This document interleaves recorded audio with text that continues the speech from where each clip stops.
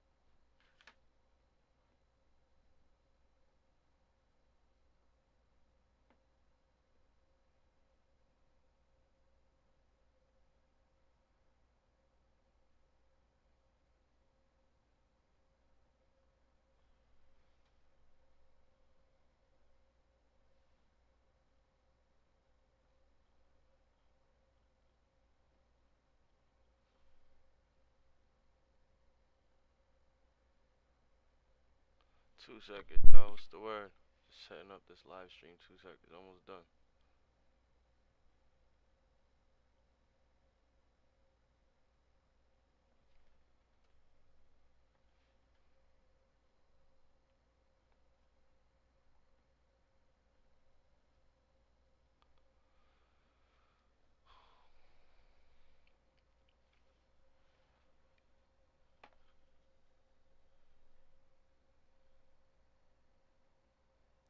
New York niggas always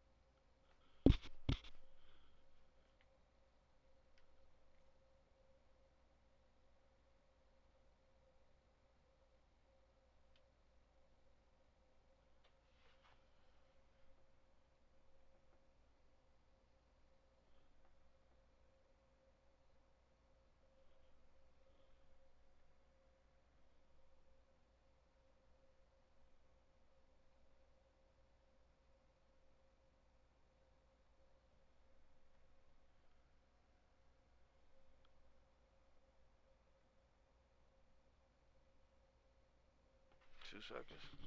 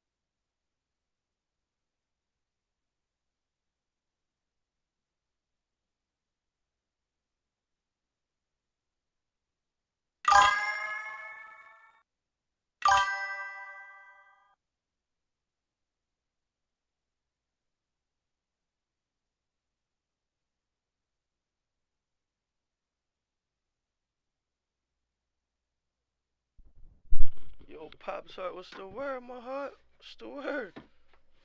How you been, bro? Hop on that Warzone, G, LOL. Shit, damn.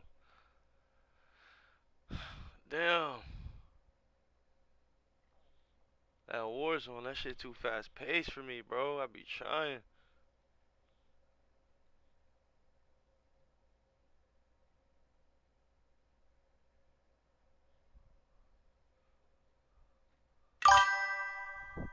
I'm good, G. Hope all is well with you and the family. Yo, we good, bro. Just hanging in there. Chop it up with me, gang. Stay right here. Come chop it up, twist up or something, match something. Everybody says.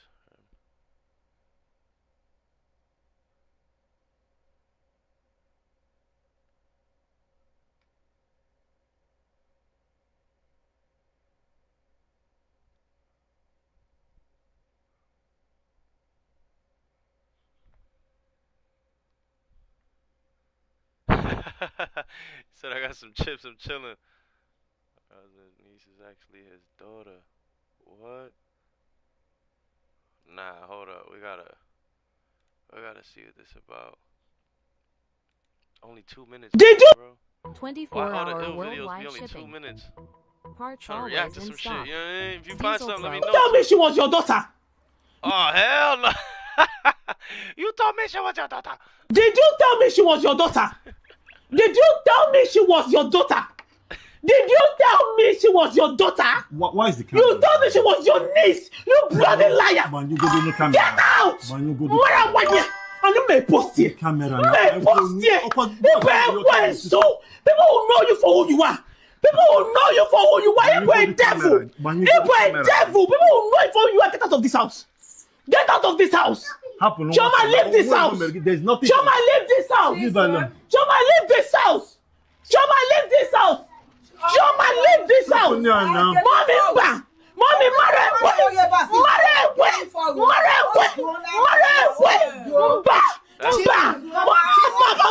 That's her mom. You heard her? She's like, "Mommy, what you mean?" That was her mom's. My mom's like, "He's a good guy, man." Leave this place. Leave this place. No, she's not. Leave this house. Leave here. Just come. James, children, go upstairs. All of you go upstairs. Go upstairs, children. All of you go upstairs.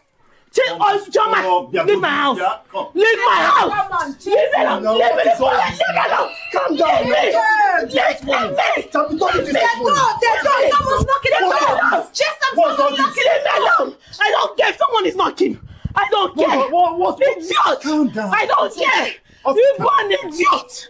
People will know you. People will know you. Mommy, Ramaga. I don't care. Damn, I don't care. I don't care. Who's knocking? Who is at the door? Leave me alone. I don't care even if it's neighbors. Leave me alone. Yo, I'm sorry, bro. Even if that was technically my niece and not my kid, bro, I'm still gonna pack my bags, bro. I can't do that shit, bro. Why is you yelling, gang? Why is you yelling? We can talk. Why is you yelling, bro? Leave me alone. Leave me. Like this? Come out of my way. Why are you acting? Come out of my way. No, just Come out of my way. Come out of my way. This is this. I'm going to tear all of your clothes. I will tear every of your clothes. I will tear every of your clothes. Leave me alone. Leave me. Leave me. I don't care. Is she your daughter? Is she your daughter or not? Is she your daughter? You lied to me. You bloody liar. Fed up of what, dude? Fed up of what? We don't even. He could be an amazing guy. That could be his first incident. She's fed up with what, dude?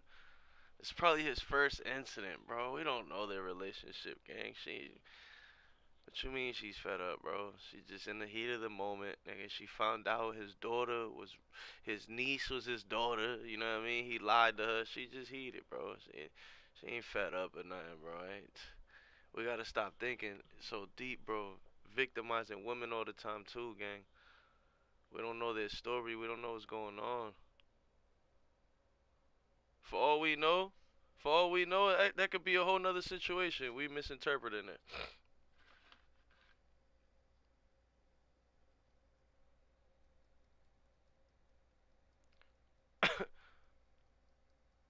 uh,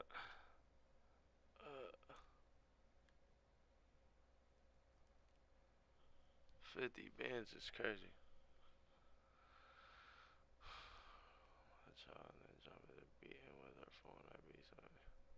Oh man.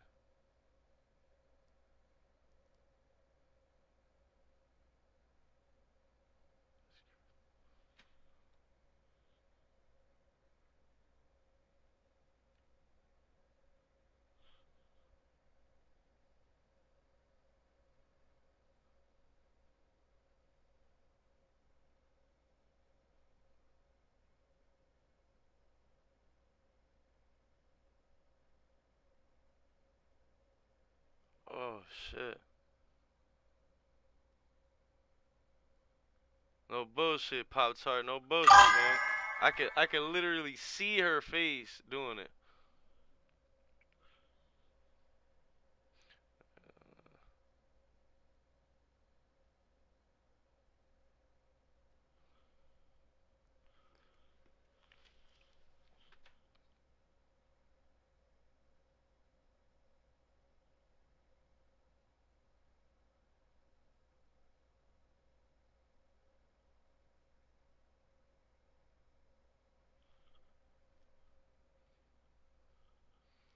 Would you spend the night at P Diddy's house before he went to jail for $1 million? Um, it depends though, cause Diddy had mad parties. Not all the parties were like them type of parties that people be hearing, bro. So you feel me? I sleep outside. I sleep in the grass on the lawn or something. You feel me for the M? You feel me? Yeah. But we ain't doing no none of them festivities he had going on, gang. I ain't participating in none of that. I could stay in the crib without. Nah, that's a negative. That one's a negative. I would definitely have to strongly disagree on that and decline, bro. Not the gorillas is crazy, gang. Nah, that's crazy. I'm all set. You bored at 5 in the morning, gang. You bored, Quinn. And fifth vice versa, bro. Thomas goes off.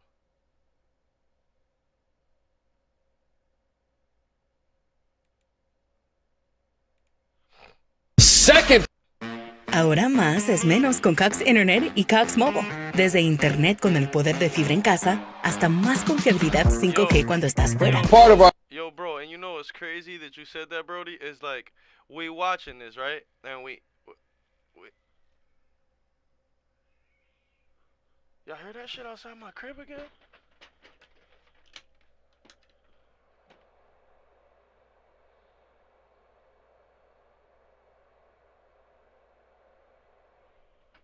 I'm gonna leave this window open. Y'all heard that?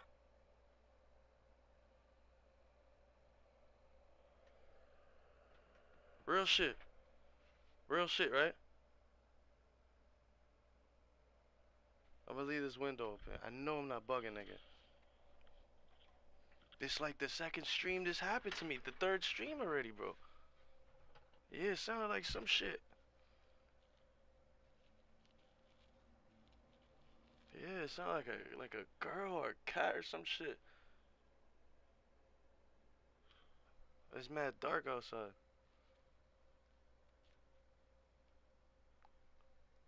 Right, I thought I was tripping for a second, bro. I'm like, nigga, what the fuck?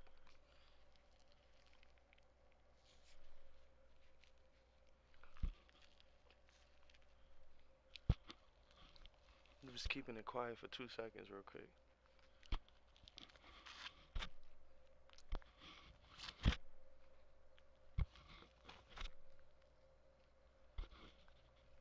Alright, maybe I was tripping. Yeah, I heard that. I heard that. It sounded like right outside my shit, too. Hence to why it was so loud like that.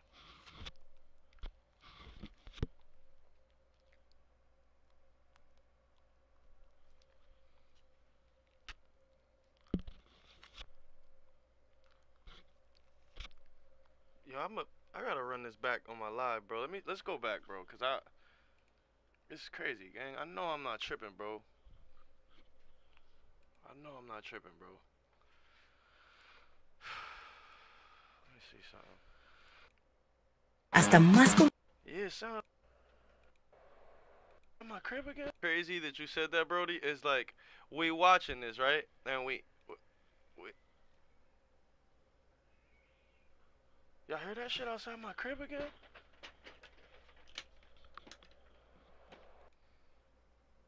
Part of our Yo, bro, and you know what's crazy that you said that, Brody? Is like we watching this, right? And we y'all heard that shit outside my crib again?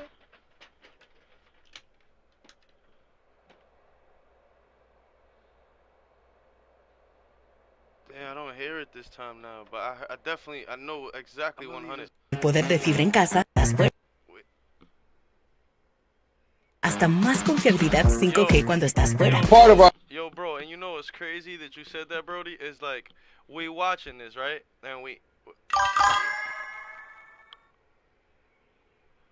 y'all heard that shit outside my crib again? Yeah, I heard it was like so faint, but you can hear it. It's faint, but you can definitely hear it, bro.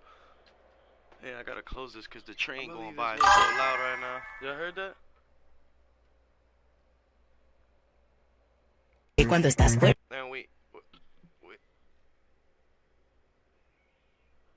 y'all heard that shit outside my crib again?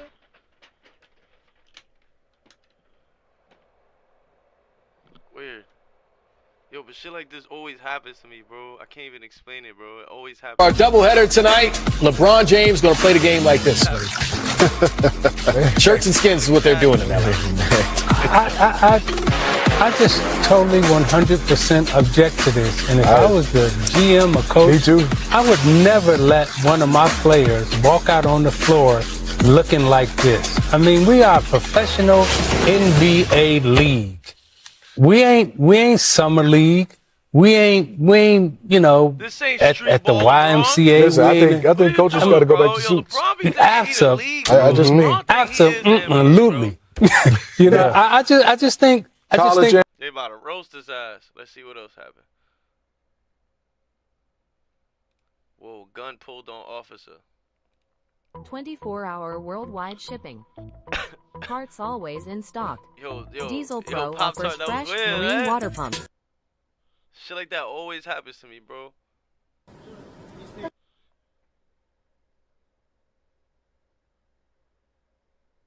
I thought I heard it again.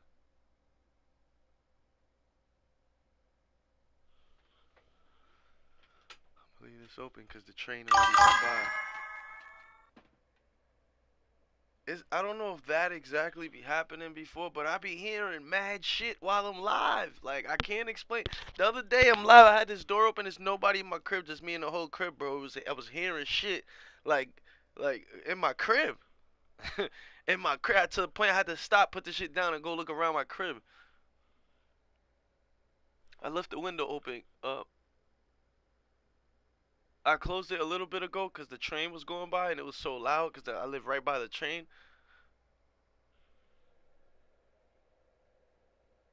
But I closed it.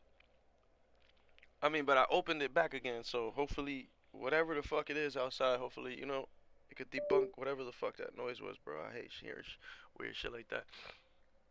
Copy 1, it's your report on Crawford, vehicle 33 channel 1. Don't move it right now. 26 code 3. Copy. Discover code 3. 22 on my desk. 22, copy. He's fried. Homie is fried. Shots fired! Yeah, I thought so. 2198.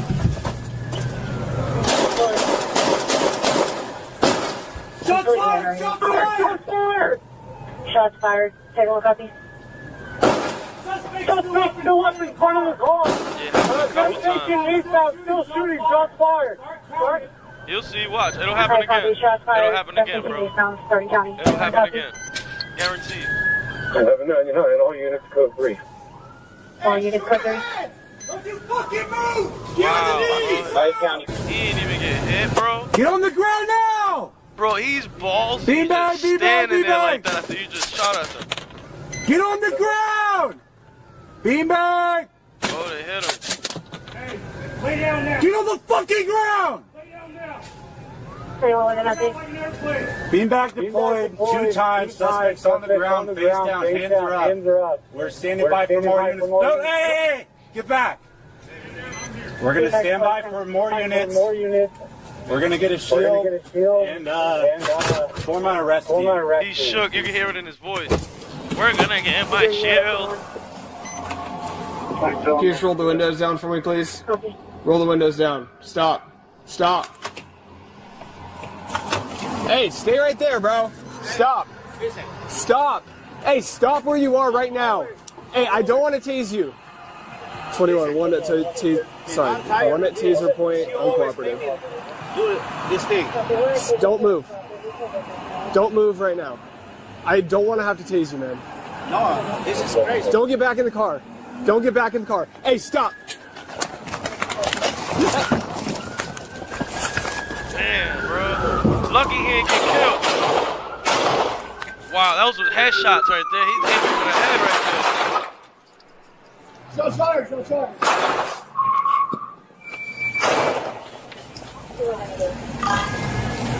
Shots fired. Yeah, so he get popped. That's a fact. Shots fired. Like Mike Tyson saying, everybody tough till they get punched in the face. Stay up, stay up.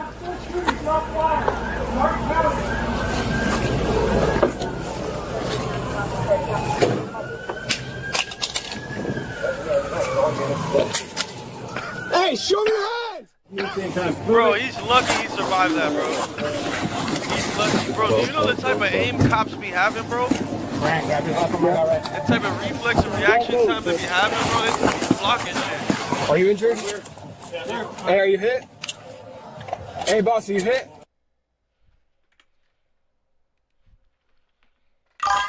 He's lucky to be alive, bro. Shout out to them though. That was a safe way to do it, I guess. You feel me, bro? Homie, rescue mission. Couple found locked in a U-Haul after police chase in New Mexico. What the fuck? What the fuck? What the fuck? Make 100K and I'm still broke. Cost of living crisis has Americans saying they can't even afford to be alive in 2025. Damn, bro. What's going on out here? Yo, y'all seen the helicopter crash? Y'all seen that shit?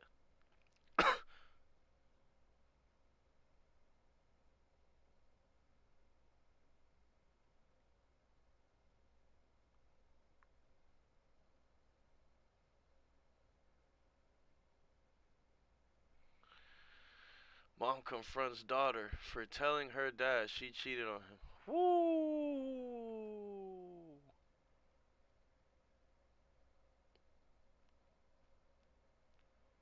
Oh, he's talking about his baby mama.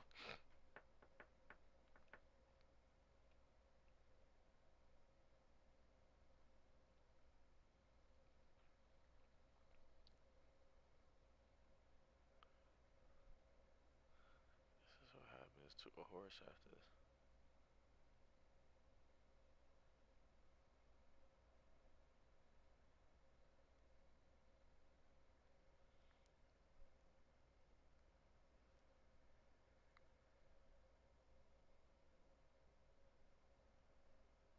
Damn, young buck going outside, gang. Damn. Damn. Damn.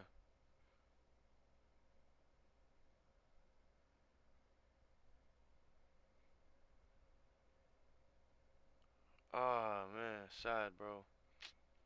Yo, Angela Simmons, she looking good, bro. She looking good, bro. Her and Yo Gotti, man. Shout out to them, man. He spoke it into existence, bro. He said, I got a crush on Angela Simmons.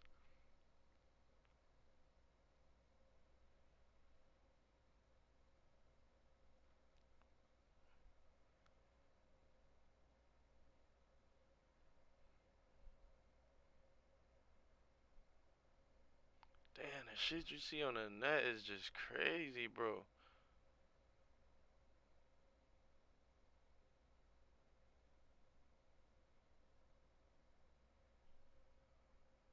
Bro, Bro, the shit you see on the net is crazy.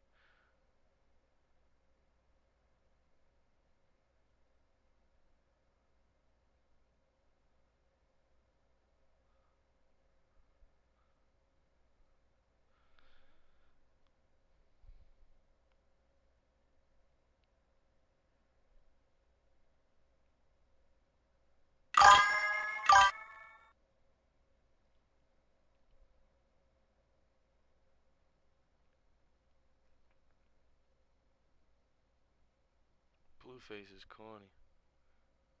Yeah, she's bad. She's a baddie.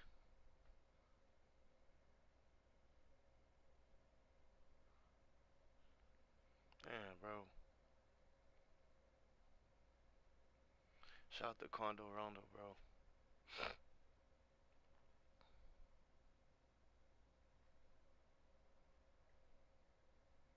Shout out to Condo Rondo, bro.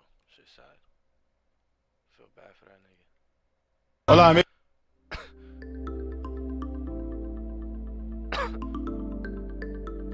¿qué tal?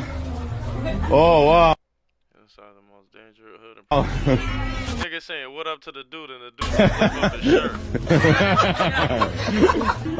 ¿Esto peligroso o no? Sí. So yeah, guys, it's gonna be dangerous. I think when the market ends, so we're gonna be careful. Ratera. Sí, anda para allá. Ratera con arma. Ajá. Sí. Sí, tienes que irte para allá. ¿Otra vez cómo? Ay, sí. ¿Me van a matar ahí o qué? Eso puedo tomar. ¿Está bien? ¿Qué? No, solo me voy un poco y me voy a regresar. ¿Está bien?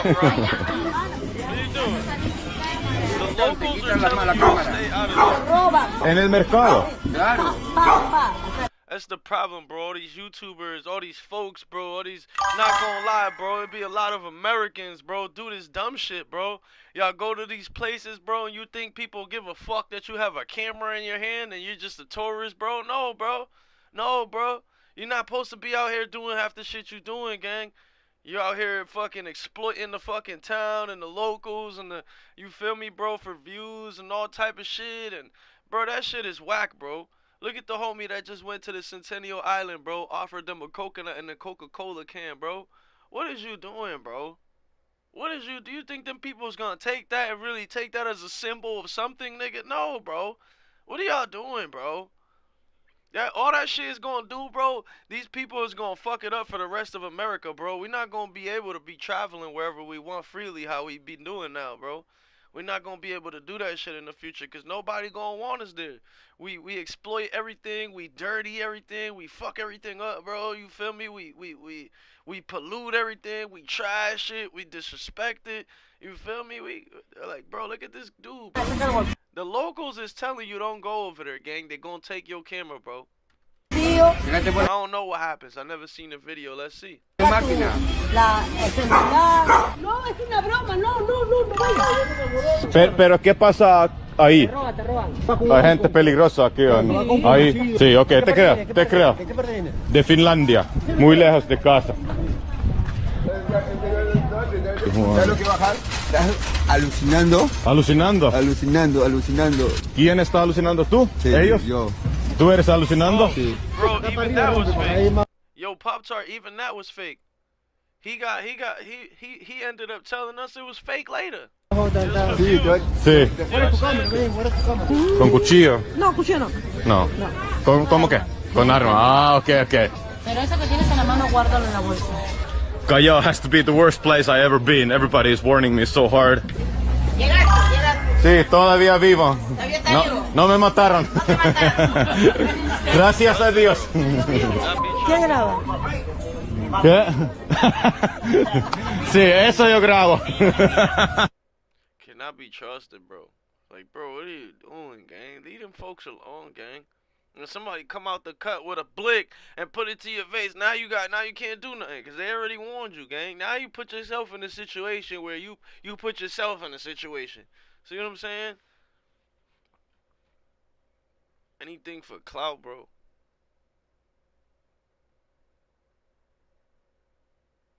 Shit is literally sad, bro.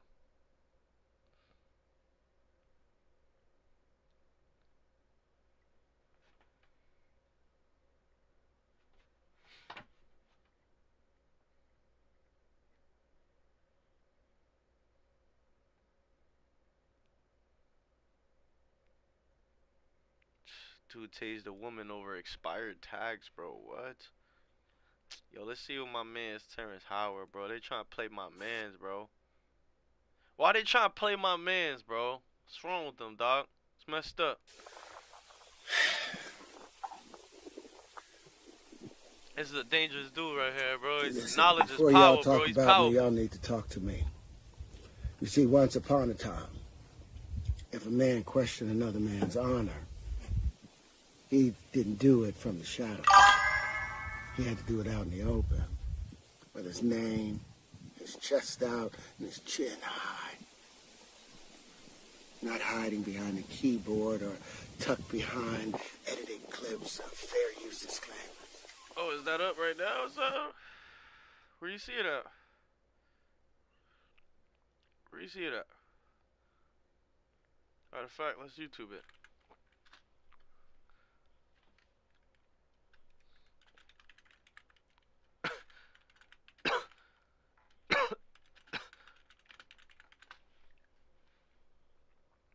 Ah, 2 days ago.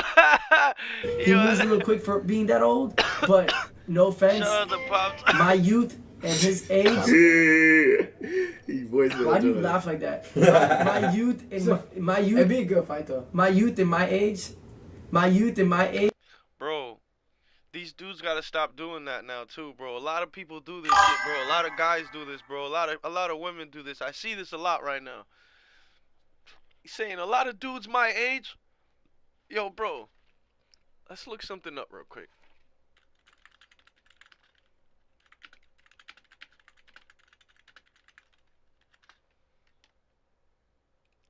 You're 23, bro.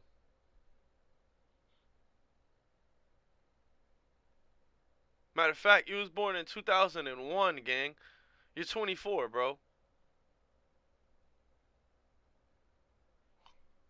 Look. As of April 10th, alright, 23. Bro, you're not a kid no more, gang. Age what? Stop saying, you know, I was watching a video of this kid the other day, was antagonizing this war vet, right? The war vet got on his boat, on his fishing boat, and was basically bringing the pain to him. And the kid was like, yo, I'm sorry. It was my friend. I'm just a kid, this and that. I'm only, he said, I'm 22. Yo, bro, you're not a kid no more, bro. Once you're 20, 21, bro, you got to start defending yourself. You got to start being a man, bro. You feel me? You can't keep using that I'm a kid bullshit. 'Cause some people don't give a fuck about that. They don't care about that. Right. 22-year-old kid, you going to go and tell the judge you a kid? You think they care about, bro? They got 18-year-olds being tried as adults, bro. You think they care because you seeing yourself as a kid? You telling that you a kid, bro? You put yourself in a situation like a man, bro. You got to get out of it like a man, bro. You got to stand on it. You got to fight it out, thug it out, whatever you got to do, bro. I hate when people do that shit, bro. He's 25, he's a kid. Bro, she's not a kid, he's not a kid, bro. They grown, they adults now, bro. You're fighting in his age, I mean, would be, yeah. I get it. You're fighting elderly. Now you're stupid. How old is he? Who? Like 60. Wait, actually, how old is he? How old is Charles? Oh, he's not here. I'll just call here. Let me see if you want to just FaceTime. Yeah, you see those Pop-Tart, but this the difference. You feel me? By the sounds of it, it's like you was raised by the other gen. You feel me? By our gen. You feel me? And the gen before me, gang. Which, you feel me, will instill some morals into niggas, bro. There ain't no morals being instilled or taught to nobody nowadays, bro. You feel me? Everything being taught is online. If it ain't online, it ain't being talked about or taught. Just like 60. Oh my god, we're doing this again. No, you want coffee? Oh, coffee. Oh, he actually just probably FaceTime. Oh, okay. You had OGs. You got older brothers, older cousins, uncles, OGs. He's not. I'm telling you, bro. Y'all are both cool. You feel me? These dudes don't got no OGs. Oh, Charles is ready, actually. Let me call Charles. Raised by a single mother in Miami, bro. These dudes is lame, bro. I love that nigga, bro. That nigga funny as hell. Oh, let me go like this. It's just Aiden Ross, all these dudes, I'm trying to think of someone right now. Let me think. I said either Namir or Charleston. I only said Namir Charleston because I feel like Charleston. Hey, but Aiden Ross, you gotta give it to me. I got balls for boxing Oblivion, and I got 3 weeks. I ain't gonna lie, bro. I respect the fuck out of you for that. I'm not gonna lie. I said that. 3 weeks notice, and he's been saying? training for what, 2 months, 3 months now. Think about what your OGs would tell you if they heard you did some weird shit like that with your brother, gang. Few months. Think about what my OGs would say to me, bro. They'll disown me, bro. I'm not gonna lie, bro. I give it to you, bro. I'm gonna keep it a buck, bro. I really do give it to you. I respect the fuck out of you for that. That's nothing, weird. so- Me and the homies, me and H and them, we're just talking about this, It is bro. what it Me and is, Ty right? and them, bro. Hold on one second. Why is it bro. doing that? Never, One sec. One sec. Hold Ain't on. no bag you can offer me to do weird shit like that, bro. Yeah. Ain't no type of amount of money, no type of nothing you could give me, bro. No nothing in this world you Wait, can give me to do bro. Why is it weird doing shit like that? that with a sibling, gang. That's crazy. It's not showing my. And then, At the bottom left. On right click the bottom left of the camera. Where? Male This? to male right shit click it, is right click it. crazy, bro. Right click it and see if it's connected to your camera. There we go. There you go. What up, Yo, nah, Charleston White got the Stephen A hairline, bro. When I see Charleston White hairline, bro, I gotta like use a magnifying glass or something, like a telescope, like binoculars. Where your shit go, Your shit gone, bro. Yo, you know why he bought, bro. Charleston White bought because he been stressing since he was a kid, all that snitching on everybody ass. That shit done made him lose all his hair follicles out his scalp, bro. You feel me? All the shits done fell out. What up, Boy been stressing. Charleston White, one of them. Yo, y'all want to see it? For those of you that don't know, watch this, gang. Watch this, gang.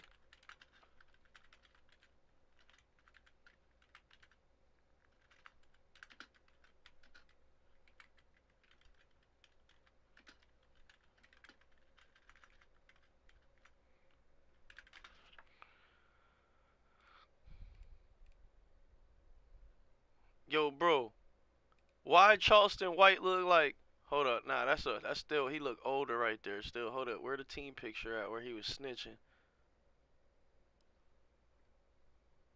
Right here, right here, right here. Yo, y'all can't tell me Charleston White face don't look like he 40 and 14 at the same time, gang.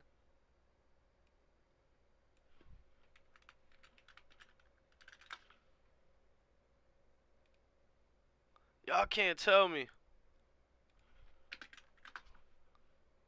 Look at his face, gang. You can't tell me Charleston White don't look like a like a 14 and 45-year-old man, bro, at the same time, gang. That's crazy, bro. He got like Benjamin Button syndrome or some shit, bro. Crazy. Why are you lagging? Why are you? What's up with it? What's up with it, lady? Why are you lagging? I don't know. Okay, you good though? What's up, bro? What's good? He's about old though. Yeah, it's 2025. Like it's an excuse. Like it's a All right, valid excuse. All right, I know you're gonna be. I got time in this truck. What did Tom tell you to do? Turn the phone sideways. Just turn your phone hamburger style. There you go. Okay. W Tom in the chat. Okay, look. I know you're gonna be in Miami tomorrow.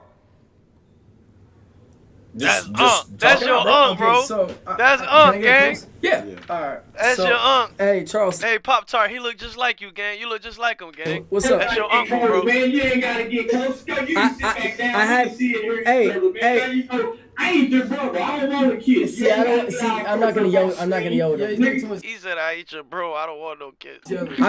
I'm not gonna yell with you. I'm not gonna yell with you. Hey, come meet. Hold on. Hey, come meet me at the gym tomorrow. Hold on, listen. Hey, Charleston, look. Hey, Charleston, look. Hey, hold on. Charleston, between you and me, right? Come see me at the gym. Charleston, let's do it professional. How you live? Hold on, Red. Hold on. Let's do it professional, all right?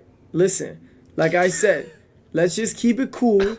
Let's keep it all, like, you feel me, cordial, professional, until we get in that ring.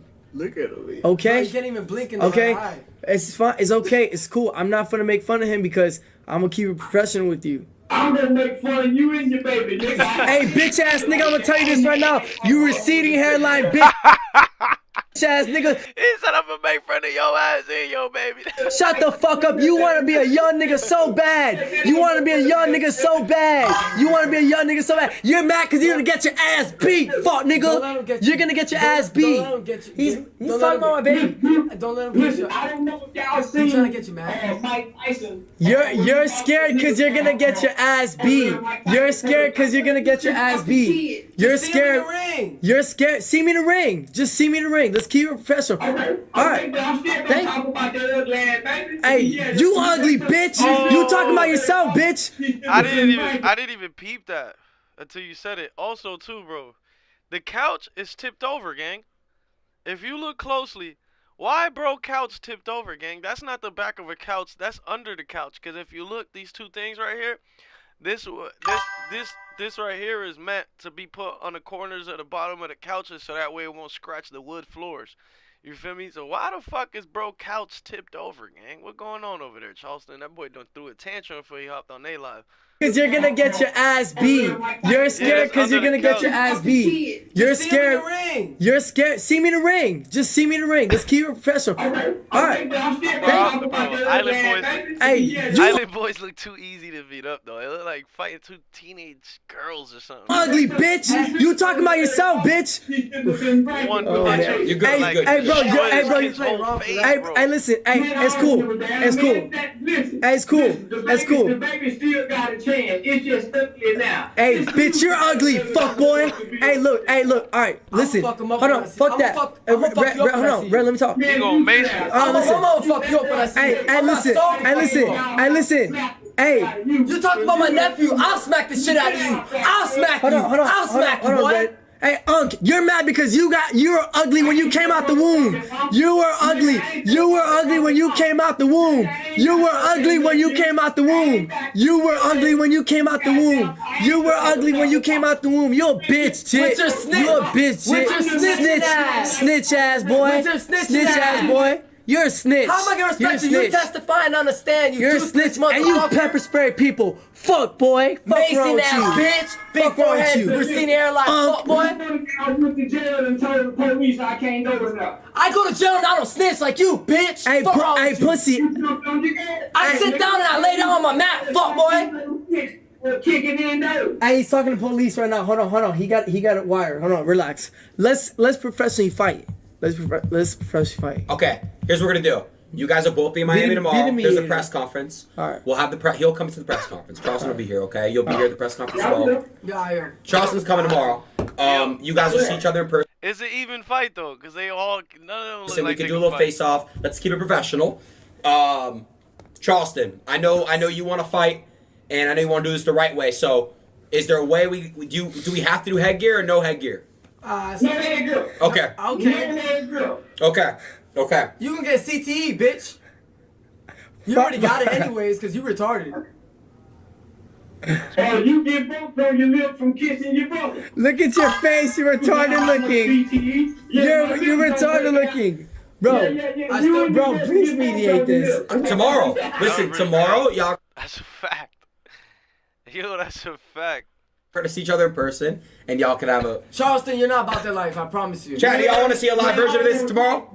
I'm asking the chat. Say listen, hey. See if the brother want to fight. I got somebody same side want to fight the brother. Oh, who? What's up? Who wants to fight the brother? I'm gonna go find somebody his side. What's up? Man, sit down. What's up? You know I smack you, right? I seen that stream where that dude came to y'all house and slapped one of y'all. Yeah, his mic I sound tapped like him he first. in jail. He's on my combi. You tapped him, but he slapped the shit out of you. Cause I got in his face, I was like, let's talk about tomorrow. Let's talk about tomorrow. We gonna keep it professional. Hey, listen. Let's keep quit talking. We find somebody for you to. Hey, let me tell you something. He's fighting someone already. I'm already fighting someone. Guess what? And I ain't no bitch, little homie. Let me tell you, I've been training for a whole month. I'll beat the brakes off of you, boy. I've been training for a whole month. Where y'all mom and daddy? I ain't never seen y'all with y'all parents. Y'all too rude, motherfucker. Y'all too rude, motherfucker. You don't need to work. You don't need to work. Y'all too soft, bro. You man. Show me on soft. Show me on soft. Listen. Man, shit, I don't want to talk to you, Show me your sock. Cause you want to let him kiss you. Cause you a fan. You a fan. You scared. Yo, beat his ass. Beat his ass. Fly, he's a fan. Beat his ass. You're a fan. You're a fan. You was a fan from the beginning. You was calling our phone and everything. You're a fan. You're a fan. You're a fan. You're a fan. Does your body? Y'all are my nigga. I ain't gonna lie. I used to fuck with y'all till y'all put your lips on each other. Hey, no homo shit, but does your body? Ain't no justification. Hey, no homo shit, but does your body look like this? Ain't no homo. Does your body look like this? You know, I'm beating your ass. Hold on. What do you say? Hold on. What do you say? If I got an ass whooping, because I used to fuck with y'all. We used to talk on the phone and everything. Until I saw my two nephews kissing. I'm kicking your ass, nephew. All right, so guess what? We're gonna fight. We're gonna fight, because you feel me? Now we having a brawl. We're having a brawl. The reason, the reason why we're having. I can't take him seriously. Listen, Charleston, you gotta let me talk. Charleston, bro, tell him he's gotta let me talk. He's gotta let me talk. Hey, Charleston, shut the fuck up, police officer. Listen. Let me talk. Just let me talk. Your wife is ugly as fuck. Let me talk. Your fat ass wife.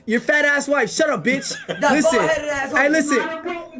Bro, you look like you got two heads, bitch. Hey, let me talk. Let me talk.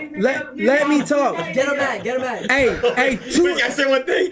Charleston, why are you watching police? Charleston, why are you watching police videos? Why are you watching police?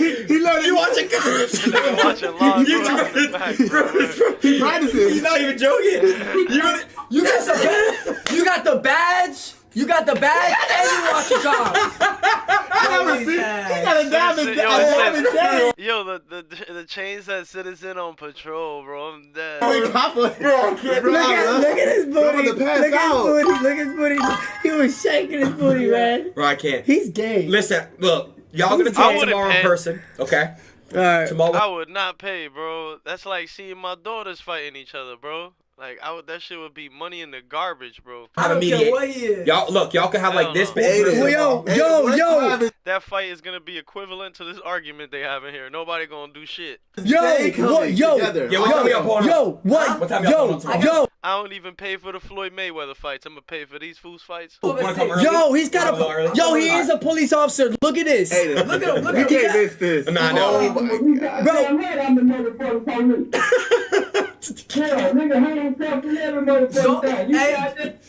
don't let All right, guys, look, listen. Don't let him bring no mace. No mace, guys. Look, everyone's getting patted down.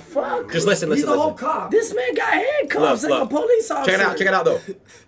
All right. Y'all gotta be rolling. All right, guys. Tomorrow's gonna be. I'll have y'all do this in the room. We're gonna obviously have security. Everyone get patted down. No weapons. No maces. Yeah, I know. I got patted down. You did? Yes. Everyone's getting patted down. Okay. We have to. You know why? You have to. No, I try to bring a gun. Yo, nah, that was wreck, bro. That was wreck. I ain't gonna lie. That was wreck.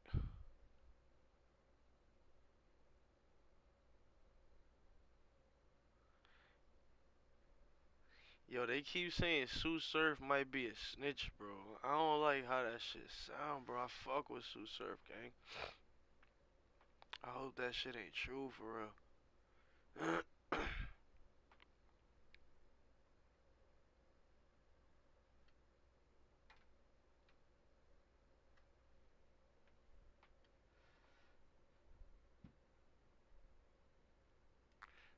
Hold up.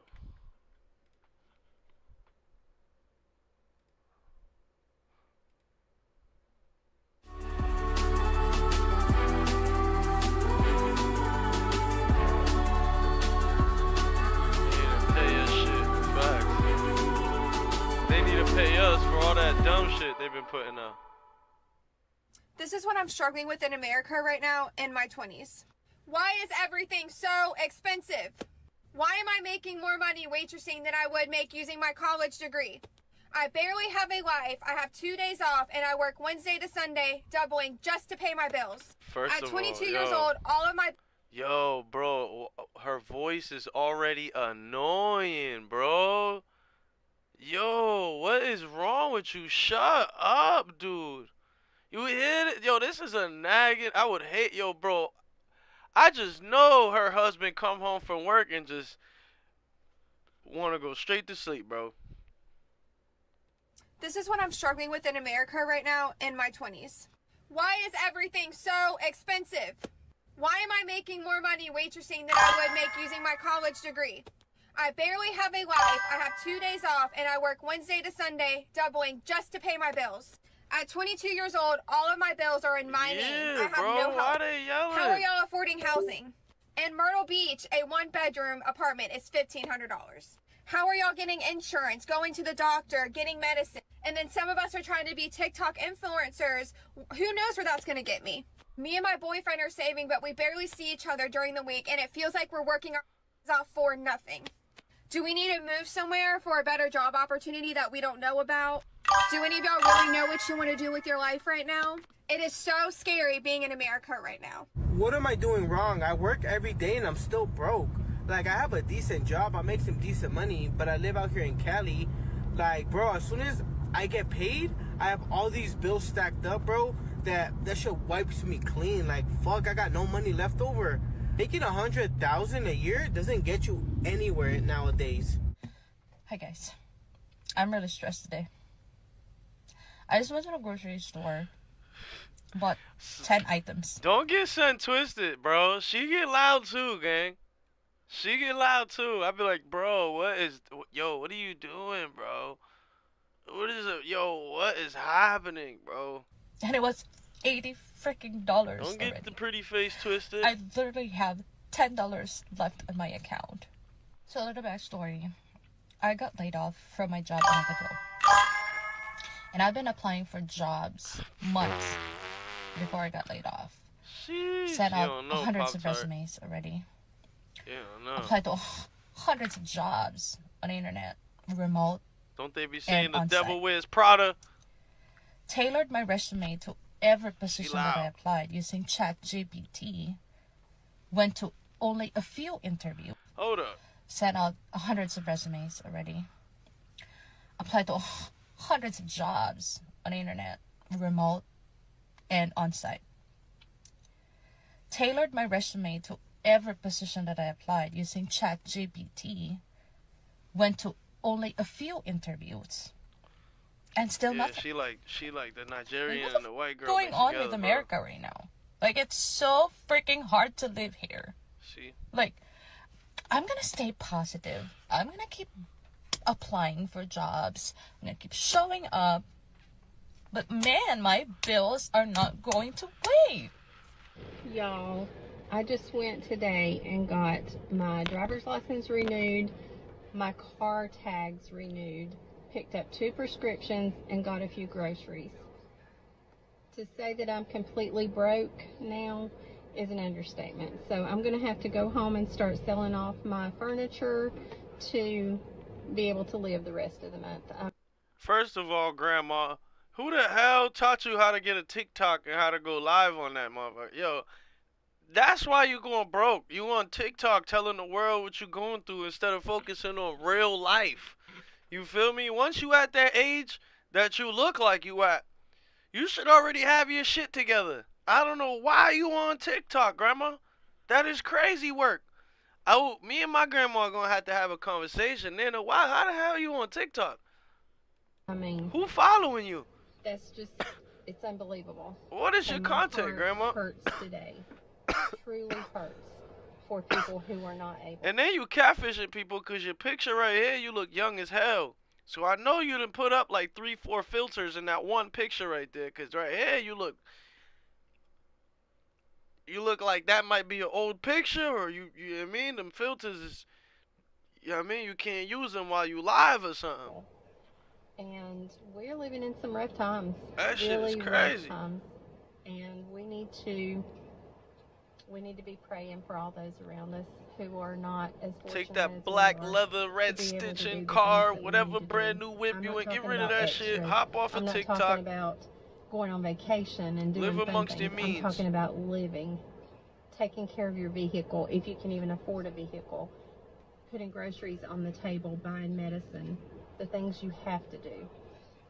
It's sad. It's very sad. Yeah, it's a really sad thing here. You know, we have a generation that is right now trying to survive in the US, and they're doing it at a time that it is so difficult with the rising costs. I really do feel for the younger generation and even for the older generation. I mean, you're hearing the stories here that it's just so difficult right now. You go and do a few things and it's like your bank account is empty, and that is the reality. Money goes by so quickly, and the reason why is because primarily, in my opinion, wages have not kept up here in the US. That's a fact. And also the cost of everything has gone up so dramatically that right now it's just not lining up. It's really, really, really difficult to make ends meet. And you do have to start learning to do with less. Take out the luxuries in life. Take out the unnecessary vacations, the unnecessary spending. Take out the wants and really just focus on the needs. And even just by getting the needs, purchasing the needs, taking care of your needs, even that really starts to draw people broke. And I'm seeing more and more that people are having a harder time to cope with this because it's getting too stressful. And even though this has been going on for years now, and if the pot continues to boil, I really believe things are just going to get a lot worse because people are already living on the edge, and you already can not afford something extra to happen or something extra to come up without just kind of going in the hole. That's why I've been a proponent of just living as minimally as possible for years now, being as debt-free as possible and living frugally, because look at where we are today. Look at what's going on in the world. Bro, the cost of living is insane right now. Like, what are we doing? I swear before COVID, in my area, $20 an hour was like, you balling, you good. Right. Now, people that making $20 an hour, I'm like, man, how are they surviving? Like, this is insane. Fast food places are paying $20 an hour now. So $20 an hour is the new $10 an hour. It's facts. Obviously, all of this is relative to where you live. So my $20 an hour, where I live in Northern Virginia, may be your $16 an hour, or maybe your $30 an hour. It all really depends on where you live. Like, I can't be the only one that sees this stuff. Like, I can't be the only one that understands what's going on. And it honestly worries me that there's some people out there that make less than that. Like, think about the people out there that's making minimum wage. Like, probably have to work 2 or 3 jobs just to make up for, you know, a livable income. It's insane. I'm just mad. I'm just mad anymore. It's just mad people complaining and shit. You just gotta go harder.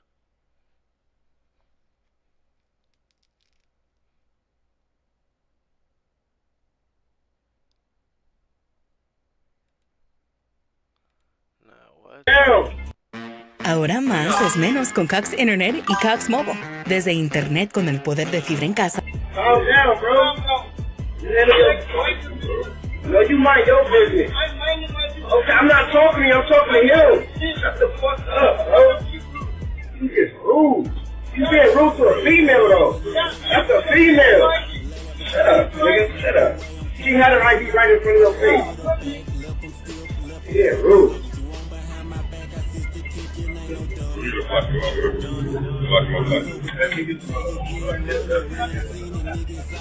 Man, leave the store, gang. Leave the store, bro. Wow. Wow. That was a lick right there. Wow, bro. He just walked over. You being rude to a female, though. That's a female. He was probably trying to tap him and let him know, bro, your money. Shut up, nigga. Shut up. She had her ID right in front of your face. Yeah, rude. Just think about it. That is crazy.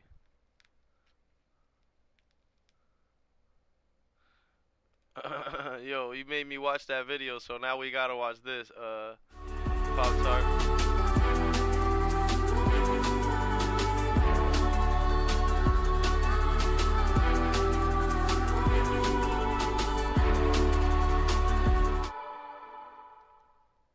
Up there like little bitty boys up out the show. And you talk about our child and you're gonna get your ass beat, huh? Yeah, you talk about our child saying he's little.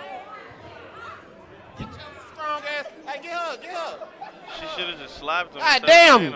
I thought that was Drewski walking by. The baby's still ugly. I don't give a damn what she says. Yeah, it don't take away from what that baby look like. Just hopefully the baby grow up to be something better than what his daddy look like and behave much better. Yeah, bitch fucking me by her baby. She know what that baby look like. She made it. I didn't. All right, yeah. Get ready for Twisted Tea Light. Wow, that dude is off the wall. That dude is something else, bro. Let's see what we can find on here, bro. Give me something to watch. Oh, they ended up fighting?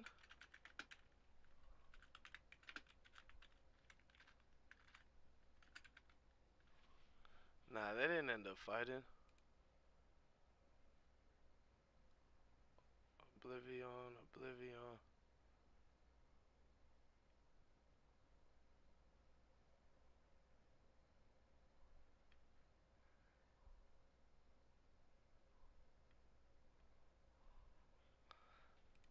Nah, they didn't end up fighting. I mean, they fought, but they didn't fight Charleston or nothing.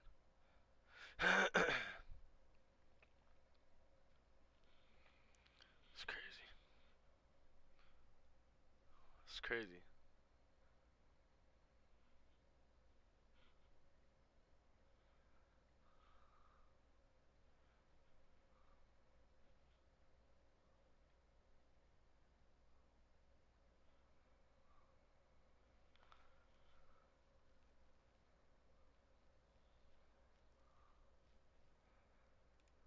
Few videos have I dreaded posting as much as this one.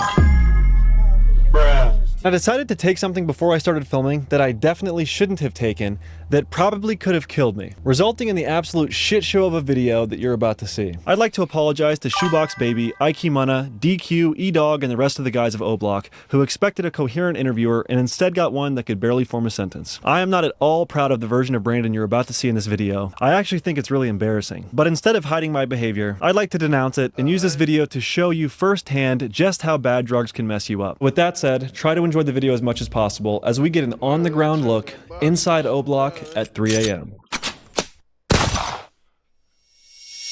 Where are we at? Who am I with? It's your boy Shoebox Baby. We live in the fucking lab right now, man. Shoebox Baby is one of my favorite Chicago rappers. I've had his songs 4K Troll and Shy York on repeat for about 3 years now. And before he takes me to O-Block, we stop by the recording studio to make a song, but as you're about to see, I quickly become damn near incapacitated. Hey, look. Put the camera on folks. Folks just walked out the, Oh, shit. Hey, what's up, bro? Actually, I'm my boy. Long time no see, bro. Cooking up. Buck Mana. Take some gang. You see, but even though they're not of the culture,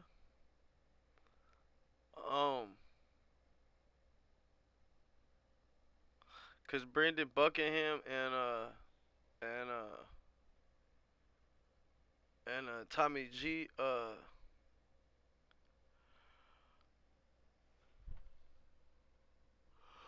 I could see like I could see the difference between them and Adam 22. See what I'm saying? Or like I can see the difference between them and what's this dude's name? Trap Lord Ross. You feel me? Like I feel like they culture vultures. You feel me? I don't know, like this dude got popped. His man's got shot in the neck. You feel me? 1090 Jake, that's another one. He's a culture vulture. You feel me? He falls under that Adam spectrum and shit. You could tell the vibes is different. Word, bro. Word, like, you know what I mean? Like you could see it, bro. I was watching this dude chilling with the Crips the other day. It was fire, bro. It was a bunch of OGs, bro. They pulled out a blick on him and everything, bro. Homie still, you know what I mean? And then on one where he was somewhere else, his homie got shot in the neck one time. You know what I mean? Crazy shit, bro. Like they come out of a studio from doing the documentary and then they start blicking. Homies try to ambush them.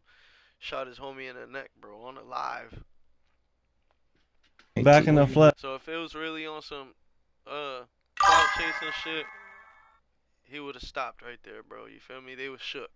You feel me? They was mad shook, but I genuinely feel like they enjoy it. Like they you know what I mean? Bro. TSG, chin up, J don't jump out the same. You remember me last time we were in O You know lockdown? that. Over 2 years. You know what you was on last time? What?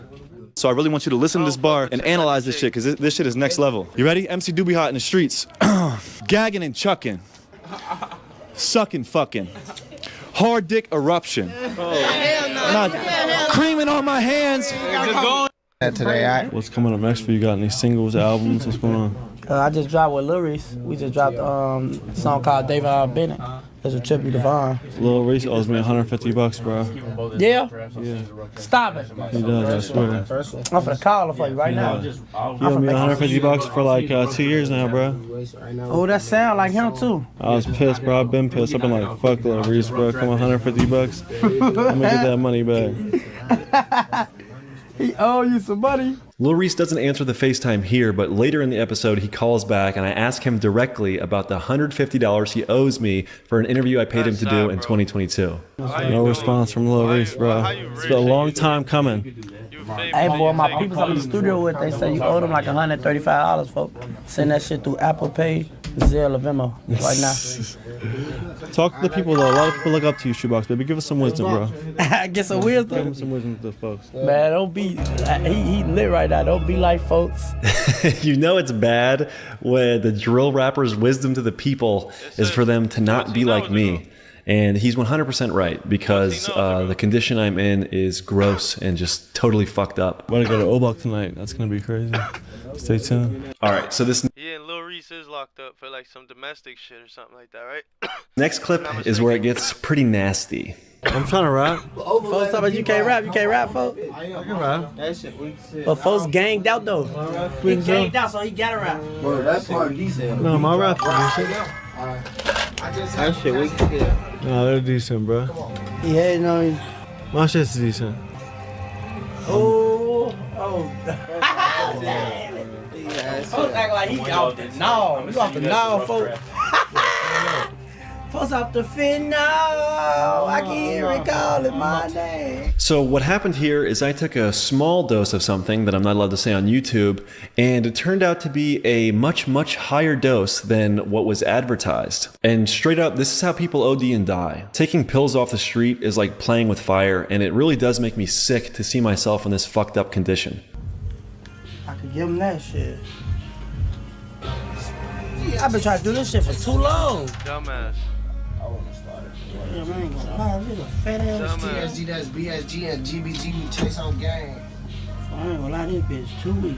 It's really not very funny, and I don't mean to make light of how seriously not cool what I'm doing in this video is, but it did make me laugh thinking about it from Shoebox Baby's perspective. He hits me up to do an interview, and I fucking pull up like a right angle, just fucking nodding off right in front of him. Like, what am I doing right here? I'm supposed to be asking questions. Worst interviewer of all time. He's gone. Damn, okay. Oh. Facts. Can you imagine though, bro? Like he pulling up to your hood to do an interview with you, gang, and he tweaked out like this, bro. I would take his camera and just record him. Phone him.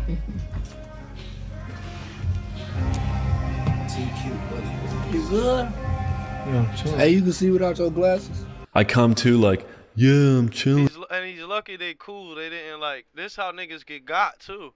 You feel me? You fuck, they give you something. You fuck around, shorties, all that, bro. Females get taken advantage of, all that, bro. They give you some shit. You feel me? You pop that shit.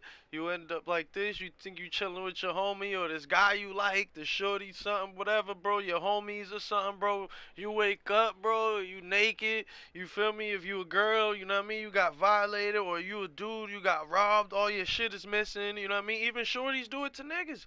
You know what I mean? You wake up, all your shit is gone, bro. All that, bro. It's over, bro. You don't got no watch. Your phone is missing. Your money, your butt, everything. You feel me? You like, damn, bro. And what really makes these drugs so dangerous is that I genuinely have no recollection of being in this state whatsoever. If you're watching this and you think that sipping lean or popping perks is cool, just look at me. There's nothing cool at all about this. Hey, he high as hell. Look at him. Who was that, Lisa? Why you that? Hey, let me give you an interview. Why you this hot? Because of fentanyl-laced Percocets. Anyways, as 3 a.m. is approaching, we leave the studio and head to O Block. This is spooky. Look at this big long alleyway. Walking all the way through this. Ooh. It's about to be 3 a.m. pretty soon. O Block incoming. I have no idea where we're at right now. Alright, we're getting into O Block right now. Here we are, live and direct from Parkway Gardens, aka O Block, 3 in the morning. We got Mana Aiki out here in the trenches. You know that, man. O Hope Block. for the O, man, you know? Been like 2.5 years since I saw you last, bro. Yeah.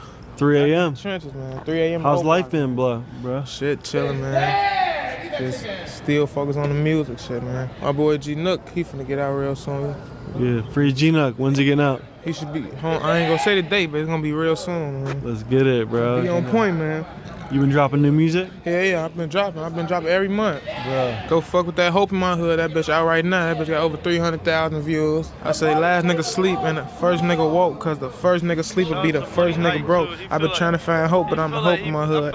It feel like I've been fighting these demons for a lifetime. Hate being told when I do wrong. He been on all the interviews. He been the one walking everybody around every time they do interviews in the hood. You feel me? He like the face of their hood right now. Shout out to him, gang. Cause I won't ride.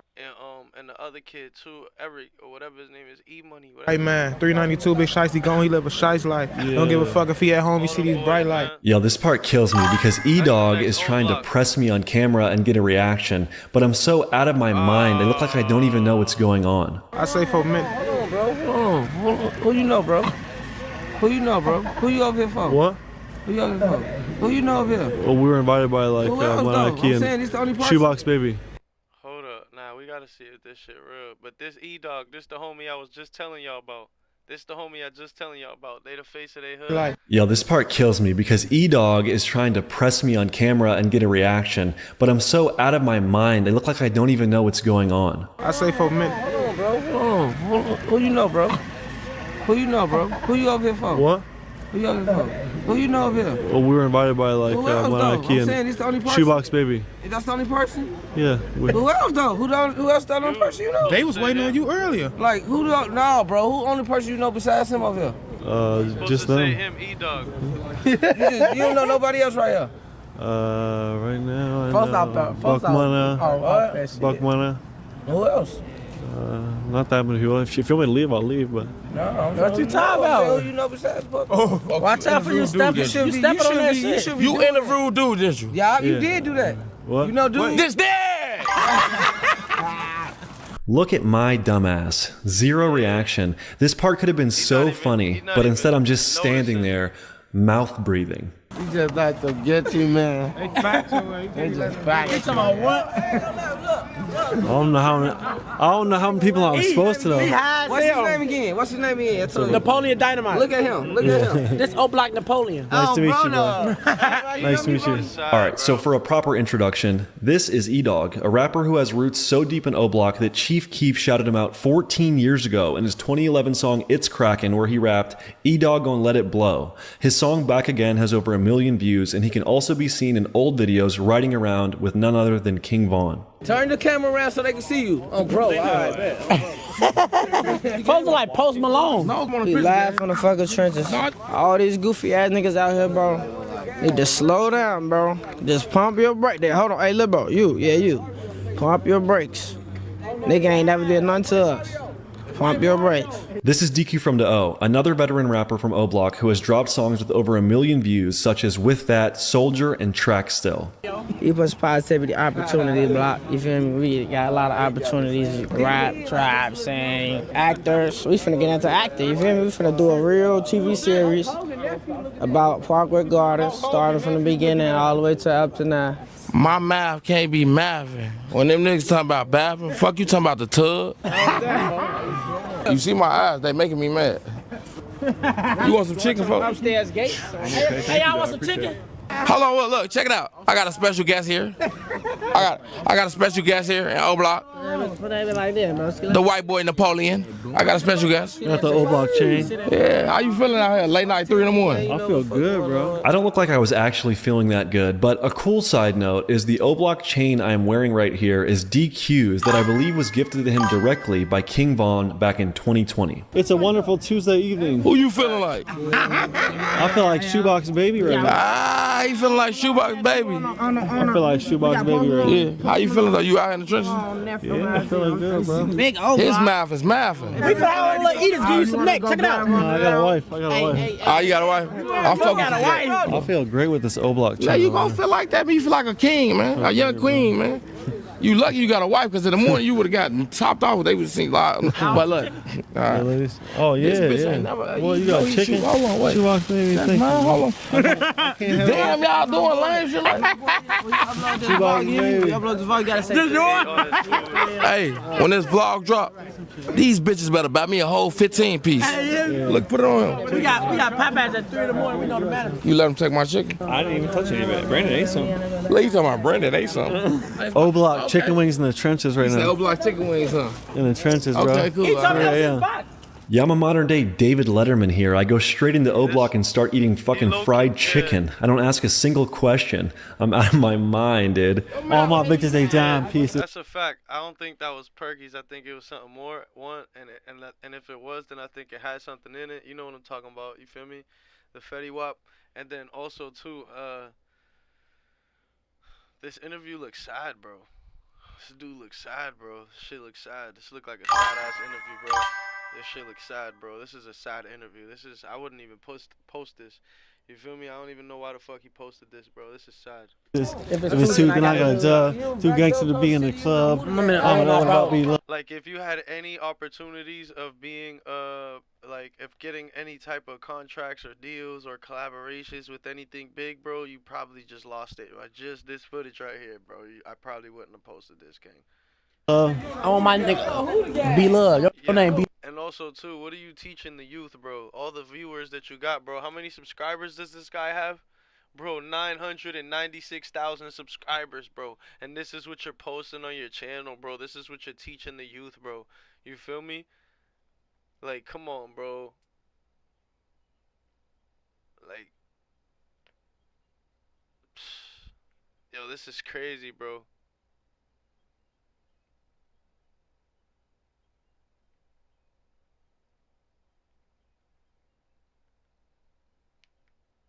Look at this. Read this comment, bro. That's crazy, gang. That's crazy. Let me. I scroll down so y'all can see it, cause I don't know if y'all can see it, cause my camera shit is right there. But, bro, come on, gang. That shit is sad, bro. This dude is crazy, bro. Like, why would you post that, bro? You know how many people follow you, gang? Like, come on. Be love now. Yeah. Cause your name Brandon. Here at the Parkway Gardens playground. It's late, bro. About 3:20 in the morning. Look at this dude. He just. Rolling. Yo, bro, this last time you was sober and y'all got shot, right?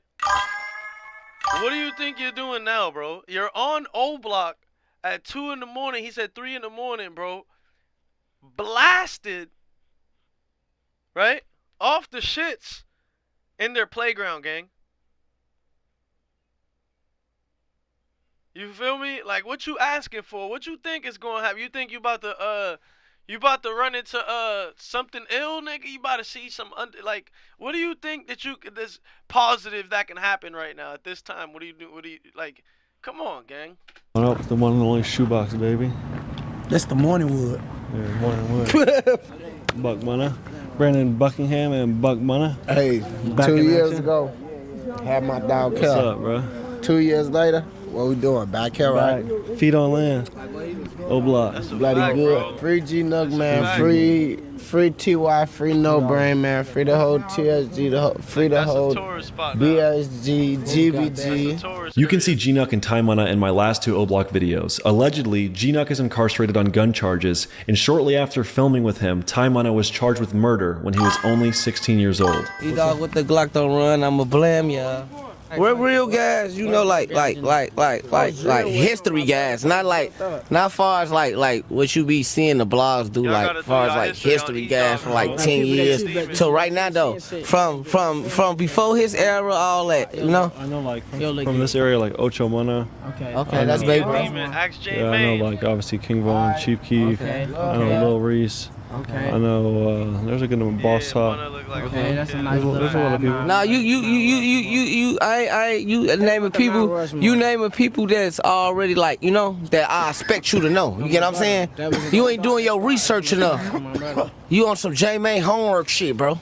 You know, some research shit, bro. We don't like, hey, bro. We don't like that. We don't like that homework shit, bro. Next, Lil Reese calls me, and I finally, after 3 years, get to ask him about the $150 he owes me. Hey, folks say he saw you walking in the streets of Philly. What's up? Hell yeah. Hold on, let's do the Mount Rushmore. Reese, Hey, Reese, I gave you 150. I gave you 150 for an interview. Andy Menelakis, look at that. Andy Menelakis. Huh? Oh, hold on. What's up, bro? We got Lil Reese right here. Hey, shout out to my mans, man. Hey, let me see that, man. I'm trying to get that interview, Lil Reese. Hey, shout out to my mans, man. You know how you feel. I'm just He thought Reese ran off with 150. What? Steady calling, I ain't calling back. What you say, bro? He said let him take a picture with us in the camera. Get in the camera, you dog. Fuck nigga feet. These fuck niggas, they say extra. So bitch ass boy. That demo, hold on, yeah. Oh, y'all let them know what's going on. Man, put that demo on him, man. Yeah. Yeah, you see that? 4 a.m. We got them in the trenches. 3:30 a.m. Say something for the mic. Yes. It's the mic right here on the camera. Say something to your fans. Okay. Say something. On phone. Hell yeah. They already know what it is, man. On phone. We doing it. Massive shout out to him for being a good sport about me bringing up the money. If I wasn't so out of my mind, I probably could have done a short little interview right here, so we'll call it even. The debt has been paid. Lil Reese, you don't owe me a dime. We don't push peace because we never was into it nobody, Brody. Why we pushing peace for? We never into it. Got they life together. We got they life together. Look, bro. You ain't doing your research, bro. You know me and bro? Do you know me and him? You gotta do your real research, you know me and him bro. right here? I think you supposed to be. Look, Brody, you supposed to be one of the guys for real though. You bogus, bro. You ain't act like I'm sorry, bro. You supposed to know the guys, bro. I'm sorry, bro. I'm sorry, bro. I'm sorry, bro. I'm sorry, bro. I sound so fucking meek and shy right there. Just look, my name on the back of the chain. Go. Look, what that name say? What that name say? What that name say? DQ, right? DQ. That's you? Yeah. So you didn't even know I was DQ this whole time, did you? Bro, I'm high as fuck right now. I can tell. Don't do that's unprofessional. Yeah, you can't. But you secure though. Imagine, I told you, bro, and he in the hood doing that. Imagine you really bump into somebody you really been trying to interview. Now you done fucked it up, bro. Well, I'll stay though, cause you with the right one. You with the right member. You get like that, cause guess what? You secure. Oh, I'll stay. You in the You know, breach of security. It's the jungle. It's the real jungle. You hear me? You know, breach of security. Worst neighborhood in Iraq. Honestly, shout out to all these guys for being cool about this situation. I can't remember anyone's name. I'm not asking any questions. And all things considered, they were way nicer to me than they had to be. And I sincerely appreciate that. I be seeing a lot of people do your interviews, gang, and I be like, you know, motherfucker be over tough. You know, motherfucker be over untruthful.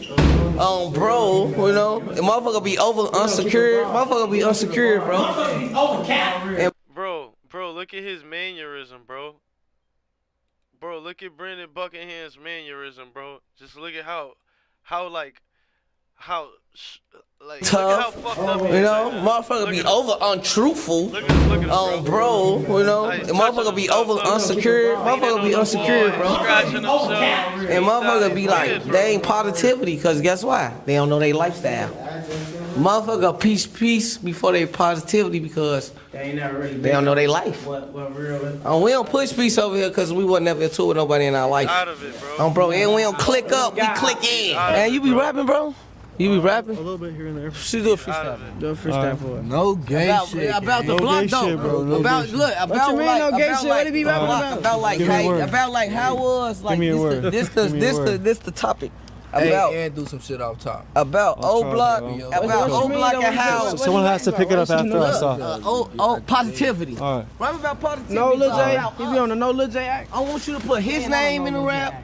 Oh, you know DQ, right? Yeah. All right, man. That's all you know. That's all you should know, then. DQ's in the hood trying to push positive community. Okay. I'm really high. I'm trying to move with legal immunity. Shoebox babies on the block giving out sandwiches. He really cares about the kid. He's giving them bandages when they scrape their knee.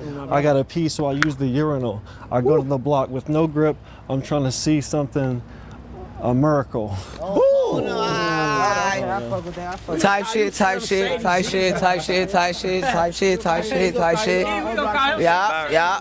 Yo, that's probably the worst freestyle I've ever fucking heard. What was I talking about? I got to pee, so I use the urinal. Lil Poppy on phone. Your new name over here, White Poppy on phone. I want to see y'all when y'all see if y'all know who I am in the comments. Say push positivity, man. Y'all want to go? You want to go see my boy? You want to see V-Roy? You want to go see V-Roy? You should. You doing your homework instead of your research, bro. You go first, my boy. You go first. Y'all go first, man. Nah, I'm gonna go behind my boy. We chill at the bus stop with this bitch. That's the catch that ass. That's our neighborhood though. We outside the gates though. People say I don't know where the fuck they get that from. We don't be outside the gate. You gotta show them where we at. Show them where we at, bro. Put it on. We right here. We at the O Block Temple. Yeah, how much did King Von mean to this area, bro? What? Everything. He's a hero. My brother, he real hero. He really real hero, right? He really came. Hell yeah. Like if he really gave back. Who the fuck is that? Why he slowing down? Damn, that thing. If it was a real definition of if they had but I feel like he real started doing nigga that after in the he knew Bible, he was about to get jammed they gotta up have my too, dog you feel me? right there. I don't phone them. Real niggas in not in the Bible, in the dictionary. I had that wrong. I apologize. In the dictionary, if they had the word real nigga in the dictionary, for sure, my boy V-Roy gotta be right there. Nah, bro. If money, power, respect was the word, look at him right there. No, you gotta say dictionary. Nah, word, they words. He was a great, kind of hearted person, gang. Like all that shit you see on YouTube, that shit fake, bro. That shit be cat, bro. Don't believe that shit, motherfucker. See on YouTube, bro. Yeah, They just trying to paint a picture of us just because our area bad, bro. Yeah. And bro just stood on business for his homies and made sure his came back for his neighbor. Like any fucking Christmas, Thanksgiving, he coming back passing out toys, giving out money to the kids. From Chicago, but VVS's diamonds in their mouth. My brother, he came back. That's the down south shit. First one. He set trends. He came back, set a trend. Look how they talking about him, bro. Rest in peace, Vaughn, bro. Vaughn was a real nigga, bro. Look at how they talking about him, bro. You hear how they talking about him, bro? That's fire, gang. The rappers do that shit. All the rappers buy their homies chains and shit with their block cause of him. This is a no, hold on. This is a person though. Who's that? This is a person, bro. You good, my boy?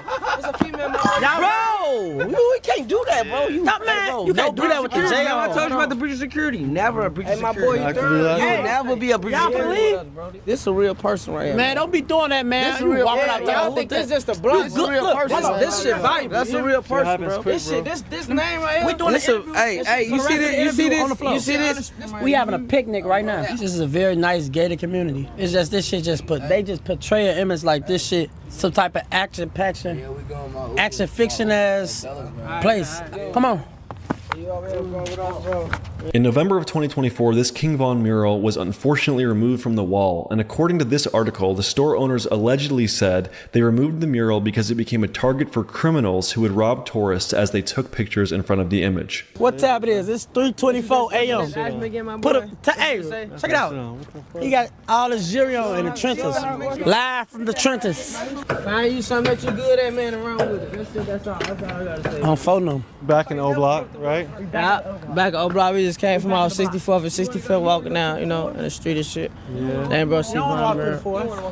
Let's walk through the forest, yeah. Let me go get my phone. We finna walk through the forest. Let's do Look, he wanna be adventurous tonight. This really like our really getaway spot, you hear me?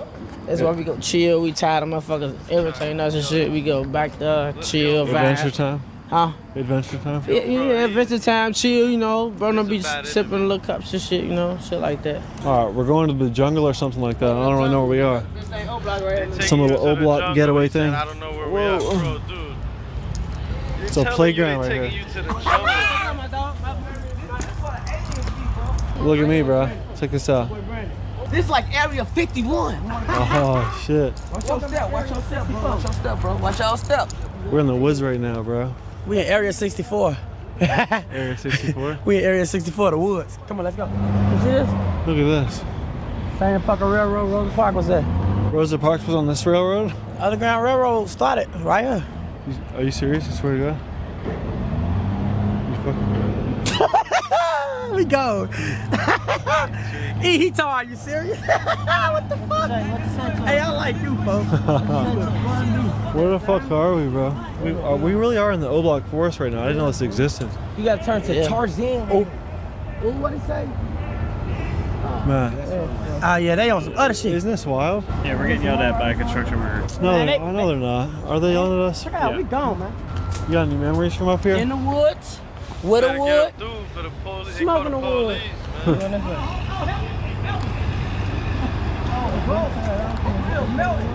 We're really on a hiking trail in O-Block right now. At 5 a.m. about now? At like 5 in the morning, it's crazy. Where y'all at? Where y'all at? The sun's about to come out, bro. This has been fun. Spur of the moment, little crazy adventure. What the fuck? Stop it! You want to jump this pointy fence? Nigga, so? You wanna do it? Chicago, yeah, nigga, we go. You sound like a little bitch. You ain't. We gonna get it. Jump. You alright? Eat off! Eat off! I got you. Like this type of shit, like adventurous for, like us as kids. This type of shit, like we was into, you know. We're like way back in the woods. I didn't know O-Block had woods like this. It's cool. Nobody knows. Yeah, this shit is cool, bro. You gotta be from here to know. Watch your step. My stuff. It's slick. About to exit the woods right now. Sneak right through. So that was pretty cool, though. The O-Block woods. We getting a little treacherous. Yeah, it's badass, bro. Thank you for taking me in there. For sure. Your aura went up 500 plus. Yeah. Magical, mystical woods. Nah, you in the trenches. You done did a lot of shit these niggas ain't did in their life, and they supposed to be gangsters. Your aura went up 1,500. Well, massive shout out to O-Block for having me out here. Massive shout out to Shoebox Baby. Big shout out to my boy Brandon. Eat all. Yeah. Eat all, man. Make sure you remember the fuck who I am next time you come around, bro. What's your Instagram and everything? Nothing. I'm an athlete. Tom Brady from the O. When it comes to substances like opioids, so many pills nowadays are laced with fentanyl. So if you're popping a perk, an oxy, or whatever, you're seriously gambling with your life, and it's just not worth it at all. If you guys know someone who's struggling with drugs or alcohol, please try to have an honest conversation with them. You need to have a conversation with yourself. Yeah, the boy funny right there. Word, I fuck with him. He funny. He funny. Homie right there was funny. I fuck with him.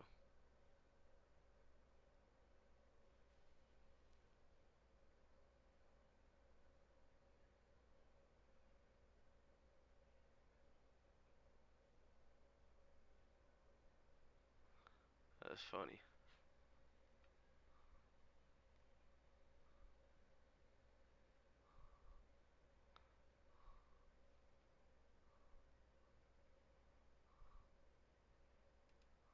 Black people, maybe your people should commit less crime. Everybody knows you like chicken.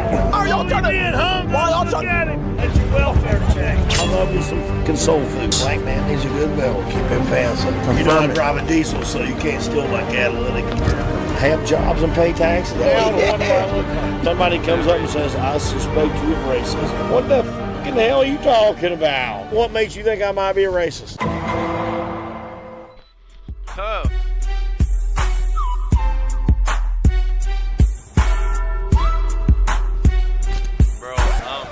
Yo, what you filming me for, yo? You filming me for, nigga? What, you deaf or something, nigga? Say, nah, y'all, what's going on? Welcome to another video.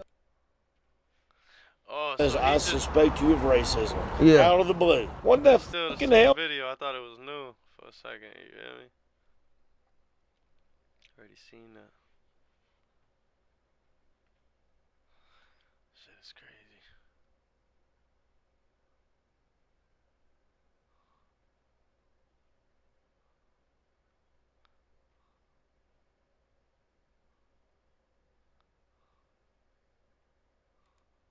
Well, I finally had to throw somebody around on camera. I'm gonna break it down second by second, totally uncensored. This was at an anti-Elon Musk protest at a Tesla dealership in Palo Alto. So we pulled up in my Tesla, dressed as Department of Government Efficiency guys in order to raise the temperature a little. Yo, I feel like, me and H and the guys was talking about comedians that be doing like using comedy to be racist, like the dude Ari Schaefer, and like dudes like what's his name, Andrew Schultz, people like that. You feel me? That they'll use like comedy to throw like racist jokes. And what's the other dude's name that has the he's married to like a black woman? What's the dude's name? The white guy with the orange hair? Fuck, whatever. But those type of shits, you feel me? I believe this guy's one of them. He be doing jokes, but all the jokes, they be racist jokes. You feel me? So he's using comedy as like almost like an escape to be racist. It's weird, gang. Little bit. We did such a good job that this video is a shoo-in for demonetization. Look at him, bro, off the dribble, bro. He has the American flag and shit like around. He has is that a suit? American flag suit? That's crazy, gang. So, shout out to our Patreon supporters who keep this channel going. Also, if you're new, your subscription to the channel is really appreciated. Now let's get into the brawl. So, there was a white woman with a dachshund sneering at me. Not a lot of love for Elon here. And we haven't even yet revealed that we're Doge workers. Right, which is gonna be... Apparently there's a crosswalk parking issue. Fascists have their nose 1/8 of an inch into the white. That's the only people who drive like you do. You gotta get into character, Matty. Come on. Okay, man, I'm money now, man. And now look who's breaking the rules. Look who's breaking the rules now. This was really a time for Tesla to hire some private security. Thank you, ladies. Thank you. Appreciate it. A lot of dry panochas around here. A lot of dry panochas, Matty? What's up, dude? Doge, baby. Consider us your first counter-protesters of the afternoon. We're gonna help you guys out. That's right, man. So here's what we need. We need guarantee that none of these blue hair 50-year-old women can get near my vehicle, and I can guarantee to you that we'll go stir up some hell. Silence is the best thing right now, so we don't need any help, but we appreciate you coming and showing our support. I like your accent, man. Thanks, man. This is the kind of guy you want selling you a motor vehicle. That's right, man. All right, well, I'm just gonna leave this thing on idle here. I might check out the gallery, thinking about getting a Cybertruck, but mostly you might see me out on the street. Have you driven a Cybertruck before? Never have. What a pro. Amidst all this, the guy's still... I don't know, because I have the headphones up so high that I haven't even paid attention to it or looked out for it. That's a good question. I'm gonna put the volume. Alright, put my headphones down. Hustling test drives. We'll pop out. Oh, there's a Harris Walls Cybertruck over here? How can we help, guys? I just want to watch these people through the glass. Yeah, so I would ask... put the volume down my headphones so that way I can... Somebody's got to defend the honor of Elon. Hey, Doge right here, baby. I'm taking the Cybertruck for a spin. Yeah. Thinking about getting an internship too. That guy likes it, man. Hey, at least he's got a sense of humor about it. I'm gonna have to ask you to leave. All right, what's up, guys? Colin? Yeah. This is Andrew Callahan show. What's up, guys? You guys want to be in it? Really? Yeah, sure, man. So, as you can see, you got a bunch of disgruntled people. They like spending money irresponsibly, and they're brainwashing their children. That might be the worst part about it. Whose country? Their chants suck. I've been to a lot of protests this year, even. Yeah. And these chants aren't good. Leo here is dressed as an eggplant just to appear more insolent. If you watched our Doge and SF video, you know we're playing off the irreverent Gen Z humor exemplified by Doge leader Big Balls. I don't get it. The leading guy in clean energy, which side are they on? I thought that was a priority of theirs. I will say though, they're being peaceful, and I respect that. Well, that comment was a little premature. Most people were cool though, like the guy who was laughing through the glass, and a lady we're just about to meet. Most people knew we were just screwing around. You want us in? No, I don't. They might damage your grill. Yeah, probably. There might be a corrosive effect. I'm not a chemist. Yeah. And no, I don't zin in real life. This was another attempt to come off like a Gen Z asshole. We want to know what happened when you guys were inside Tesla right now. Well, I'll be perfectly honest with you guys. I wanted a place to park the Tesla where nobody would attack it, and the safest place seemed like in the dealership. So that's where it's resting currently. We'll see. I can only take too many Native American drums. That one looks like it was purchased in a toy store. That's not authentic. There he is. the first appearance of our antagonist. Guys, we're Doge. We got some important stuff to do. That's right. Can you show the camera? Oh, that's right. This is my friend Manny. What's up, man? My name is Manny, man. I'm from Cuba. Yeah, well, what you got to tell the people back home? See what I'm saying, bro? Those them type of jokes I was telling y'all about, bro. You see what I'm saying? Them racist type of jokes, gang. Y'all heard them? Y'all heard them? That's that. They using comedy as like an escape to create these type of like jokes, bro, to be able to like, you feel me, to be able to fuck around like that. That's not cool, bro. You don't joke around like that, gang. That's messed up, bro. I don't like shit like that.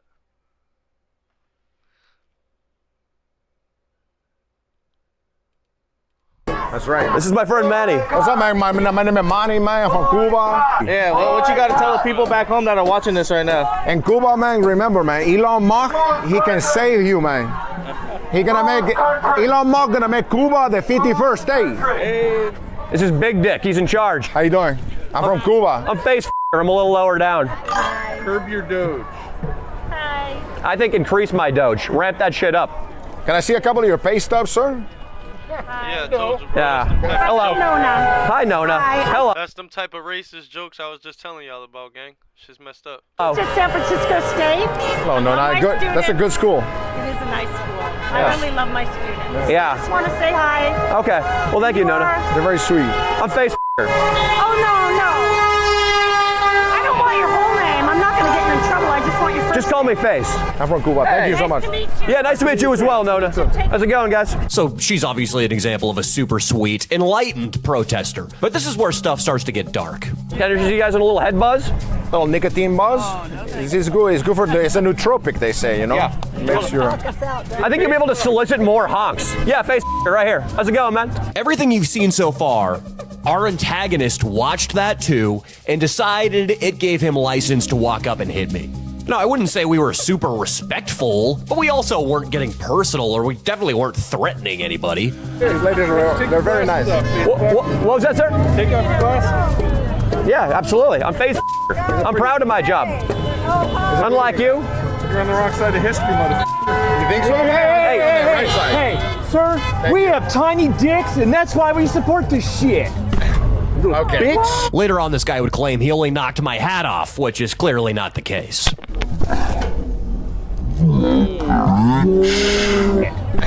Okay. Bitch. Oh, poor Nona. She can't believe what she's seeing.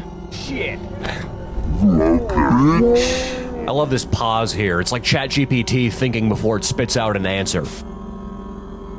I'm crawling all the data from my 8 years of YouTubing, my martial arts experience, trying to decide how to handle this thing artfully. Oh, wow, that's not okay. Bow! Hit To him with quote that King Hadouken. Theoden, so it begins. Okay. Bitch. Oh, wow, that's not okay. Hey, you can't. Hey, you assaulted him, man. We got that shit on camera. Now you're gonna go down. Now it's gonna be a problem for you, man. Look like either of them. I don't really like this guy's grin. I do like that I have the clarity of mind to set down my sunglasses before things get nasty. Now it's gonna be a problem for you, man. It's gonna be a problem. For you, man. Yo, that's messed up. Garnick, I consider you my judo father. Are you honored by that? Yeah, I mean, I would hope my kids were him. You can't. You assaulted him, man. We got that shit on camera. Now you're gonna go down. Now it's gonna be a problem for you, man. Nice. You can't. Nice. Assaulted him, man. We got that shit on camera. A couple angles for you. Oh, shit. That was awesome. I guarantee you he didn't feel good the next day. Yeah. Yeah. So, Garnick, the way you taught it to me, I want to be reaching underneath his armpit and grab his belt. I'm over his back. I'm just grabbing a handful of cloth. That's Russian style right there. And one of the things I did subconsciously, Garnick, that I feel like was... Somebody, man. You don't need somebody. So this was his finest moment in the fight. He's biting my chest right now. And that shit hurt. This guy's biting me. Bad news for him, right into a triangle. Good news for me, Leo retrieves my sunglasses. You don't need somebody, man. Here, I got those. No, give me them. I got those. Give me these glasses, man. Thank you. I got this. Give me those glasses, man. Thank you. And there's the triangle again. Also, guys, I wanted to say, since this video is a little shorter, we're dropping a second video this week exploring the San Francisco Bay piracy epidemic. We even get on a real pirate ship out there. Subscribe to the channel so you don't... Yeah, that's what he get, bro. He was looking for trouble, you found it, bro. He was looking for trouble, you found it, gang.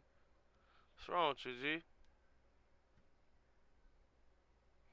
Look at this. Look at all these people buying a Tesla during the Tesla protest. Look at this. I wore a MAGA hat to an anti-Trump protest. Insane. Like, bro, people just be looking for trouble. Looking for reactions, bro. Don't get mad when somebody react.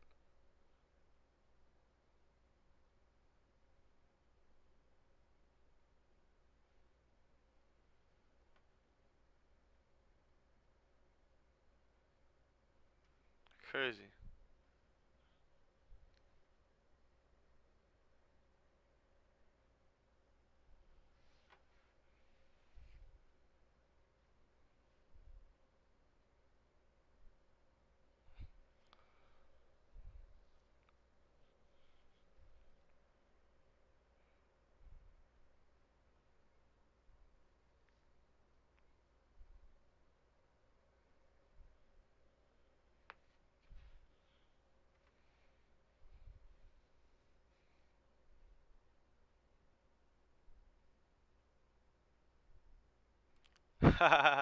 Yo, Kanye West took back the Maybach he gave the game, bro. I'm dead.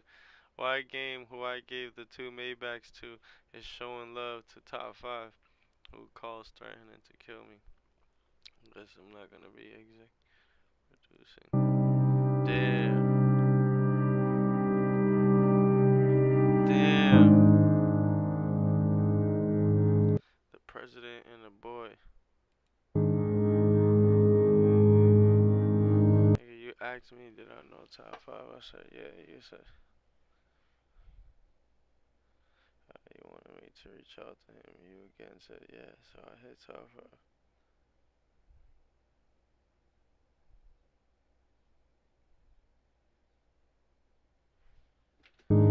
Damn. I feel like Kanye be having mad shit going on in his head, bro.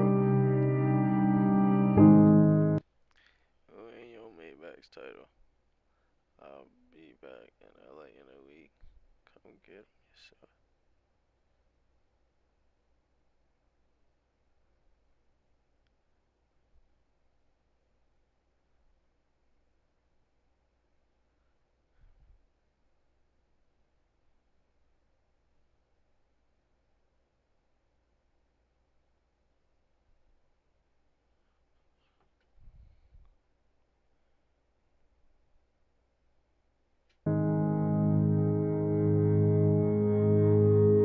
Damn. So now the game and this nigga crashing out. Kanye, huh? I bet you Kanye will go live. Kanye crazy, bro. I need somebody who's always That's the Maybach. turn a bad time. Who's always be right there for me. Oh, sunny day. Everybody loves them. But tell me, baby, can you stand the rain?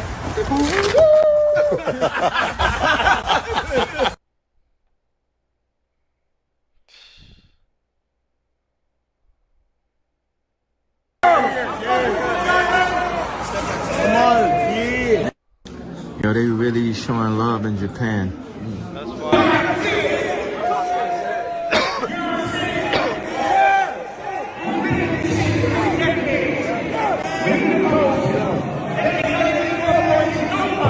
That was fire.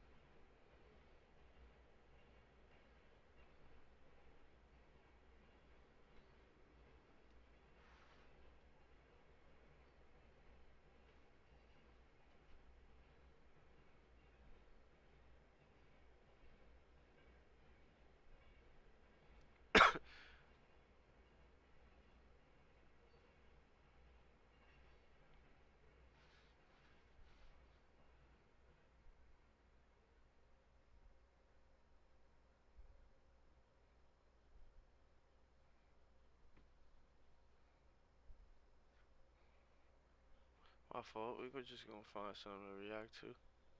If y'all got something, let me know.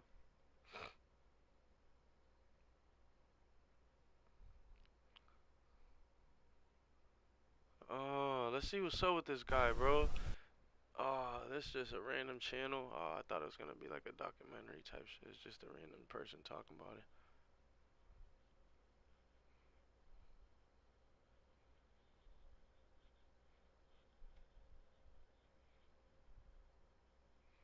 I was trying to show this the other day, but they stopped me from talking about that. That's crazy.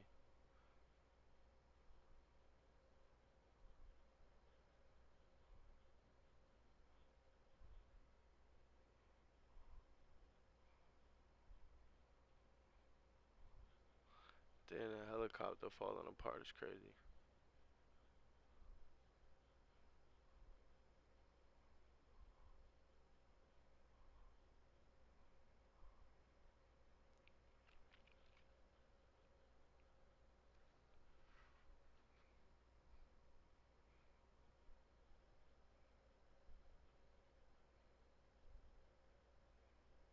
Spread rumor that Harrison is the most racist town in America. You've probably seen countless YouTubers come here looking for racism and left disappointed. Damn.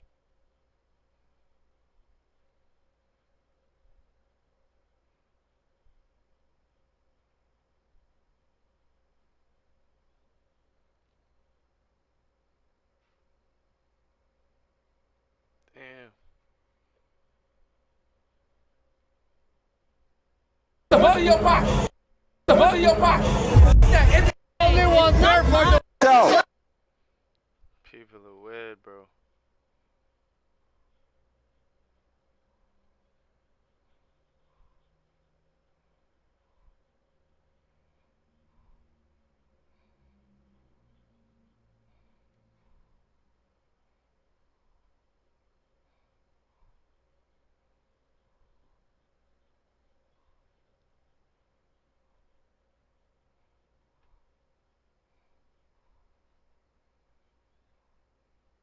This call is from a federal prison. This call is from a federal prison. Lil Durk has found a way to speak despite. This call is from a federal prison. Lil Durk has found a way to speak despite being locked up, using his music to send a message that has everyone talking. With legal battles looming and his future uncertain, this latest move could shift everything. But what is he really saying? Is this a hint at what's next, a warning to his enemies, or a move to control the narrative? Let's find out. Lil Durk's message. Lil Durk's latest album, Deep Thoughts, arrives under extraordinary circumstances. Released. I want to see it. I don't want to miss it. So 2 seconds. Let me just use the bathroom.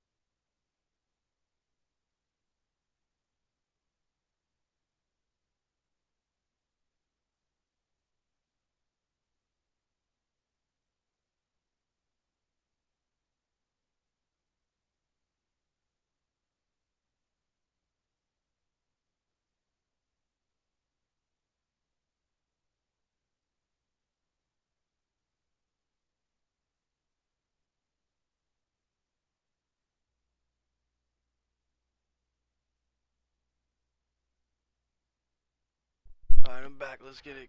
On March 28, 2025, while the Chicago rapper sits in a Los Angeles jail cell awaiting trial for federal murder for hire charges, the project serves as both a creative lifeline and a strategic maneuver. Facing allegations of orchestrating the 2022 killing of rival rapper Quando Rondo and a separate gang-related hit in Chicago, Durk's team crafted the 17-track album entirely through prison phone calls. This unconventional process, documented in a gritty mini-film splicing studio sessions with news news clips of his arrest shows producers holding phones to studio monitors as Dirk records verses via monitored prison calls. This guerrilla-style recording method forced a minimalist approach. No lush vocal layering or experimental production, just raw vocals over beats approved remotely. This call is from a federal prison. We in here, we got Hello, y'all the lab? we in the studio, we in this motherfucker getting to it, boy. We gonna roll out together everything. But beneath the surface of melodic trap anthems and collaborations with heavyweights like Future and Jane Aiko lies a deeper narrative, a carefully curated message meant to sustain his legacy, placate the streets, and perhaps even sway public opinion ahead of his October 2024 trial. Deep Thoughts is unmistakably shaped by the threat of life imprisonment. Lyrics undergo heavy self-censorship, with violent lines scrubbed or bleeped to avoid courtroom ammunition. On 1,000 Times, a leaked version's explicit threat, "I'ma kill him and I shoot him dead for any child of mine," is conspicuously absent. Similarly, Vanish Mode censors words like gun and three,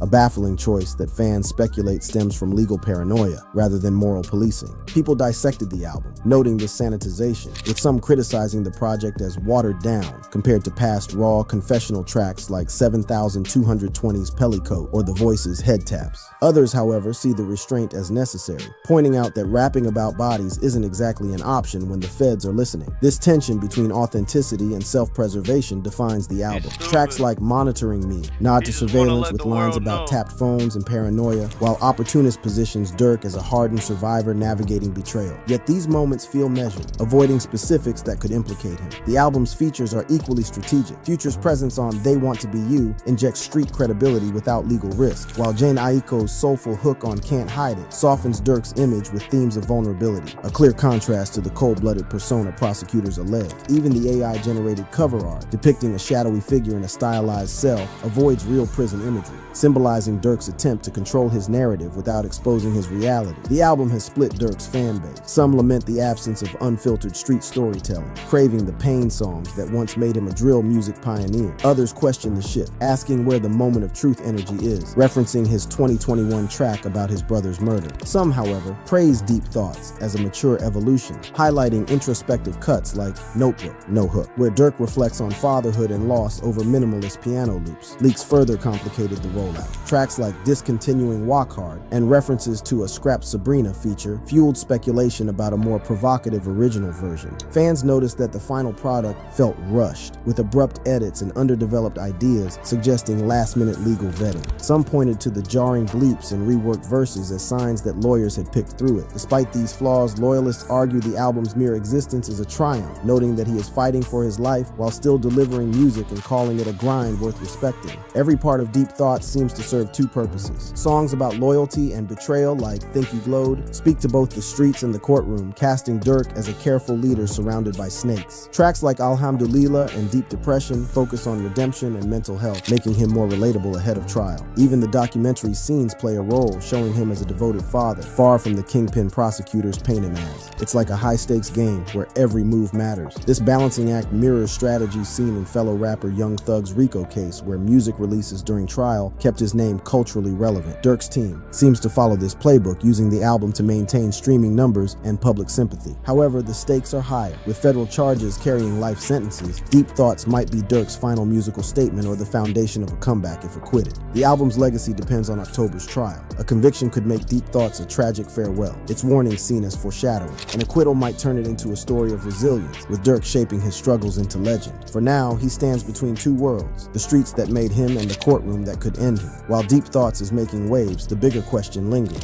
How did a murder for hire plot land him behind bars in the first place? Indictment in murder for hire plot. In October 2024, Grammy-winning Chicago rapper Lil Durk was arrested in Broward County, Florida, on federal charges of conspiracy to commit murder for hire. The indictment accuses him of orchestrating a 2022 shooting in Los Angeles targeting rapper Quando Rondo, a rival linked to the 2020 death of Durk's protege, King Von. The attack, intended to kill Quando, instead killed his cousin, Saviaya Lil Pab Robinson, who was riding in the same vehicle. Prosecutors allege that Durk funded the operation through his rap collective OTF, offering money money and lucrative music opportunities to those willing to carry out the hit. The case stems from long-standing tensions between Durk's crew and Quando's associates. In 2020, King Von died in a shootout involving Quando's crew in Atlanta. Though charges against Quando's affiliate were later dropped, federal agents claimed Durk sought revenge, leading to the 2022 plot. The prosecution's case relies on three main pillars, starting with financial records. Investigators linked OTF-connected credit cards to travel, hotels, and rental cars used by the alleged hitmen, tying Durk to the conspiracy. Flight records further reveal that the shooters traveled from Chicago to Los Angeles just days before the attack, with expenses traced back to OTF accounts. The second pillar is digital evidence. Prosecutors have over 230 gigabytes of wiretapped calls, text messages, and social media posts, which they claim contain coded discussions about the plot. They argue that phrases like "smoke that boy" and "handle business" were references to the planned hit. A 2023 FBI affidavit from an unrelated Chicago case further alleges that Durk sought retaliation for his brother Dante Banks' 2021 murder, offering payments to target suspected Gangster Disciples members. This affidavit was used to deny Durk bail, portraying him as an ongoing threat. The third pillar is witness testimony. Federal documents mention unnamed cooperators, including one alleged shooter who turned informant to avoid a life sentence. These witnesses reportedly linked Durk to the planning stages of the hit, though their credibility has yet to be tested in court. Durk faces steep odds in a system where 99% of cases end in guilty pleas or convictions. Several factors work against him. Conspiracy charges mean he can be held just as responsible as those who carried out the crime. Firearm enhancements add mandatory minimum sentences, with one charge involving possession of a machine gun during a violent crime. Prosecutors also argue he's a flight risk, pointing to 3 booked but unused flights to Dubai, Italy, and Switzerland after his associates were arrested. His trial, initially set for January 2025, was delayed to October 2025 after both sides agreed the case was unusually complex. The defense will likely argue that Durk's name was misused on credit cards without his direct involvement, and that coded language in messages is Damn, he's smart, bro. Y'all heard that? So he basically in court, he's trying to say that basically that he didn't use those credit cards to do that. You feel me? That's smart, cause that way he could get out, he could still fight for his homies, you know what I mean? That's crazy. That's crazy. artistic expression, not criminal intent. Unsealed court documents reveal a second alleged murder-for-hire plot in Chicago from 2022, where Durk reportedly sought revenge for his brother's death. Though not charged in this case, prosecutors used it to argue Durk's pattern of violence and secure pretrial detention. The affidavit cites texts discussing payments for the murder of Stefan Mack, a suspected Gangster Disciples leader. This parallel case complicates Durk's defense, as jurors may view it as evidence of a broader criminal mindset. Durk's case fuels ongoing debates about rap lyrics being used in court. Prosecutors plan to introduce his lyrics as evidence, a move criticized by experts like Eric Nielsen, who argues that artistic expression is being weaponized. Lines like "I'll pay $1 million just to see him dead" could be presented as confessions rather than creative storytelling. Politically, the fallout has been swift. Durk's $150,000 donation to Chicago Mayor Brandon Johnson's campaign faced backlash, with critics calling for its return. Meanwhile, suburbs like Broadview quickly revoked honorary keys to the city that had been awarded just weeks before his arrest, marking a rapid decline in his once celebrated public image. The hip-hop community is split. Supporters argue the case is circumstantial, pointing to Durk's lack of a violent criminal record and the absence of a smoking gun tying him directly to the shooting. Others see the indictment as inevitable, given OTF's ties to Chicago's drill rap scene and Durk's lyrical focus on street life. His arrest has already sent ripples through the industry. Deep Thoughts features tracks like Prayers Up and Untouchable, which fans see as references to his legal troubles. Meanwhile, high-profile collaborators like Drake and J. Cole have stayed silent, distancing themselves from the controversy. Durk's fate depends on 3 possible scenarios. A plea deal is the most common outcome in federal cases, potentially reducing his sentence to 20-30 years if he accepts responsibility. A trial conviction could mean life in prison, given the severity of the charges and strict federal sentencing guidelines. An acquittal is highly unlikely, but his legal team could challenge the credibility of witnesses or weaknesses in the digital evidence to create reasonable doubt. Durk's trial will decide more than just his freedom. If convicted, he becomes another example of rap lyrics being used as evidence. If acquitted, it fuels the argument that the system targets hip-hop artists. With the trial set for October 2025, the stakes couldn't be higher. While Durk is now indicted in a murder-for-hire plot, this isn't the first time his name has been tied to controversy. Past controversies. Lil Durk's career is caught between street life and rap fame, with both pulling him in different directions. From family struggles to long-standing feuds, his story shows how drill music's talk of loyalty and violence doesn't just stay in the lyrics, it plays out in real life. In 2023, Durk faced a bombshell allegation. His 10-year-old son and the child's mother were accused of shooting her boyfriend 6 times. Durk's son is watching all this. He's trying to get the gun out of her hand. The gun off his hip drops, and the son picks up the gun and shoots him in the stomach. Though no charges were filed, the incident went viral, with fans dissecting its ties to Durk's music. Social media exploded with jokes about how Durk might reference the event in a song, with users creating lyrics like, "Growing up in the trenches was tough, but it wasn't that bad. Had to sit down with my son, he shot his stepdad." Others quipped that the boy was baby threat, a nod to Chicago's violent youth culture. Critics called it a tragic example of how children in drill-centric environments normalize conflict, while supporters dismissed it as a private family matter. Either way, the incident became a symbol of how Durk's music, steeped in revenge and street codes, blurs with his personal life. Durk's rivalry with Chief Keef, Chicago's drill music pioneer, began in 2013. After Durk's arrest on gun charges, Keef allegedly refused to pay his $10,000 bail. Durk retaliated on Twitter, writing "GBE," targeting Keef's crew, and "You'd be dead if it wasn't for 300," a reference to their shared OTF 300 gang ties. Though they briefly reconciled, tensions reignited in 2015 when Durk dissed Keef on the Chirac remix. "Just say me and Sosa beefing, but we both eating, only one keeping." Fans interpreted this as Durk mocking Keef's fading relevance. Keef retaliated by backing Tyga and Game's diss track against Durk, further fracturing their relationship. Behind the scenes, the feud exposed a divide: Durk's push for mainstream success versus Keef's loyalty to Chicago's unfiltered drill scene. People were quick to note how Durk avoided direct collaboration with Keef, unlike peers like Lil Reese, and speculated that industry ambitions drove them apart. But that was not all. Durk's loyalty to his original block, Lamron 300, became a flashpoint. Members accused him of neglecting the neighborhood despite sending guns, cars, and money. The breaking point came after Durk's brother DT Thang was killed in 2014. Lamron 300 expected retaliation, but Durk focused on his career instead. The block labeled him a clout chaser, banning him from the neighborhood and releasing diss tracks. Durk fired back in songs like Jesse and OJ Rats, mocking former allies as snitches. People debated whether Durk's actions were justified. Some argued he outgrew street politics, while others called him a studio gangster who exploited his roots for fame. The fallout highlighted a harsh truth. In drill culture, perceived disloyalty can erase years of support. King Von's 2020 death in a shootout, allegedly involving NBA YoungBoy's crew, ignited one of rap's most toxic feuds. Durk and YoungBoy, once collaborators, turned enemies. YoungBoy dropped "I hate YoungBoy," taunting Durk's grief, while Durk's Back in Blood hinted at revenge. The feud escalated on social media, with YoungBoy mocking Durk's parenting and legal issues. Fans split. Some saw it as genuine hatred, others as a publicity stunt. Reddit threads dissected Durk's silence on retaliation, with critics asking, if he's really about that life, why hasn't he slid for Von? Supporters argued that Durk was prioritizing his career and family. The feud underscored how personal loss and industry competition collide in hip-hop, where pain drives both art and profit. Chicago rapper 600 Breezy became a thorn in Durk's side, publicly criticizing him, questioning his loyalty to King Von's legacy, and accusing him of capitalizing on Von's death. Breezy suggested that if Von were still alive, he would have surpassed Durk in fame. And you know what I'm saying, that's a fact. Living in a hellhole and came home and that's a fact. Boom. He been King Von, but he became King Von to the world. Yeah. So he would have been bigger than Durk because he was moving too fast, too quick.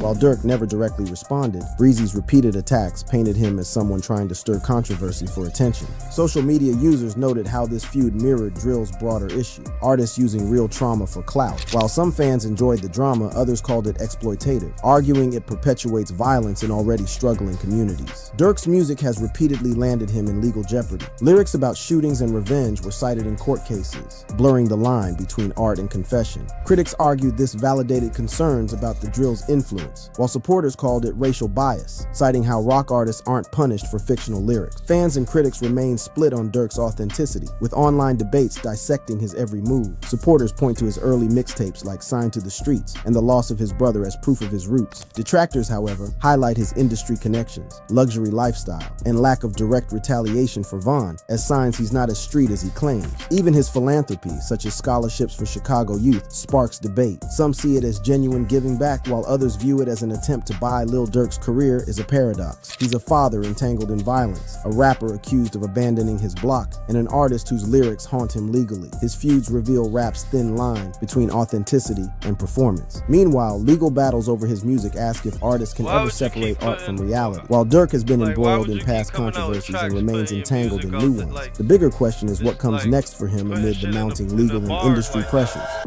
What's next for him?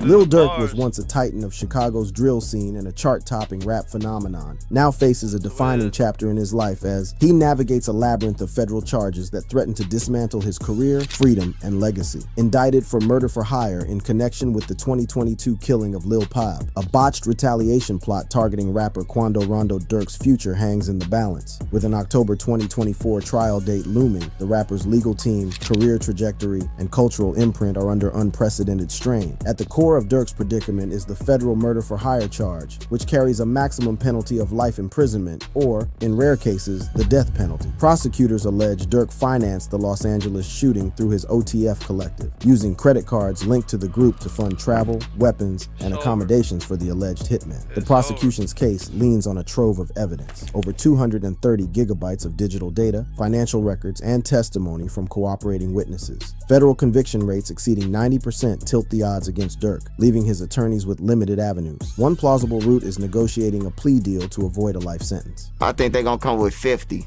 just to start off with.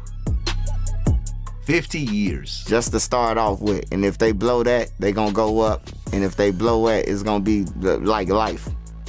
It's just gonna be life. I don't think they're gonna death penalty nobody no more. However, even a reduced charge could mandate 20-30 years due to the crime's severity and its fatal outcome. Plea negotiations would require Durk to admit culpability, a move that might preserve his life but shatter his street persona. Alternatively, his team could contest the evidence, arguing that OTF associates acted independently or that Durk's lyrics about violence were artistic expression, not criminal intent. This defense risks failure as courts increasingly permit rap lyrics as evidence, a trend critics argue criminalizes black artistry. A darker possibility is the case expanding into a RICO indictment, adding charges tied to gang activity and additional co-defendants. Such a move would mirror cases like Young Thug's ongoing trial in Atlanta, where prosecutors weaponized lyrics and affiliations to paint a broader conspiracy. For Durk, a RICO charge would prolong proceedings, increase legal costs, and amplify the threat of lifetime incarceration. Durk's current reality is confinement in a federal detention center, denied bail due to perceived flight risk. Prosecutors highlighted his attempt to book international flights to Dubai, Italy, and Switzerland after associates were arrested, framing him as a fugitive threat. Without bail, Durk cannot directly oversee his music empire or OTF brand, forcing reliance on pre-recorded material and proxies. His 2025 album Deep Thoughts, released post-arrest, exemplifies this strategy, a project pieced together via prison phone calls and prior recordings. However, new music will lack promotional tours, viral videos, or industry events, stunting its commercial reach. Financially, the costs are staggering. Legal fees for federal defense attorneys often exceed $1 million, compounded by lost revenue from canceled tours and dormant endorsements. Durk's lucrative partnerships. So he gotta drop. Durk gotta drop music. You feel me? From behind that wall, cause all that, everything, all these cases he fighting right now, he gonna need that money. Brands like Fashion Nova and Cash App may dissolve as companies distance themselves from controversy. Meanwhile, OTF's stability wanes without his leadership, risking internal fractures as affiliates jockey for influence or abandon the collective. Durk's absence creates a vacuum in the drill scene, where his melodic trap anthems once dominated streaming platforms. While he may drop pre-recorded tracks, his inability to engage fans on social media, perform live, or collaborate in studios will erode his relevance. Collaborators like Morgan Wallen, who featured Durk on the hit Broadway Girls, and Drake, a frequent studio partner, might avoid public association to protect their brands. Industry relationships painstakingly built over a decade could unravel overnight. Yet incarceration hasn't silenced all artistic output. Figures like Young Thug and T Grizzly have released music from jail, leveraging loyal fan bases. Durk could follow suit, but his success hinges on maintaining authenticity. If perceived as washed or out of touch, his music risks flopping, a devastating blow for an artist whose 2023 album Almost Healed debuted debuted at #3 on the Billboard 200. Dirk's career was built on a foundation of street credibility, with lyrics chronicling Chicago's violence and survival. However, federal charges test this narrative. The #Free Smirk movement, led by die-hard fans, clashes with critics accusing him of hypocrisy, profiting from street tales while evading accountability. Should Dirk accept a plea deal, he risks being labeled a snitch or soft, accusations that could alienate his core audience. Conversely, fighting the charges and losing might martyr him in the streets, cementing his status as a real one who refused to fold. Federal cases often hinge on cooperation, with prosecutors offering leniency to lower-level players in exchange for testimony. Dirk's co-defendants, alleged shooters, and OTF affiliates may flip to avoid life sentences, a scenario that could spawn snitching. Rumors. For instance, if an associate claims Dirk directly ordered the hit, his defense would crumble. Such testimony would also inflame street tension, painting Dirk as a liability and inviting retaliation against. So all what's happening is all one of them gotta do is be like, Dirk sent me, and that's it.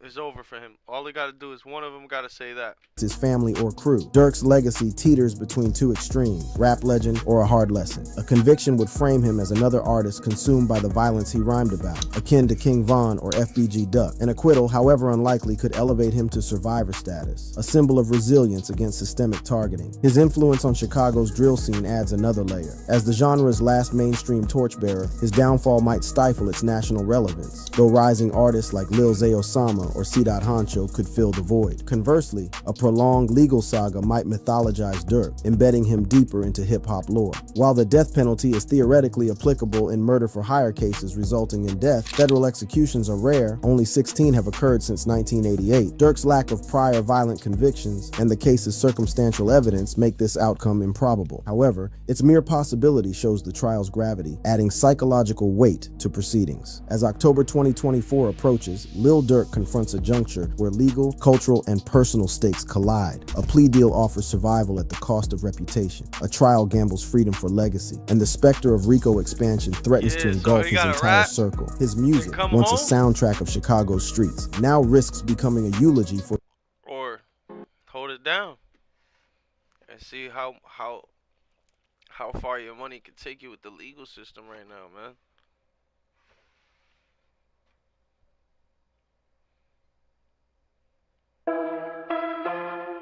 Like online, because that's really what it is. The photographs and stuff come through the feed. Right. And I was like, what? Like, because she had like. Yeah, because she did put.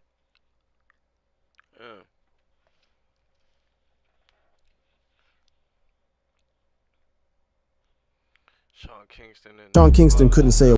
Stupid, bro.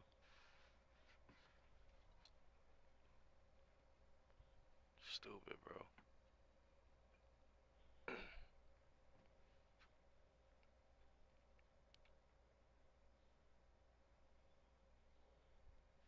Stupid, bro.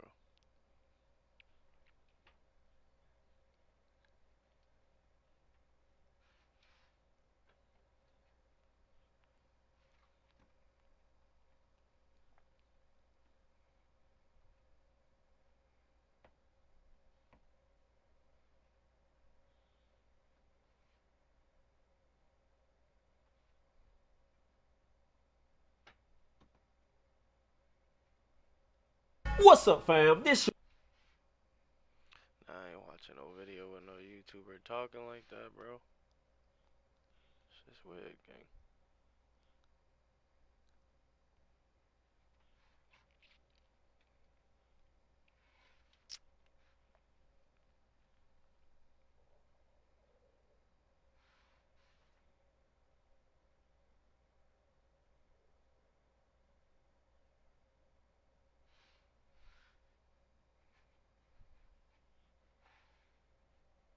Yeah, Johnny Tsunami in jail. Vitali's in jail. That's what they get.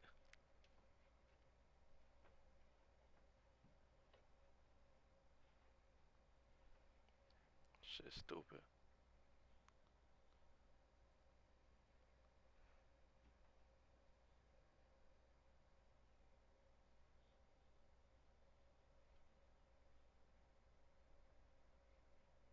Hello, my love. Damn, let me watch something. Hold up, cause this shit been popping up on my timeline all week, bro.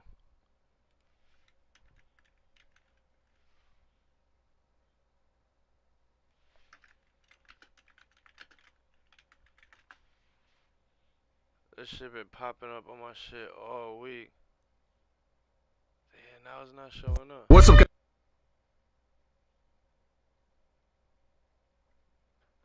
Damn, it was a viral video that was exposing them. Now it's not showing up, huh? That's weird.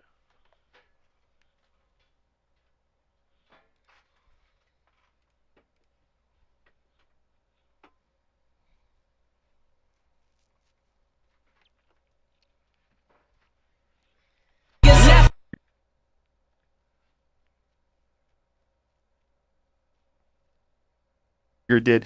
It's really a trick. It's really a trick. He gets these people to box with him. They have no business boxing with him, and he's making millions and millions of dollars doing this way after his competitive career is over. He needs that money. Yeah, we've been through that.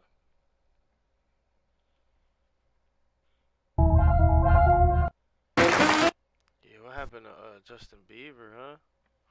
That boy is geeked out, bro.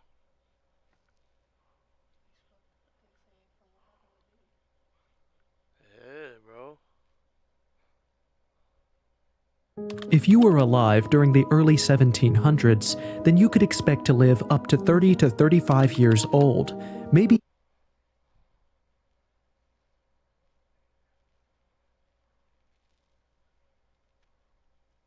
Yo, backwards right there. Everything's right there. might just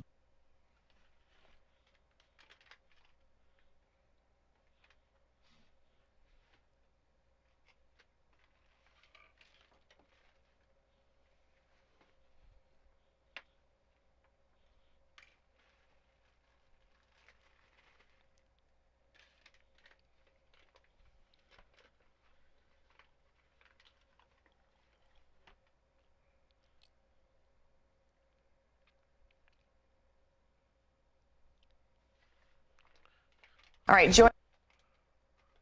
We're getting a lot of threats. A lot. Niggas be lying, bro. We're getting. That shit. I don't believe Diddy from jail sent niggas to come fucking kill her. Come on, gang. Stop it, bro. Stop it, bro. That shit is not real, gang. Stop it. I don't believe that shit. Kimmy. Not one bit.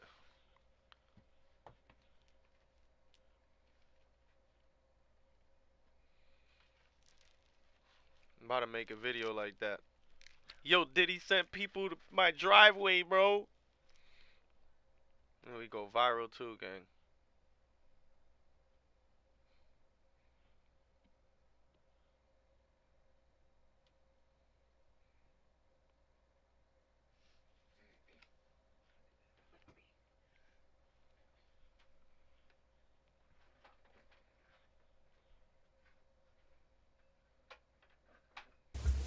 Nah. Damn, everybody keep talking about this shit too. Let's see who she was talking about, bro. Everybody keep talking about this. Where's it at? Let's get it over with. Don't tell me it's deleted already, bro. Yo, it's deleted already, gang. It's deleted already. Nah. Let me look closely. Damn, I should have clicked on it earlier, bro. Oh, right here. It's right here. It's right here. Let's just see who she talking about. Everybody keep talking about this.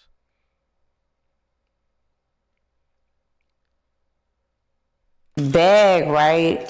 He told me when I first met him, the first thing that I made him was pasta. Let's see who she talking but about, I'm bro. Creole. Y'all gotta, we gotta figure out who this is. For real? The first thing that I made him was pasta, and he said that since I'm Creole, he don't want to eat none of my pasta. Oh, cause you gonna put the blood in it? But you eat my pussy though, so what's the difference? On your period too, right? It don't matter.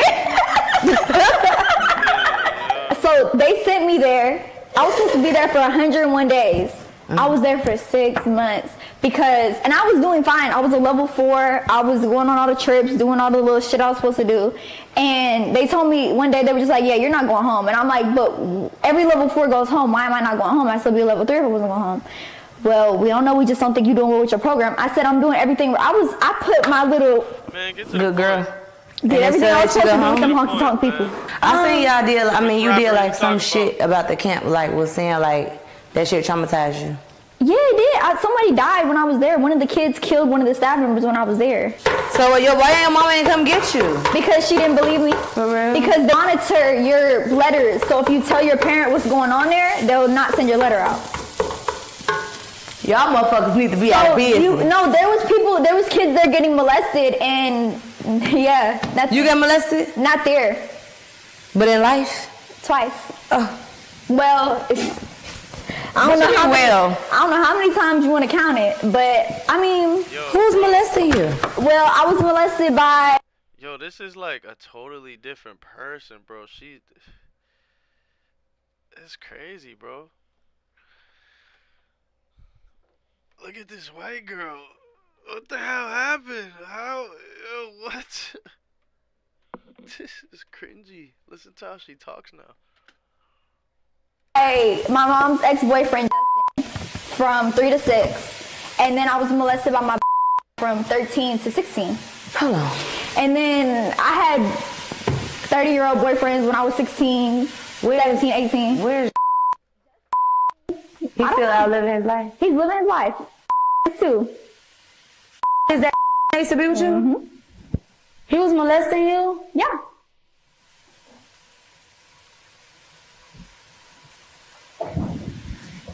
Do people know that shit? No.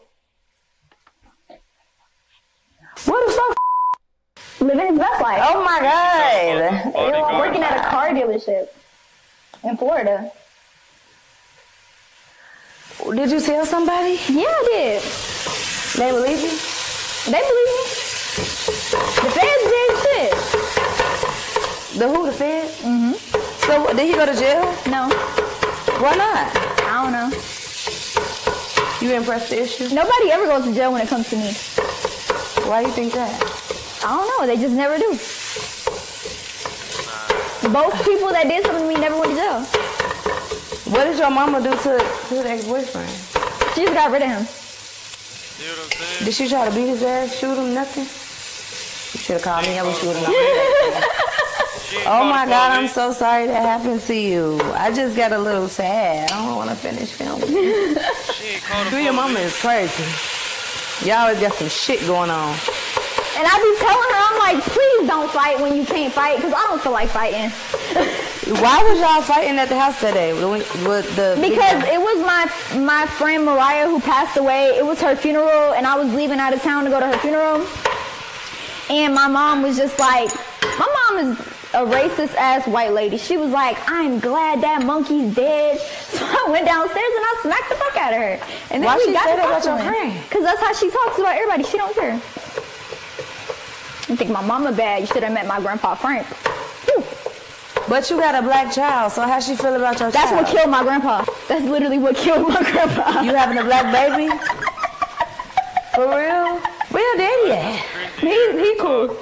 He don't act like that. Do you talk to your daddy? Yeah, I do. Now I do. My grandma not though. My grandma be cool. I haven't seen her do nothing, but. So do you trust? You said what? Man, she ain't been through it. She put herself through a lot. She had cancer. Man, listen, she put herself through a lot, bro. Cancer ain't got nothing. She was already disrespectful and already being corny before she even got cancer.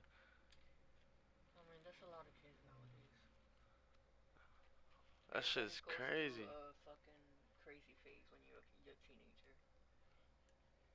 Show mama around your baby? Yeah. Like you don't think she'll do nothing to your baby? Like pictures or something? Shit, oh my God. But you still cool with your mama though? Yeah, I don't think she'll do nothing to the baby. So how do you balance having a black boyfriend? Cause really all your boyfriends, yeah, like how keep everybody separate. I've never had a white or Spanish or Indian nothing. Did you ever have your mama ever dated a black man? Yes. For real? Yes. How you racist and you fucking a black man? That's what everybody say. That's what everybody say to her. She date black men still? Yeah. No more fighting. I don't mind. I don't mind not fighting. Oh, that's what I said. I don't mind fighting. No more fighting. You is too pretty. You don't need to be fighting. Cause you said the other day he need his ass whooped. I be whooping his ass all the time. What you said? Oh yeah. Do you be starting the fight? Yeah. So when he be popping off on you, you be like, you done started that shit The up. other day I just punched him in his nose. I just looked at him and punched him in his nose. I just felt like it. Why? Because he just pissed me off. You be punching him in his nose and he come punch you in yours. I don't want to hear nothing. You got it right here too. Cause it's bro, he told me one day right we got there. to argue and he was like, motherfuckers got no choice but to see who pussy that is. And I was just like, That's a fact. Fuck it. You used to date Sosa. What was that like? Here, and I was like, oh, you been having everything like together, but I just call him my ex. I call everybody my ex. Close though, like it was like, but like. So y'all wasn't together. Hang out, like me and Levine, I'm asking because he. She said you used to date Sosa. Chicago. I wouldn't call it. What was that like? You used to date Sosa. What was that like? What? I'm asking because he's from Chicago. I wouldn't call it. Hold up. What?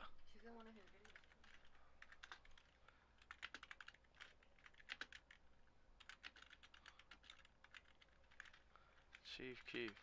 How old is?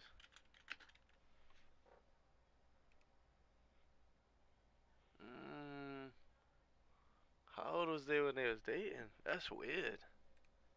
He wasn't like me and Levine. Like I just used to go over there and hang out, get fucked, hang out. I'm a real ass bitch. Like you know, that's what it is. So y'all wasn't like hang out. I'm asking because he's from Chicago. I wouldn't call it. We wasn't like me and Levine. Like who's Levine? I just used to go over there and hang out, get fucked, hang out. I'm a real ass bitch. Like you know, that's what it is. So y'all wasn't together. Y'all was just fucking around. Yeah, like I wouldn't call, but like we was really close though. Like it was like a friendship with benefits. I don't know. I just call him my ex. I call everybody my ex. So y'all wasn't like together, but y'all was just fucking around. We wasn't like exclusive. Like we was both doing our own thing. But I remember one time he was like, I can have any bitch over here, but I still call you over here. And I was like, oh, you been having every bitch over here? Like I was like 6. No, yeah. She was 16. So if she was 16, he was 17, 18, 19, 20, 21, 22, 23. So he was 23. Damn, Chief Keef. Damn, Chief Keef. You a predator, Chief Keef. Listen to her, y'all. She talk about Sosa, gang. She talk about Chief call it. We wasn't like me and Levine. Like I just used to go over there and hang out, get fucked, hang out. I'm a real ass bitch. Like you know, that's what it is.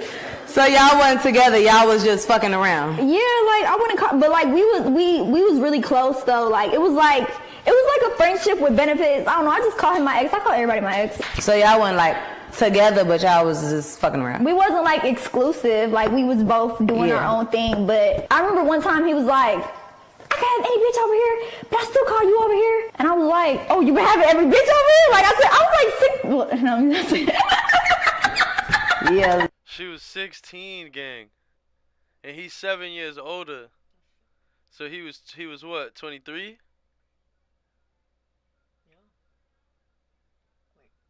23.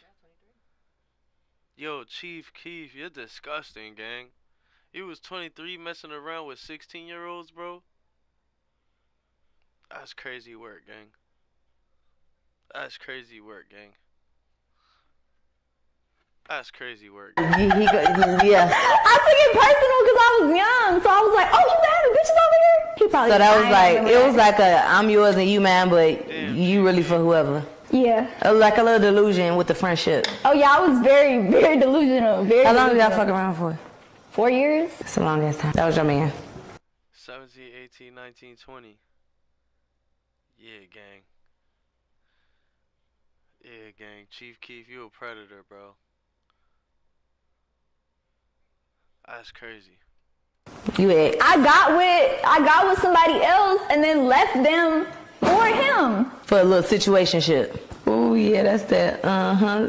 She must be running into him. They said once you go black, you never go back, babe. Thank you. Oh, you never dated no white man. Damn, she came out the gate with it. That was cringy. That was cringy. Yeah. That was cringy, bro. Chief Keef. That's gonna be a downfall right there. You know the net ain't gonna let you get past that one, Chief Keef. They gonna dissect the shit out of that one. Watch. That shit just hit the internet. Oh yeah, it's over. On a day no. It's over, Nicky. They finna dissect that shit.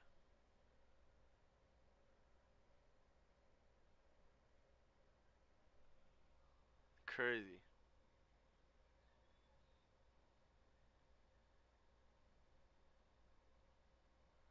On a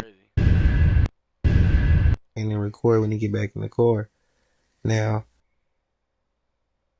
navigating this treacherous terrain.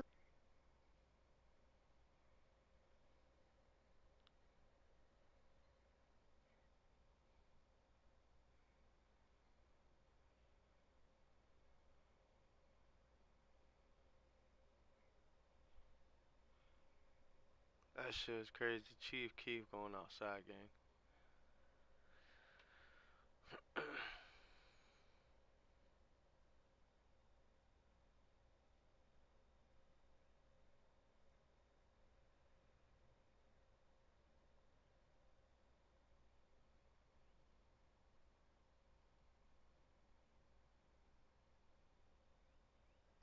They keep asking this fool if Big Meat snitched or not, and everybody snitched, bro. Ask him if he snitched. Ask him if he snitched, bro. You feel me? He keep asking him about everybody else snitching like he part of the case. Go, man.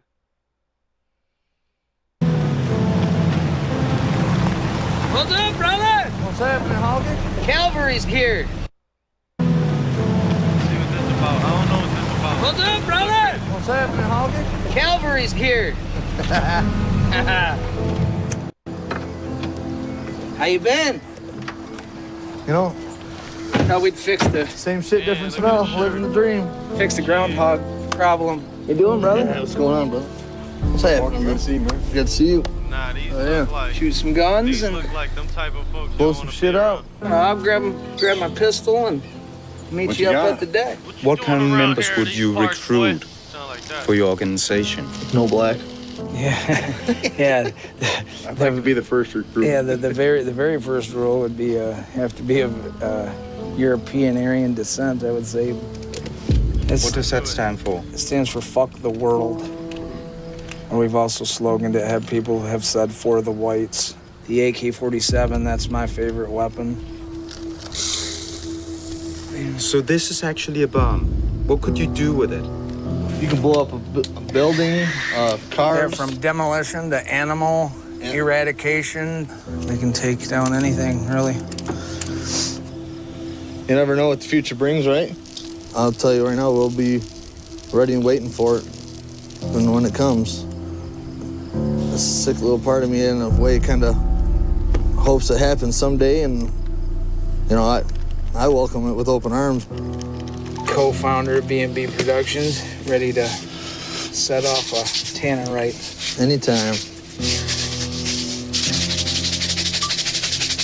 We try to practice at least 4 times a month, you know, and that's the low side, you know. Like, you got your phone, you want me to take a video? That was gunpowder to make. Oh, yeah, that was gunpowder. It is gunpowder. But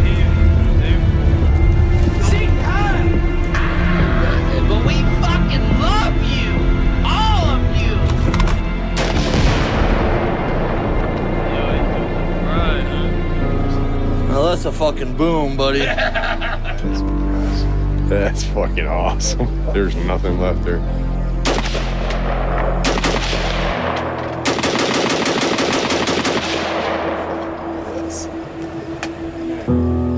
What do we say? Well, white lives matter too. Nice.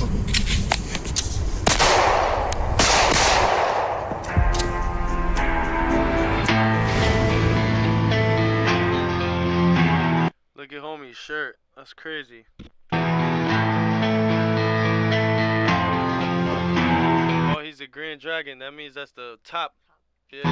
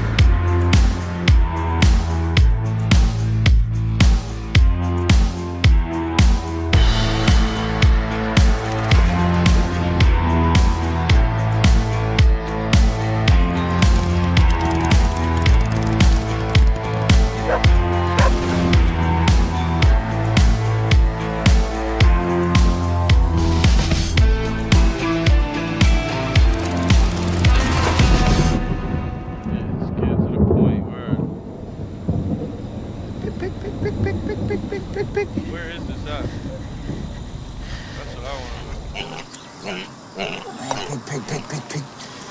Get back. What state is it? Come on.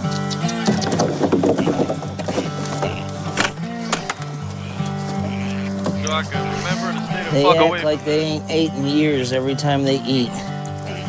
The restaurant that my wife works at, we get scrap food from there, so I feed them regular scraps from the restaurant, and then I also feed them grain and corn. As a child, I saw skinheads assault a black man just because of his skin color. The attack terrified me. And since then, I've been curious to understand what makes some people hate others based on race alone. My curiosity led me into the white supremacy movement, with the intention of writing a book and doing a documentary movie about why more Americans joined hate groups. But when I met the leader of the Ku Klux Klan in Michigan, an unlikely friendship began, and I got personally involved in the story. Steven, how are you? I'm good, how are you? Good, pleasure to meet you. Yes, you as well. Thank you for having me here. Absolutely, this is my home. After 10 years, it would turn out that I had been walking in the footsteps of not only a friendly, but also dangerous extremist. And I had it all on tape. I'm recording. What was going on with the fire over there? I burn all my paper mail, just... Why? Just afraid of the government or somebody going through my mail, and I don't want anybody going through my mail. You know, in the past, they've gone through people's trash to, you know, get info on them and get into their personal livelihood and stuff. So all my mail and personal issues I burn. Jason gladly told me about the joy of living in the countryside. And to him, that meant being far away from people of other races. There is a lot of riff-raff, and we used to not have any niggers live around here at all. Mexicans are starting to move in, so I don't care for it at all. You know, the crime rate's coming up, and of course, you see them with the white women all the time. You know, and to me, it's a genocide to both of our races. I just don't understand it.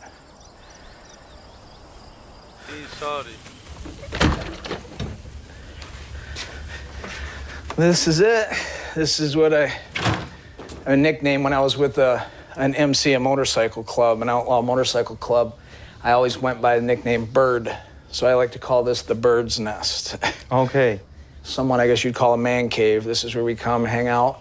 We got a heavy bag for training for martial arts and boxing, and white supremacists and me come and reminisce and talk and sometimes hold meetings and catch up on current events. And so I see you've got a lot of things here on your walls that would offend quite a lot of people. Right. What is it?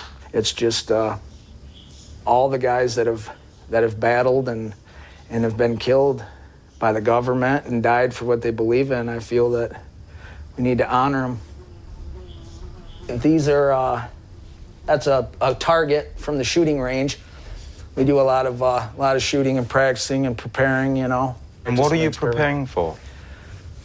Well, we believe that, we call it Rahowa, and we believe it's going to be a racial holy war someday eventually. We deal with these motherfucking flies, and it's toward the end of the year. So, look at that, killed them on my Klan shirt. Your black ass the fuck off there. That's fucked up. Yo. This is my favorite. Yo. Nah. Cops see it, they think it's just a flashlight. But if I push it up against somebody, and first thing it does is makes all their muscles contract a really weird way. And then it takes the air out of them. And if you continue to use it, they actually lose control of their bowels, actually piss themselves. Since I was a kid, growing up in Denmark, I've been fascinated by headlines across the world. My passion for stories led me into investigative journalism in college, and now my job takes me around the world uncovering what drives people to hate. I've met with militia groups, inmates on death row. My life in here, no, it's not worth living. Like I said, I hate every day of this. And reformed KKK Imperial Wizard Scott Shepard. And Scott, what does Rebecca mean to you today? That's crazy. Oh, Becky. Becky means more to me than anything that I could think of. I guess Becky's my mom. Yeah. You know? Yeah. But Jason is the most complicated and hateful man I've ever met. You know, I've been an angry person my entire life, and I always welcomed any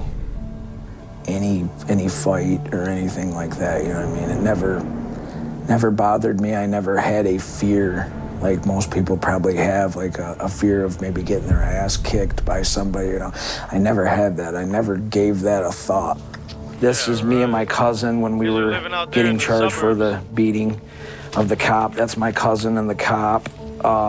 This was the KKK auction, you know, and then I put an arrow with my head. I was in the front row, you know, and then see the picture? I had gotten a bar fight at a bar with a guy, and he was black, and he ended up, come to find out, was an off-duty state trooper. And yeah, there was a lot of controversy with it. It was really high publicity, and that he was dancing with a woman that was white. It was immediately portrayed as you know, white supremacist attacks, black, off-duty state trooper for dancing with white woman. You know, it was instantly, immediately made that it was done all because of race. I would like to get all the... Hold on, let's Google something real quick.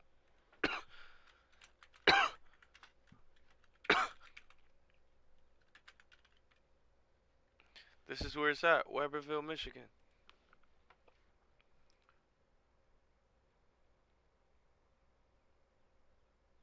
And look, it's not even far from Detroit. That's crazy. You see that? Look.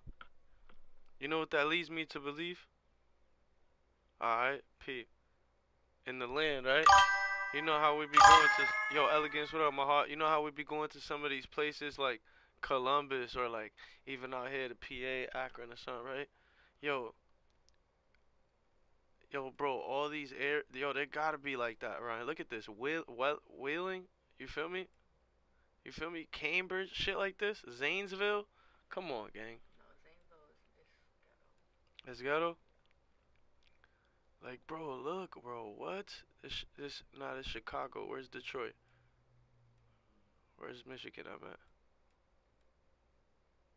Michigan's up here somewhere, right? Oh shit.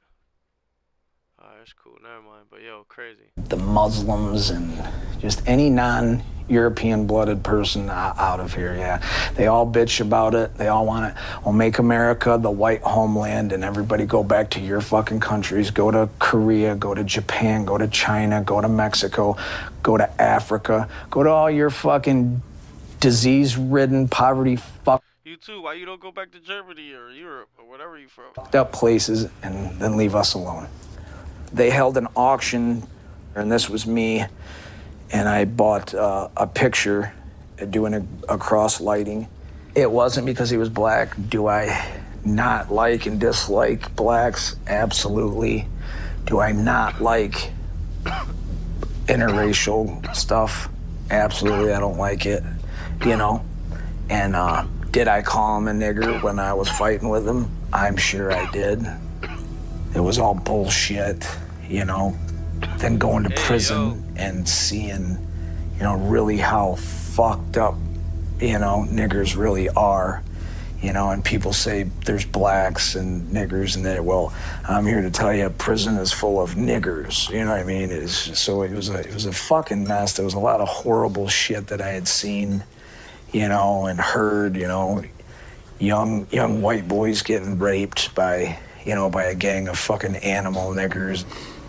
When I was in the motorcycle club was the time before when I had used them, you know, club on club.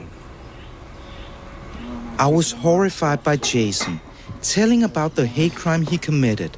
These were my shorts because it's got my number on them. But it was even more shocking, realizing how he hadn't learned anything from his prison sentence. It just really kind of, almost in a sense, made me think, okay, well, you guys are portraying me as this big fucking hardcore, but now you've created it.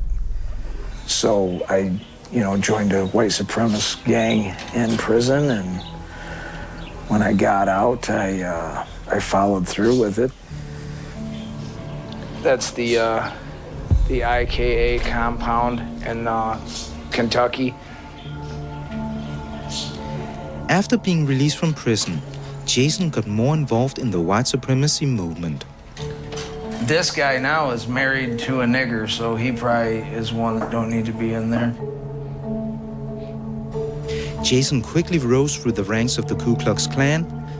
I wonder what they felt when they seen Kanye West's rant. Hold up.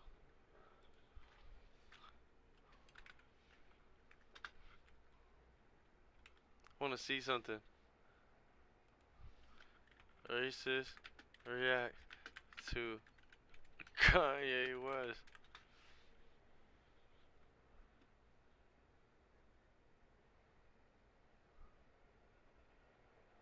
None.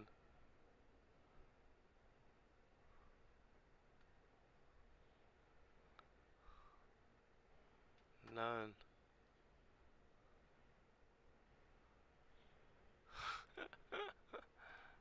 Jason Barker, Grand Dragon of the Ku Klux Klan, Michigan, with the Nordic Order Knights. But to him, that was not enough. He wanted his own militia.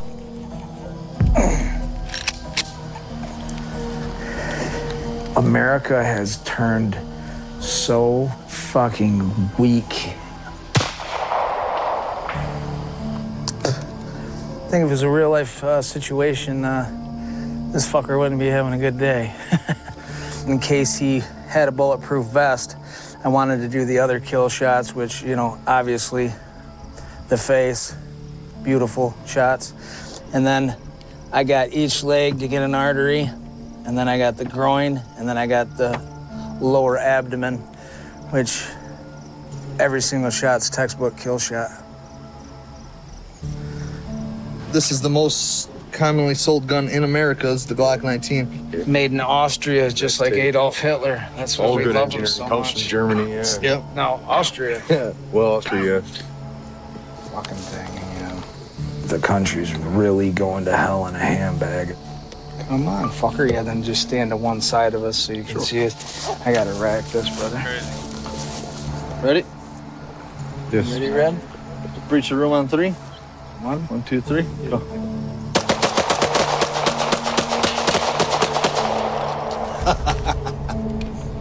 Nice.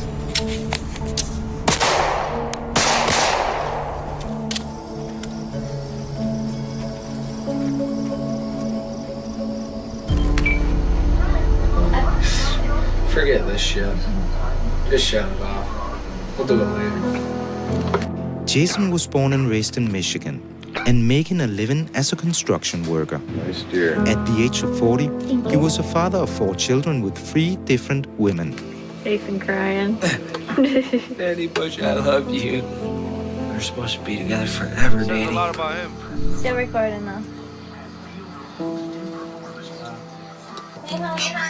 When I got divorced, I got really fucked up, drinking. Me and my brother, or cousin, he does tattoos. And I said, I want to get a tattoo for like a divorce present to myself. And I think someone else said, you should get, I hate my baby's mama, And I said, it sounds fucking too ghetto. So we come up with, I hate my kid's mom. And then over the time, I ended up finding out that I had another baby. It was with a girl that I had a one-night stand with when I got out of prison. So I find out that I had another girl. So I added an S to it. So it says, I hate my kids' moms, Guys love it, want to get pictures of it. Women hate it. And go get my daughter off the bus now. Better shirt, the military one. I think it'd be more of a fatherly. Don't want them to see me with the SS shirt, so. Yeah. I had spent a couple of days with Jason, and I had learned that though he had already been convicted of one hate crime, he might be more dangerous to society than ever before.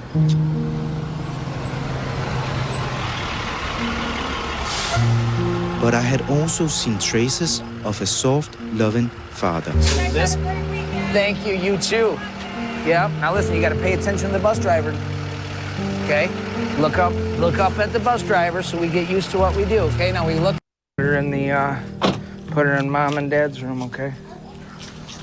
Would, go against God. It would go against everything. So I would disown them if they were gay. I kind of make sure and watch to what my daughter sees on TV because I don't want her brainwashed, poisoned by today's media with, believing that gay and transgender and all that filth is okay or accepted, The crimes of the Nazis have always affected my own family. My mother and father grew up during World War II, and both sides of my family were involved in the fight against the Germans who occupied my native country, Denmark. My grandfather was nearly executed by the Nazis, and he barely escaped while members of his resistance group were killed, executed in cold blood by the roadside. Afterwards, my grandfather lived underground for years, away from his family.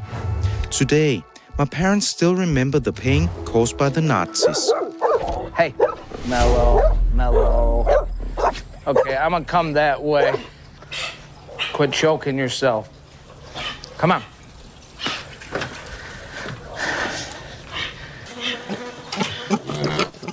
I named this one Dachau, and I'll probably name the big one down there Auschwitz. That'll be the big one, so I'll name it Auschwitz after the big main concentration camp, because the Auschwitz was the main extermination camp.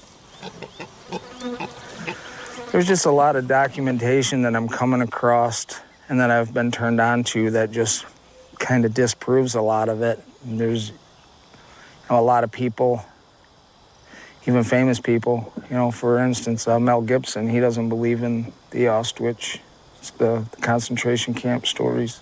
So you don't believe in what is a fact to most people that actually 6 million Jews were killed during World War II?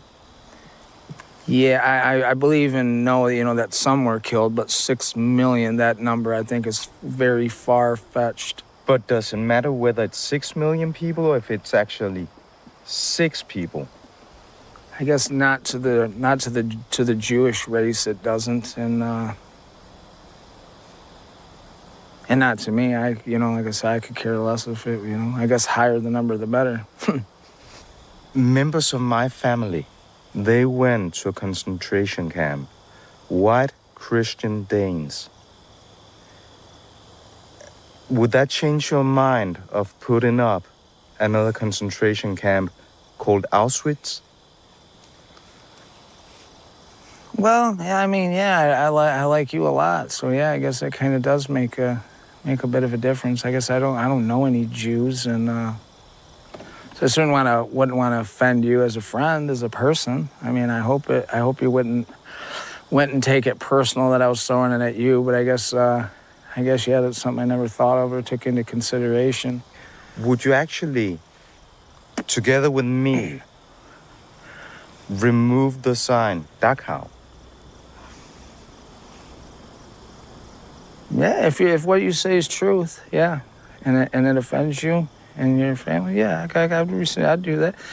You've been nice to me and my family, and I consider you a friend, and I would definitely do that gesture to you as a friend. I would take it down.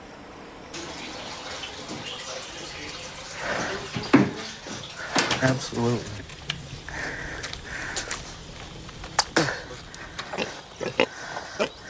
Get back.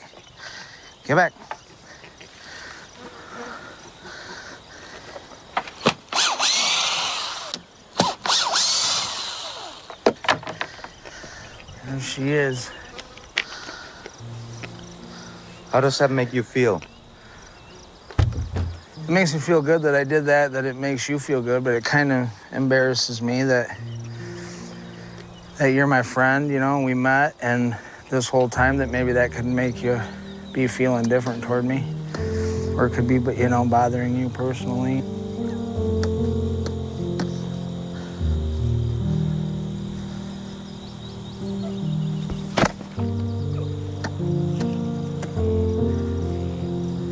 You spent the last days with us talking about your life. Has that given you any kind of reflections? Having my children and seeing the gift and the miracle of life, you know, of my children being born and how much happiness they bring to me, you know. I want to live a good, easy, normal life and not worry. That's the task for me. Being a fuck up and an animal and wild and you know, playing the game, that's easy, you know? Do you think you will stay out of prison for the rest of your life? I sure hope so. Someone messes with my family or my friends or something like that. There's certain things that I would have no problem going to prison for, but you know, that's just a handful of things. But yeah, I pray. I've managed to not go back since 2004, so yeah.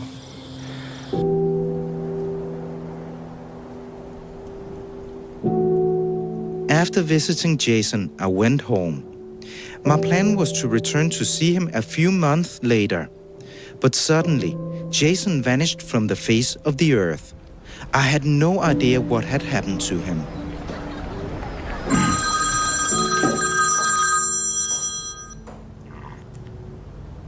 Is Stefan? Yeah, it is. Do you know how what the avenue was that you first came in contact with Jason Barker? I had written the official page or the official spokesperson of the IKA, the clan group that's out of Dawson, Kentucky. And the spokesperson for this clan, and we're now back in 2014, that was Jason Barker. Jason Barker is currently in police custody and is not going to get out soon as far as we know.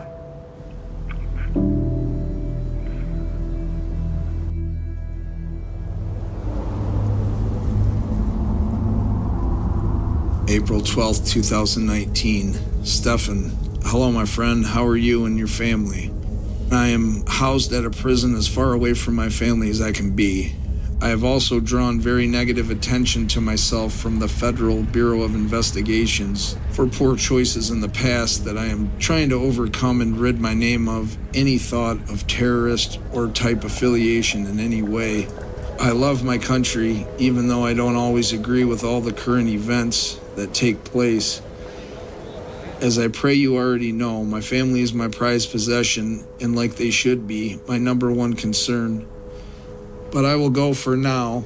I hope all is well with you and your family, and I can't wait to see you again. Until next time, Bird.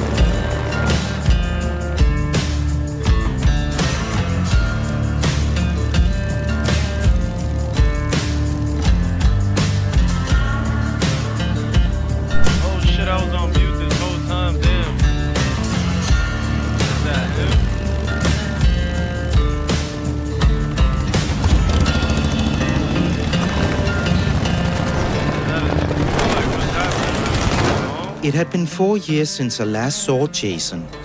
I was back in the US, celebrating his release together with his family. Among them, his cousin Travis.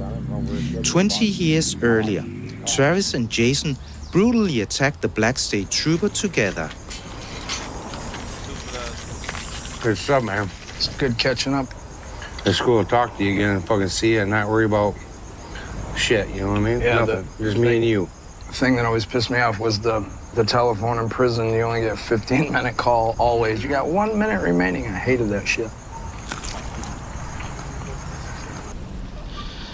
I can have this, right? Coffee. Yeah.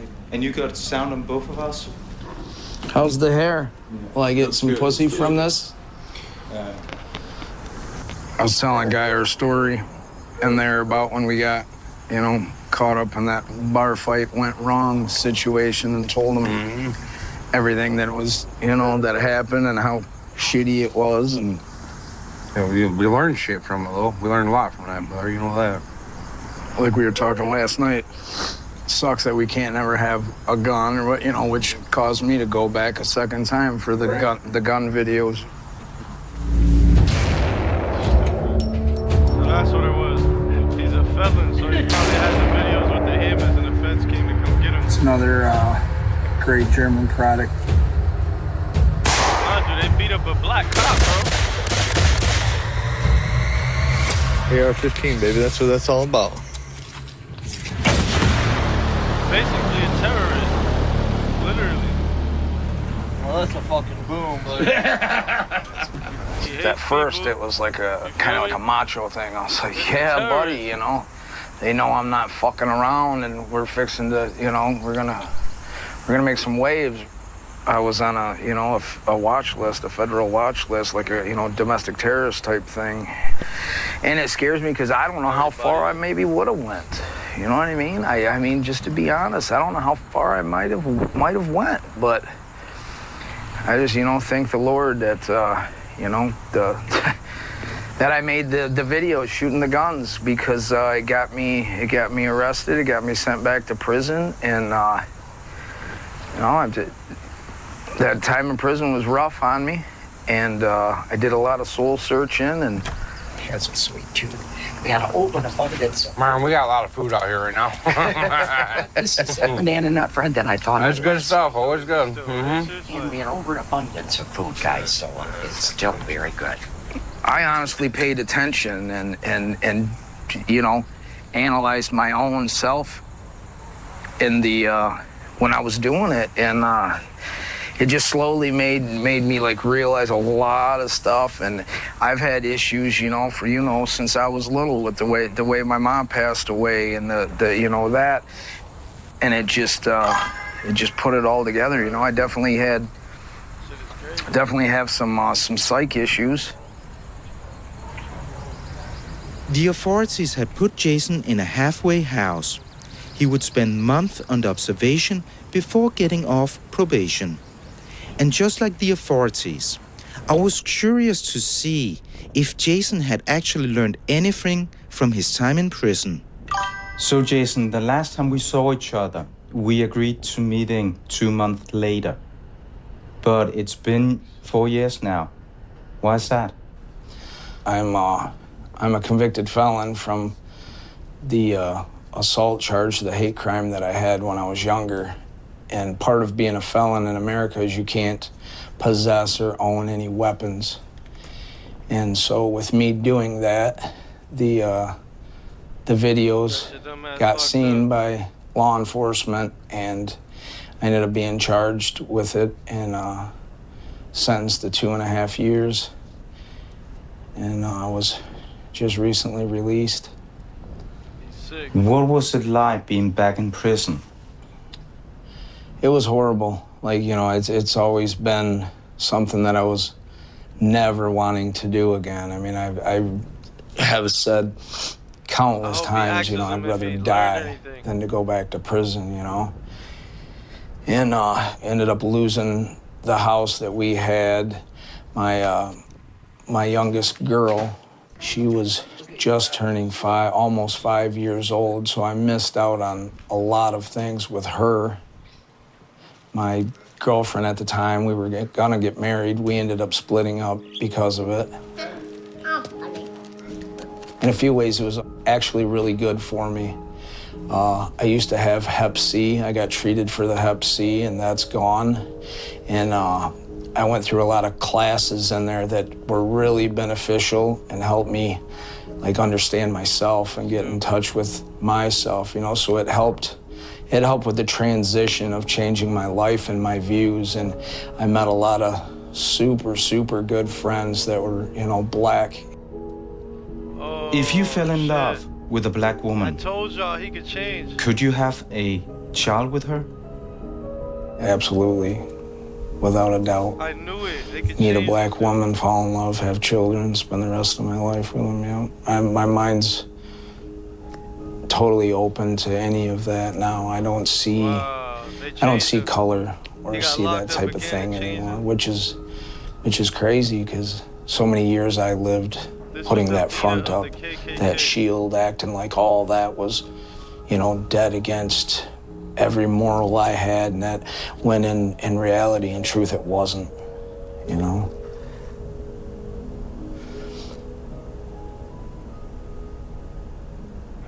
The last time we met, you were only wearing t-shirts with SS bolts. You've been very much into old army tattoos and stuff from World War II. I've brought you something a bit more peaceful. Something from my hometown, Copenhagen, Denmark. Yes. So I hope that in the future you'll wear this instead of the SS Bolt t-shirt as another proof of your change. Absolutely. I'll wear it today if you want. If you feel like it. I will definitely put it on. I truly do love it. Thank you so much.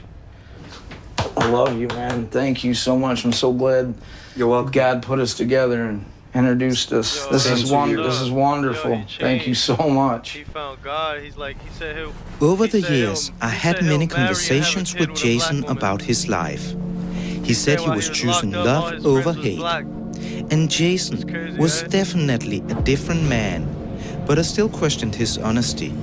Had he actually changed, or was he a domestic terrorist trying to manipulate the authorities and me? That's a good question. I found it hard to believe he was being truthful, especially after what I witnessed 5 years earlier when he sat with his cousin Red. These are tight ropes, the nigger owner's manual. Oh, yeah. These are hilarious. They're funny. It's for the slave people how to own. It's a nigger's owner manual. That's what it says. Like for one, it says right here, housing your nigger. Your nigger can be accommodated in cages with stout iron bars. Make sure, however, that the bars are wide enough to push pieces of nigger food through. The rule of thumb is 4 niggers per square yard. So a 15-foot by 13-foot nigger cage can accommodate 200 niggers. You can site a nigger cage anywhere, even. These are colors from right in prison. All this, damn near everything. This was done in the free world. This I got in the world, and the rest are. Everything I've got pretty much is in prison. We take a simple pen like this, hope he changed, and we tear it down. Change, I'm gonna be disappointed. Take the spring out, and we straighten it out a lot of times. That'll be your needle. You straighten it out, you scrape it on the concrete, and sharpen it. You got your motor there, and then you run it to an AC supply to the wall. And then ink you get through Hobbycraft, you can order Badger and Corn Ore, and it has acrylics on it, which is plastic. When you don't, and I've got a couple like that in the summertime. They swell up and itch like hell, but they go away eventually. This is white power. Red was friendly, but he also had a bad temper. I realized that when a car came to the house.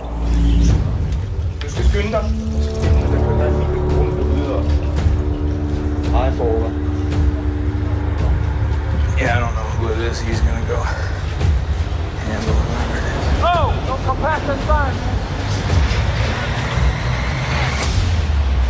Run outside to handle something. Oh shit, he got a gun now? As he approached the driver, it seemed Red reached for a gun, but it turned out to be money. Because Red, he had a secret. Drug dealer. The trespasser was not an enemy, it was Red's drug dealer. Yeah, and Charlie got to see it and scared her bad. When I was 5 years old, I watched my mother's husband shoot her boyfriend in the chest like 5, 6 times in Las Vegas when I was a little kid. They sent me to a forensic center for it. They said I was a fucking psychopath because I wouldn't show emotion. They sent me in a chair and they showed a doctor with a straight blade and then a woman, and then he reaches over in front of her and he opens her arm and he cuts it with the straight blade. And they had these things hooked up to you and your heart's supposed to race and you're supposed to, cringe, and I didn't move at all. How do you think it has affected your life, witnessing all this violence and even seeing a person get shot? If I could stand outside of myself and look in, I'm sure I would see the effects that it had. But to me, it's normal because it's the way that I've lived. I've had a job I got paid to do one time to follow a guy for 2 or 3 days. Can you imagine that? That's the time limit I had was like 72 hours, and it only took me about 30, 35, I remember that, to follow him because his patterns were so easy, and I was told ahead of time what his patterns were, and I followed him, and I took care of it. So then I started to build a name, and you got to be careful doing that shit either, because then you'll have people calling you all the time wanting you to do shit that you may not be able to get out of someday. So. And what was your job on that particular assignment? Make sure that he knew that what he did was fucked up, and I left something there for him to let him know who it was from. That's what they asked me to do, so I left a handkerchief there with some embroidery on it. And Red had been in and out of prison his entire life, always for brutal crimes. I expect to go back. It sounds fucked up to say, man, but I'll be honest with you, I expect to go back because I'm an addict, man. I'm an addict in recovery, so to speak, you know what I mean? But if you're gonna get high, you'll end up committing crime and you will go to fucking jail. And I know that this fucking demon inside is just chilling right now, and I guarantee it won't be probably a few days from today where I can't take it anymore and I'll have to go get some heroin. And when I do, it's my family turns their back. I mean, they have to. They got to walk away. They don't want to see it, 99% don't ever be an addiction. You end up dying from it. So it's just part of life. And I've accepted that myself, but my family hasn't accepted that yet. And so I could not help feeling sorry for Red. I kept thinking about what his life could have been like if he had not witnessed his father shoot another man. But Red was not the only one in the family carrying a childhood trauma. This is my mother. Her name was Rita. My father, I guess, he was quite the fucking piece of shit. Was abusive to her. So she left him and divorced him when I think I was a year old. Cleared herself of him and his poison and didn't want nothing to do with him. And, in turn, matter of fact, we got in a fight the first time I met him because I had so much anger and just things, In a physical fight? Yeah, yep. We were drinking and I kind of made a fight happen between us and I got in a fight with him. This is my mother. She passed away when she was 25, so, I don't have a whole lot of pictures, but that's her there. That's her with my grandparents. That's her. This is me as a baby with my mother holding me. It's kind of a hard picture to see, but some other ones of me and her, you can't see her too well, but there's one that I kind of like of her holding me. And quite a few different pictures. I see my daughter, so I like how she resembles my daughter when she was younger. If she could look down, your mom, watching you, do you think she would feel happy about the way that your life has developed? Hell no. I'm sure probably not with the hate and racial part. I'm sure she wouldn't be happy with that. She would want me to live a peaceful, happy life and not have any anger or any hate or any of that. I'm sure she would she was the kind of person, from, you know, what I remember and what I've been told from relatives, you know, she was just happy and a fun person, and, you know, had a temper at times when she needed it, but more or less was just an outgoing, happy people person, talkative. And so, yeah, I doubt she would be too proud of that part of my life, but he had done at first. I remember coming to out of in the ditch, and I remember him slamming the truck door, you know, and saying, like, a fucking deer. You know, he thought he had hit a deer. And I remember coming out of the ditch and telling him, you know, you hit my mom. And then, you know, the guy started panicking, and, you know, and we found her up ahead of us a little bit. You know, she must have went over, you know, kind of on the hood a little bit, and then when he stopped, it kind of threw her forward. And I knelt down by her, you know, and cradled her head. You know, she had a little bit of blood coming out of her nose and some out of her ear, and she was trying to breathe, but she couldn't. She was inhaling a little bit, but she couldn't exhale, and it wasn't long. It was just a few seconds, and you know, she took her last breath, you know, in my arms, and so that was you know, really fucked up for me, and it made me, you know, like I said, I didn't have, you know, there was no counseling or no way for me. So I guess I just dealt with it however a 7-year-old would fucking deal with it, you know what I mean? So it really fucked my head up.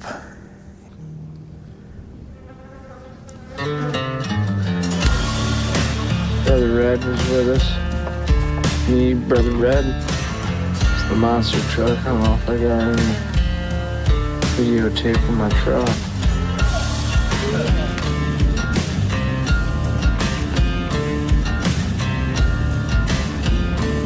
In general, Americans drive fast and stupid, and there's a lot of road rage. I mean, they even made a law over it. And road rage is, you know, people like, say that guy driving around me.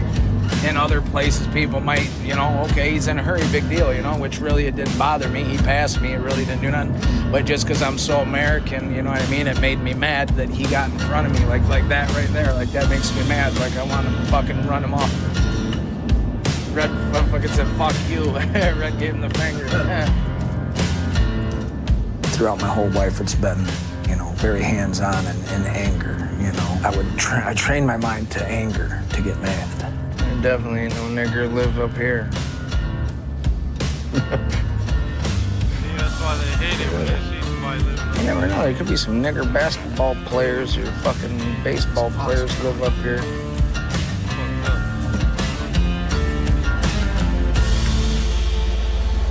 Listen, and I'm drinking some George Jones and a little bit of coke. And if we don't like niggas, I wanna be a hoe. He knows you're part of that. He's going.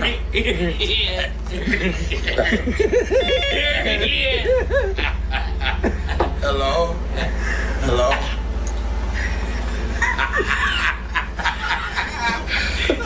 I love you, brother. We're fucking smoking dope. Yeah. See anything go. Seek Heil! Seek Heil! White power! White power! White power! White power! And I fucked a monkey and he couldn't climb a rope. And I stuck inside nigga. In his fucking throat. Well, I met the Klan the first time. I was young. I was probably about 10 years old. And they had a local guy who was a very, very important man in the movement. And he was, you know, part of the Klan. And his name was Robert Miles. But he was very, very outspoken, very well known.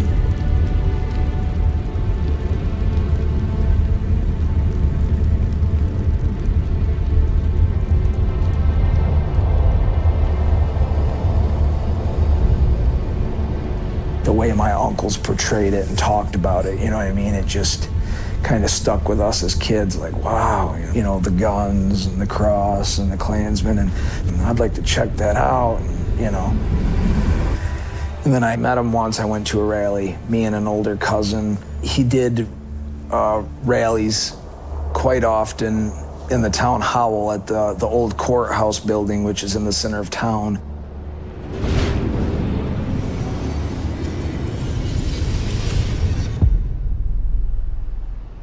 He would come to this courthouse, and him and some of his Klansmen would be posted up on these steps and draw a crowd, and they would, you know, preach and talk their propaganda, and I'm sure they used it, you know, for recruitment, but to get yourself out, you know, to try to leave, that's a major disrespect and a no-no. So you're afraid that they would go and take care of you? I mean, it's a possibility. I know for a fact that I'm on a list in the penitentiary and out here in the streets. I know for sure there's people that want to, you know, as far as beat me up and as far as kill me, I'm sure. Here, just, you know, with me, can pick you from that side. If you need some... I do have shots. I can answer this. It's Red, right?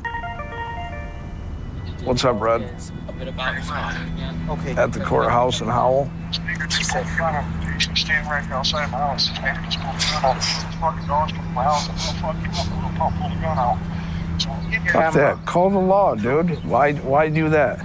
Why even get involved? That ain't gonna stop. He'll probably shoot you. Just pull it out. Yeah. Scary little bitch. Yeah. Beat the fucking nigger out of him. Call the law, Red. Don't fight with the dude. If he already put a gun in your face, you go fighting him, he's gonna take a chance in shooting you. All right, bye. What's going on? Red got into it with the black neighbor behind our apartments and their trailers, and the dude just stuck a gun in his face. When? Just now. He's like, hurry up and get here, call Blockhead, dude.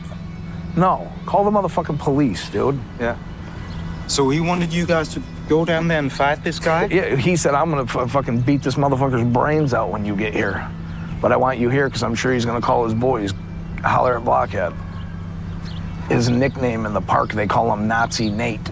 You know what I'm saying? They see the tattoos and this and that, so I'm definitely nervous for my brother's safety, but it's far enough away, I can't get there right now anyway. If something's gonna happen, it's gonna happen, but he said he was gonna call the police after I told him to, so hopefully that'll be handled and no one gets hurt. What would you have done 2 years ago? Called Blockhead and rounded up a couple other brothers, and we'd went and... Yeah, it wouldn't have been good. There'd have been a missing person, for sure. Jason's reaction to Red's call was perhaps another proof of Jason's new ways, that he no longer solved problems with violence. And Red, he ended up resolving the situation by calling the police. But we fucking love you! All of you! Yeah. We can't show this to our fucking wives, though. Because they'll be wondering, why weren't you home? Or lick my balls. Hey, Bird, why don't you show me your new tat? I got two ones, brother. You can see from there? Yeah. Okay, another one right there. Another red did. Mm-hmm. See it? Yep. And we just did the machine gun, the sniper rifle. Oh, yeah. That's cool, man. Okay. And then it's a World War II propaganda. There's an SS soldier. I got so many fucked up tattoos on me already. One of the main tattoos, you know, the biggest one that you can see, and I'm getting that covered. It was put there for the purpose of offending people and drawing attention. I never wear shorts because of it. And I'm in the process of getting all of them covered. So yeah, it's from top of the letter to bottom of the letter, Red. You know, I can't wait to get it covered. It's just another step in my change. It's super offensive, man. That is super offensive to a lot of people, not just blacks, you know, not just Jews, but, you know, people look, I would have never have guessed that Stefan had, you know, someone in his family that had to bear witness to that horrible fucking shit, you know, have the disdain and hatred and memories that he does of that sign, you know, that's unfortunate, man. Yeah, those dimensions are perfect, Red, that are on it. Oh, yeah, exactly what we need. So that's where you're wanting to line it up, all right? Okay.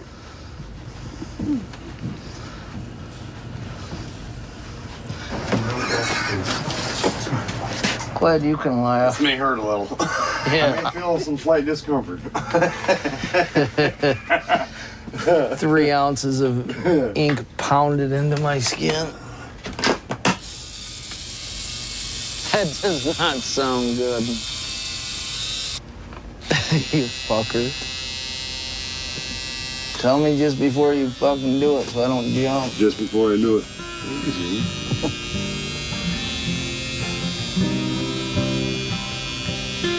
How's that feel? You know, I've felt better.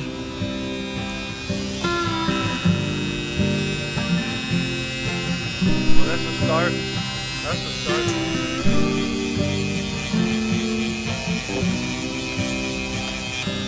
It's gonna be a big piece to heal, ain't it, Red? Oh, yeah.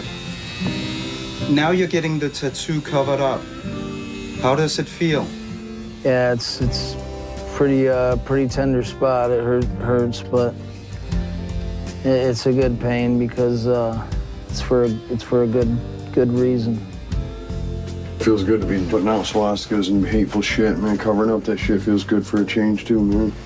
I'm glad it's finally happening, and I'm getting one step closer to ridding my body of those bad tattoos I got, and you know, my brother's doing the work, so that's another good thing, and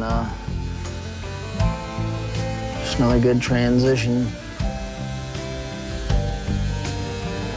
That's all you're gonna see is what's in the eyes, and I'm gonna take and put gray smoke through that. You still gotta cover up the And then I'll sides, do bro. negative shading here, It's not good enough. here, there, and there, and this is all gonna be solid black.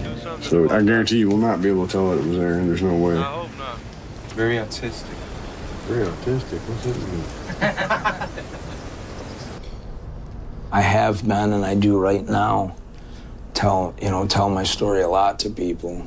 And if I, you know, there's been many conversations about it, you know, where I tell people and explain to them the things I've done and seen and what it's like to be changing. And As Jason was covering up his tattoos, his friend Blockhead felt a greater need to flash his radical beliefs. Offending other people is my specialty. And just for the world to see, that's why I put the SS bolts on there.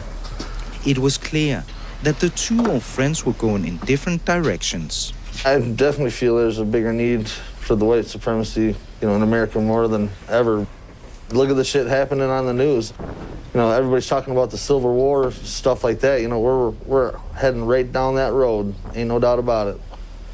How do you feel about Jason stepping out of the movement? Are you mad? Well, you know, I don't blame him to a point with the past he's had, and he's got a lot of eyes on him at all times, and it's caused him some grief along the way. But you know, I haven't had the headaches that he's had to deal with. So as far as me, you know, I'm just breaking the surface, you know. So I'm just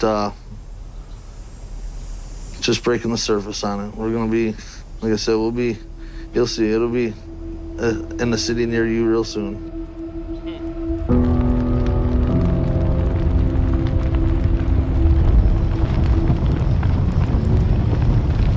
Now he's the next one they gotta convert. Yeah, he mad 'cause his neighbors too. As Jason was parting ways with his old affiliates, he started meeting new friends. Want you actually? Jason met Cedric through his old friend Coos, who was also a former member of the white supremacy movement. What would be like your advice to me as far as, meeting black people, like as far as telling them my story? Would you keep that, probably held that back until the person gets to know me for who I am, and then maybe later bring it into a conversation? Yep. Because I always worry I wouldn't about just throw that. it out there. Yeah, no. I wouldn't just throw it out there, because, you know what I'm saying, you know how people is. Yeah, Especially you getting to know them. And they do the first impression. So if I go tell them the worst thing of my life, then, yeah. You gotta get comfortable. You gotta get comfortable with a person first. Like you know somebody when you first meet somebody what the vibe is. Yeah. You know? So common ground. Yeah, you know. Well, Secretary, I want to thank you again. No problem, bro. No problem. When I last saw Red covering Jason's tattoo, I noticed a very different man. After having been in and out of prison for almost 20 years, Red was now enjoying life as a free man living in a trailer park. You also grow pot here in your house. Should we go and take a look at that? Sure, yeah. The convict and former hitman for the skinhead movement had now become a peaceful and kind of productive citizen. That's a fun little hobby, Grid. Something that all these will go outside. He had gotten off hard drugs, and he was now a father. How old was your son at that time? I want to say about 90 days, man. He couldn't have been too much more than 4 months, maybe 5 months old. You told me once that they did a test on you in prison, where they concluded that you're actually diagnosed as a psychopath. Yeah. Are you still a psychopath? I definitely was then. I definitely, I had murderous thoughts every day. I'd wake up thinking of negative shit, and I'd go to bed thinking about what I was going to do to someone if I can get out of that cage, you know? Not now, there's no way, man. I got sympathy and empathy, and I think I would be a pretty damn good example, man, that if you choose to shut off that, the negative shit in your head, man, and just see people for what they are, you know? Because at the end, it's not going to matter. You've actually changed to a better person, an empathetic father. What can bring a tear to your eye? My son. I thought of him, anything negative happened to him. Or even just my little way of life, which, you know, it ain't shit. It's a one-bedroom little trailer, but it's mine, and I love it. And my old lady, she's fucking nuts, but I love her too. And my son, he's everything. He's everything. Even when he's being just meaner than shit, he's still everything. Yeah, he's amazing. He's literally amazing. I miss him.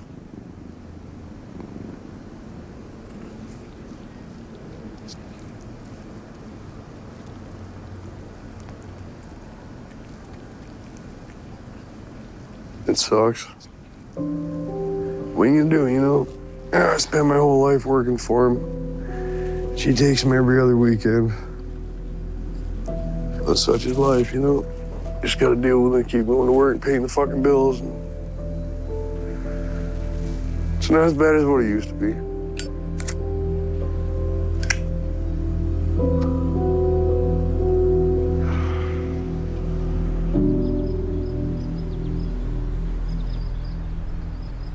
When I started writing my book about Jason, I expected his story to have a tragic outcome.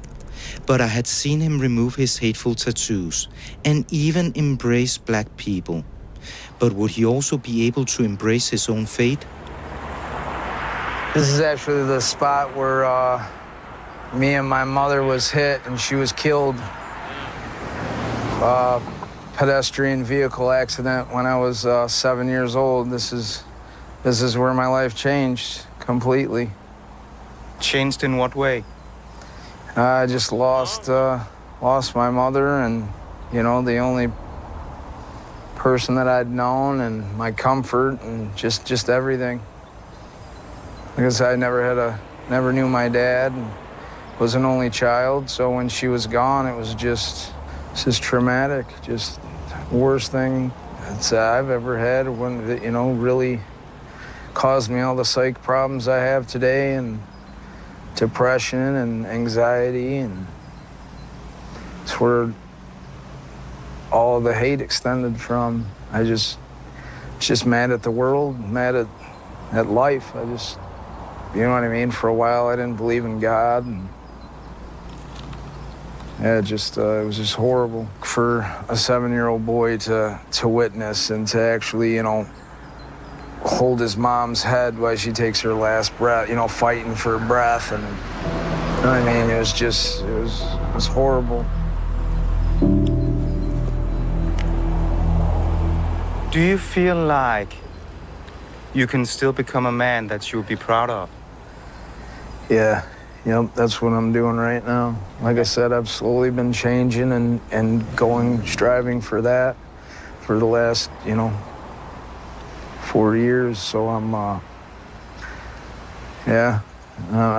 going to, you know what I mean? I should have did it a long time ago, but it is what it is. Now I just got to live what I want. I want I'm 42 years old, so I want to think that, you know, I'm more than positive I'm halfway past my life. So what I have left, this second half, I want to live right. Like I wish I'd have lived the first half, you know?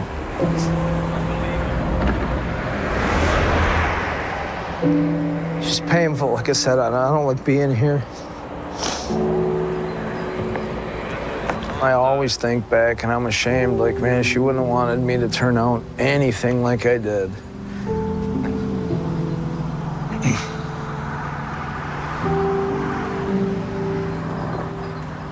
Just can't help but think my life might have been different, you know?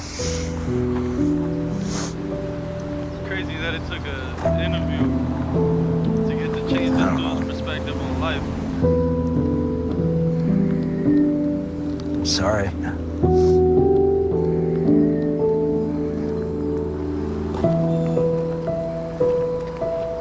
No, it must be tough coming back. Also, it goes to show all some people need is to have conversations, bro. They misled by the shit they hear and see or something. They, you know what I mean, with you around. It's good to do your own research, man. It's good to get out there, you know what I mean, meet people, talk, you know what I mean? Everybody's different. Jason Barker, reformed racist.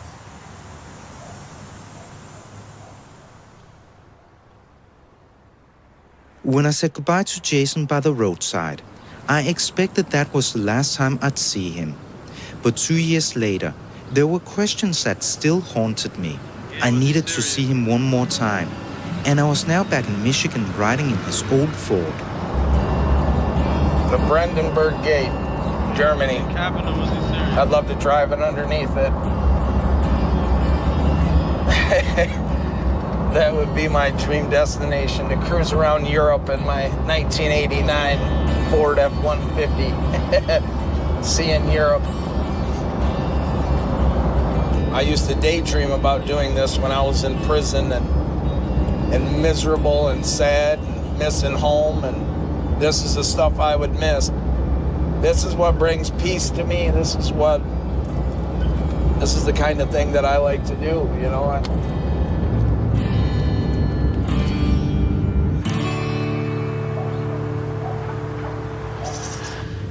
So I've let everybody know that Christmas Eve is here. Throw it all together. Decorations and junk food and Christmas movies. I hate Christmas movies. I'm just kidding. Andrew's a girlfriend that I have. I first met her when I was around 17, 18 years old. We really got along and really fell in love, and I got in trouble and went to prison the first time, and we split up, and since I got out this last time, I was able to meet her and offer more than I ever was before, and we fell right back in love, and just great. She's my best friend.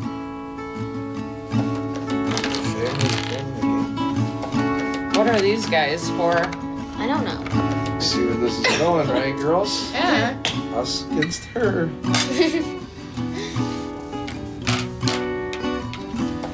She helps me a lot. Like when I slip up, she helps to pull me back together, and she makes things very easy for me with certain things that I struggle with, and she's just an amazing person. Nah, I think he's still the same. This is why I gained up I on think you. he's still You're the up same. I don't on think it changed. 3. Look at the background. You gotta look at the background. Yes. Read the room, y'all. The background, he still had all the flags and all that shit up. As I thought the story was coming to an end, I realized Jason never told me clearly why he decided to change from a man full of hate to one of acceptance. I decided to change as a person because I didn't want to lose my children in my life. They're, the most important thing to me. And I definitely want to be the person and the man and the son that my mother would be looking down and be proud of.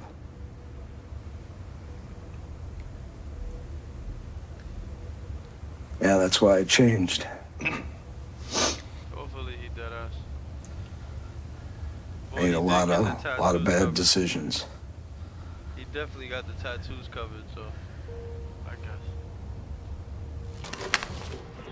I'm thankful that the women that I picked, to have children with, he's the only son I have, and he changed his last name because of it. All right, so let's face mommy.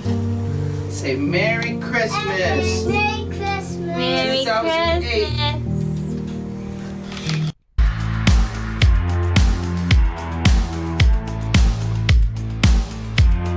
That was crazy. That was crazy. That was crazy.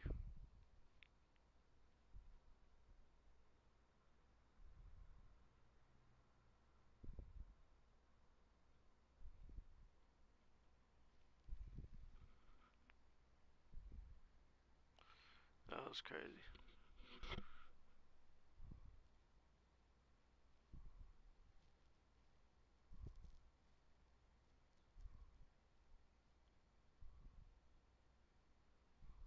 I know a guy who was a bail bondsman in Texas for decades. He knew Charles Harrelson. He said he told me he was one of the hobos. The hobos that got in the sewer? Well, no, one of the 3 hobos that are in handcuffs. Remember, they were not in handcuffs. They were marched with the cop. The three. There's a picture. Pull it up. The 3 hobos. The 3 hobos, JFK. Let's pull that up. So they're still using the mob at that time. They felt like, look, they could blow it up. Okay, that's supposedly Harrelson. In the back? Well, or no, the front? I can't see from here without my glasses. I think it's in the front, and then the front or the second guy. I can't remember. All right, can we pull up a picture of Charles Harrelson? Let's make a little comparione here. Now he admitted it, and then they buried him. Shit! Yeah. Wait, go back. Hit that. Now go back to the other picture. Yeah, that's definitely it. What the fuck? Yeah. Okay. Yo. Yeah. That's him. Interesting, right? Yo. Yeah. Yup. That front guy. You look for him. Yup. Interesting, right? I've never seen that before. Yeah. Not only that, he admitted it. He talked about it. What are the chances that guy's there? And what are the chances that he tells the cops, it's me, I did it, I shot or whatever? We don't have it because they buried it. Dude. Oh, that just sent a chill up my spine. You should get Woody Harrelson in here. See what he thinks about that whole thing. You think he would want to talk about that? I don't think he wants to, but if it comes out in a document dump, he may be forced to. Yeah, that's the thing. And like people... And his father would have told him on a visit, like a wink. Maybe, but Woody Harrelson has nothing to do with the sins of his dad. I'm not blaming. No. I love Woody Harrelson. I know, but I'm saying like guys like he's that. He's one of the Hollywood guys I love. He's amazing, and I'm sure that like everyone wants to get a clip out of him. Oh, let's ask him about his dad. It's like if he wants to talk about that, he'll fucking walk in a studio somewhere and be like, let's talk about my dad. I don't think he wants to talk about it. I don't think you're going to get a lot of gigs in Hollywood if you say, by the way, my father killed the greatest. I mean, well, people know that, but well, they don't know that he maybe killed the president, but They know, obviously, they've divorced him from that. Oh, right. You know what I mean? But still. I think it's a second divorce will be needed if this comes out, though. That is fucking, that's him. So he told Rhett Stein, who was a bail bondsman in Texas, he told him 3 times, that's me. He goes, I'm the hobo. Now, those guys were mysteriously questioned and let go, and there's no record of that either. Just look at the hair and the ears and the chin and the eyes. Go back to the other picture, Leslie, that we have right there. The one we... No. The one of... Oh, wow. That's the photo that came up when you look up the Charles... Wild, right? Yeah, where was the one... All right. It's right here. I just put JFK. Yeah, that... Dude. Yeah, that's definitely... Look at the because that's a similar angle. Mm-hmm. Look at the jaw, the ears, and the hairline. Go back. Mm-hmm. Now he's older here. Mm-hmm. But, bro... Mm-hmm. Bro! The square forehead, exact. Oh, it's exact. The forehead looks like it was transposed. Yeah. Yeah, it looks like the exact same person. That's Yeah. crazy, though. That's crazy. It's wild, right? That's wild. So that may come out. Keep an eye out for that. I'll tell you other things that may come out. Quick question before you do. These files that the executive, the president, is ordering to come out. Do you think they're the files that they've been told about behind the scenes, and there's another file that they're not told about? Yes. Yeah. I don't think we're getting it all. I think you're gonna have. I'm gonna tell you 3 things. So one is you're gonna have redactions, guaranteed. That's the first. Second, there is stuff we don't know about that's been missing forever. That's right. Yeah. Third is if there's a few that haven't gone missing yet, they still may. But you've had 60 years to go into the National Archives, which you have the key for. You could send a team in there at midnight, any night for the last 60 years.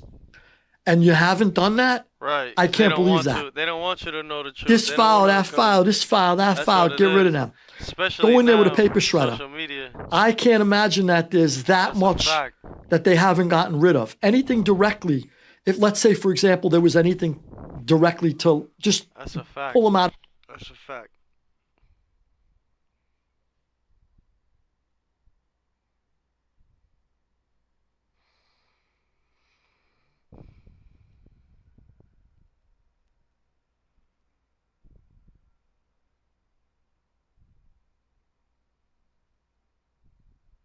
Crazy, man.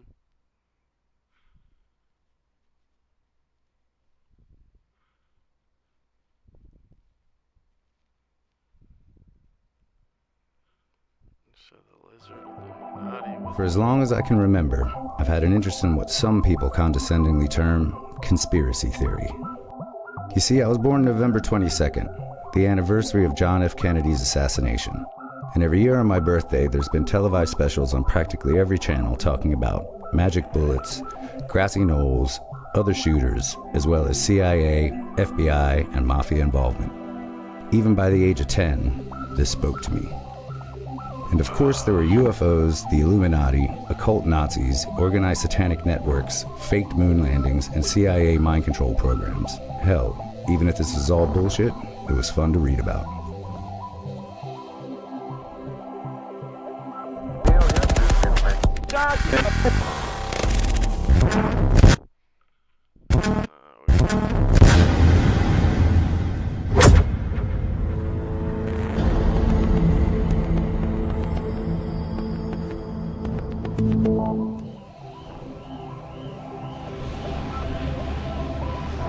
It was in 2000 that I first discovered David Icke's book, The Biggest Secret. In it, he writes about a global conspiracy, a hidden hand manipulating humanity's destiny through the shadows, using those who seem to be in power. And the goal of these shadow people? Nothing less than... Let me play this. So I'm gonna just stay ahead of YouTube and get it off my shit.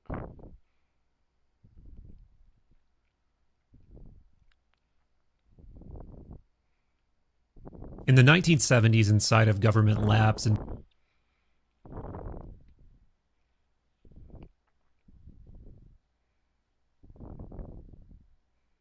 Soldier Boy is done, bro. Bro might be homeless soon. This is the absolute worst news that anybody could ever get. And if you don't know what I'm talking about the court debacle that's been going on over the last couple of months with Soulja Boy. Soulja Boy was seen visibly shooken and expressionless when a guilty verdict was read out loud today in court, accusing Soulja Boy of some very nasty accusations. This Soulja Boy case is about to turn this industry upside down, because what Soulja Boy did is horrible, is nasty, is disgusting, but it's not abnormal, right? I know 100 rappers who have done similar things to what Soulja Boy is being accused of. On or about December 2018, Plaintiff began working for Soulja Boy. Plaintiff was to act as Soulja Boy's personal assistant. Her job responsibilities included, but were not limited to, cleaning the house, cooking and or bringing food and snacks, carrying personal belongings or luggage, styling Soulja Boy's hair, driving him around, handling traveling itineraries, vetting guests, and other requests that were made by Soulja Boy on day-to-day basis. Hiring a personal assistant ain't illegal, but here's where a regular personal assistant for somebody in an esteemed profession and a rapper personal assistant differ. A rapper will use personal assistant or that job title to essentially move in hot chicks so they can crack them. Soulja Boy agreed to pay her $500 a week. This is minimum wage, but this is one of the highest payments I've seen from a personal assistant for a rapper. She would even admit that she got paid $200 a week from somebody else, and the other person ain't pay her nothing at all, just room and board. So $500 a week for regular people with regular jobs is minimum wage, but for a personal assistant who gets to live in a multi-million-dollar mansion, that is like premium pay. Now, here's where the predatory line gets drawn between how these rappers interact with personal assistants and what a regular duty of a personal assistant should be. So these rappers, okay, would move in or move these chicks in, right? So the chicks would move into their home. So she moved into Soulja Boy's residence located in Malibu, California, and Bell Canyon, California. Now, this chick will claim that she was working 7 days a week, 20 hours a day. Most of the time, these things aren't even treated like real jobs. There's no W-2s, 1099s. This is cash under the table. And that's if they're lucky. A lot of these dudes will move these chicks in, have them cook for them, wash their drawers, roll their blunts, and essentially try to clap their cheeks, right? And clapping their cheeks is essentially like the consistent duties that they care about the most. They don't care about you washing their clothes or cooking for them, bro, right? Bro, they can get a girlfriend. As soon as she moved in and started working for Soulja Boy, almost immediately, Soulja Boy began to send her pictures of his junk, trying to seduce the chick. Now, shortly after Plaintiff and employment relationship, a romantic relationship also developed. And this how they get you. This how they get you. So she was saying, yo, the relationship was consensual. He didn't grape me, or at least initially he didn't grape me. This was consensual. But under law, ain't no such thing as consensual, man, when you hire this chick. See, what Soulja Boy probably ain't realize or understand, bruh, you treating this chick like just some type of regular chick who's just living in your crib. So as soon as Soulja Boy began to clap her cheeks and sleep with her, yo, he started to forget that she was an employee, right? He stopped paying her regularly, and apparently he began to violate her, right? Acting violently towards her. Yeah. It's physical violence kicking.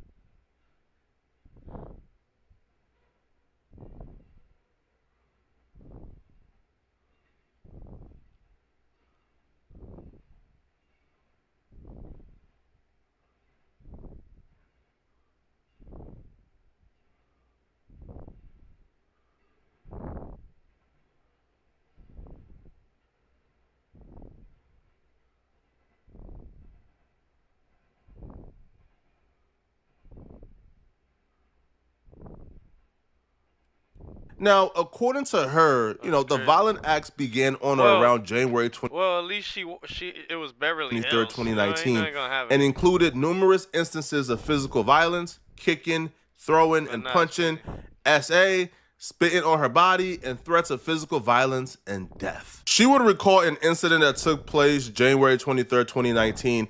Apparently, her and Soulja Boy was violating her. She was even on Tasha K, telling numerous of stories of Soulja Boy violated. Yeah, he was in his bathroom getting his hair cut. And where our bed was, you could look like straight into the bathroom, like right where you are. And then the door was downstairs and the front door, like right there as soon as you get to the bottom of the steps.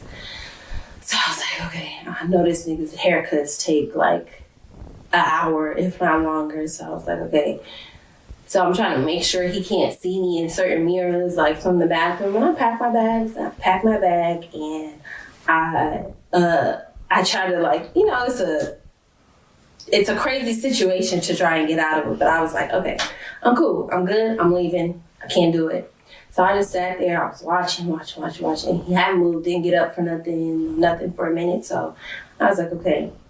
So I got my bag, and I walked down the stairs, and I was like halfway down the stairs, and I felt him press it against the back of my head.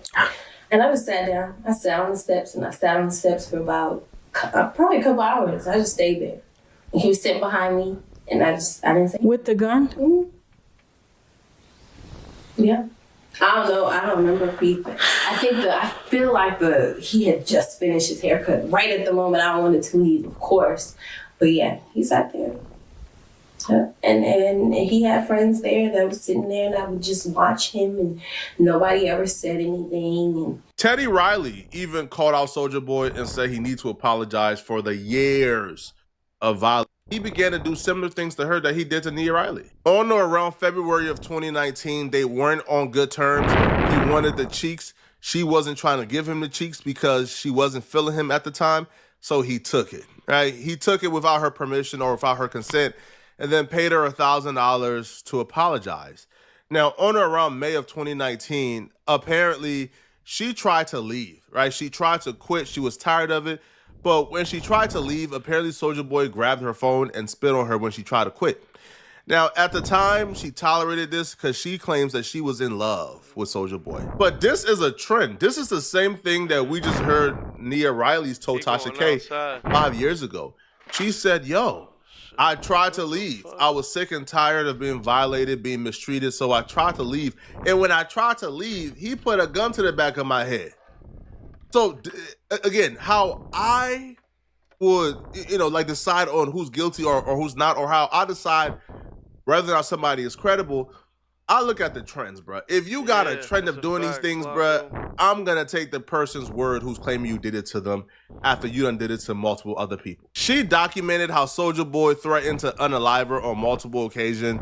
He would brutalize her pretty badly, and how on one occasion, he hit her so hard in the back of her head that she fell unconscious and had to wake up in a locked bedroom. This is not just regular rage. This is like uncontrollable psychotic rage. This is in Graper, according to her. All right. Now, if we scroll down and go to paragraph 22, on or around September or October of 2020, plaintiff attempted to retrieve her belongings after leaving. And when she tried to, apparently Soulja Boy refused to give her her belongings, and he used the opportunity to grape the plaintiff again. This chick came to court with receipts, with photos, with text messages. She came to court with, it's as if she was documenting this as it was happening, knowing she was about to sue. Because she had receipts for every accusation she made against Soulja Boy in 4K. So Soulja Boy had to testify. He had to take the stand because, bruh, like this chick got nothing but proof. So Soulja Boy had to take the stand to do some damage control. Now, his lawyers will question him about conduct. He would say that every time they were intimate, he would ask her if she wanted to be intimate, and it was all fully consensual. Now, one of the things I did pay attention to, right, was the above, man, was when Soulja Boy was questioned about being rich and all the money he has, because his finances is a big deal, all right? His finances is a big deal in this situation. Soulja Boy was forced to admit to all the things he capped about, like making $15 to $20 million from Crank That. He said it was cap, all right? And they asked him how much has he made this year from streaming, all right? Well, not the music, but from streaming his video games and TikTok and stuff like that. So when asked about his money from online streaming, Soulja Boy said probably like 18,000 so far this year. You've only made 18,000 this year? Yeah, because it takes a while for the money to like produce from the streams. Oh no, so it looks like this is for music. $18,000 this year off his music, which to me honestly makes sense, all right? So Soulja Boy says his bank account fluctuates and that trial is taking a lot of his money. And he will say he makes $300 to $400 per live stream on TikTok. Now Sembrino also asked Soulja Boy about him saying he'd been offered $140 million for a video game system. Now, mind you, this was part of the cap that Soulja Boy was capping about in like 2016, 2018. All right. So Soulja Boy said it didn't go through. But Soulja Boy told us he already got the $100 million. All right. So Soulja Boy laughed when Sabrino asked him if he's worth $100 million. All right. So Soulja Boy admits to all the cap in court. All right. But ultimately, bruh, the messages to prove he got found guilty, it was an easy call. Now, afterwards, Soulja Boy came out and decided to speak to the public. Now, mind you, usually when somebody gets found guilty, all right, or when a verdict comes, they walk out of court with their lawyers. Their lawyers have a press conference and they talk. No, bro, Soulja Boy walked out of court by himself, left his lawyers, and gave Megan Cuniff a statement. And here's what Soulja Boy had to say about the guilty verdict. About the verdict. Today, I stand before you deeply disappointed in the verdict delivered in my case.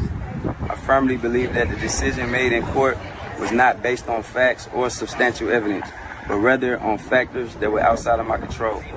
The truth was overshadowed by the involvement of individuals such as the jury who were not present during the events in question.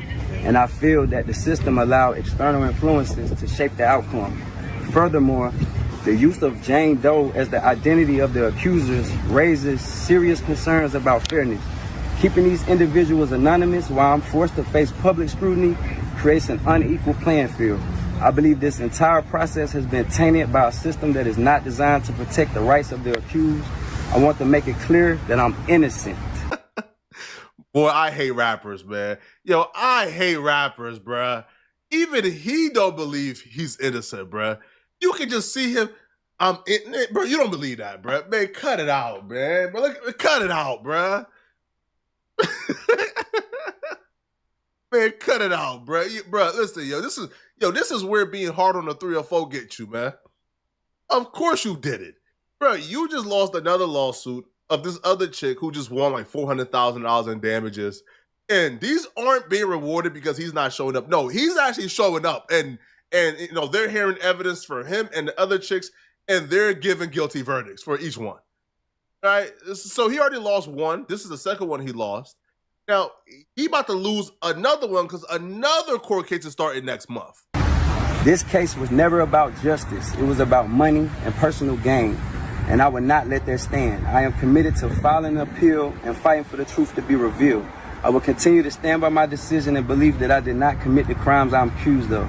Thank you to everyone who has supported me during this time. I promise that I will fight until the end to clear my name and expose the truth. Thank you. I'm so sorry. Would you mind repeating the first three sentences? I apologize. Today, I stand before you.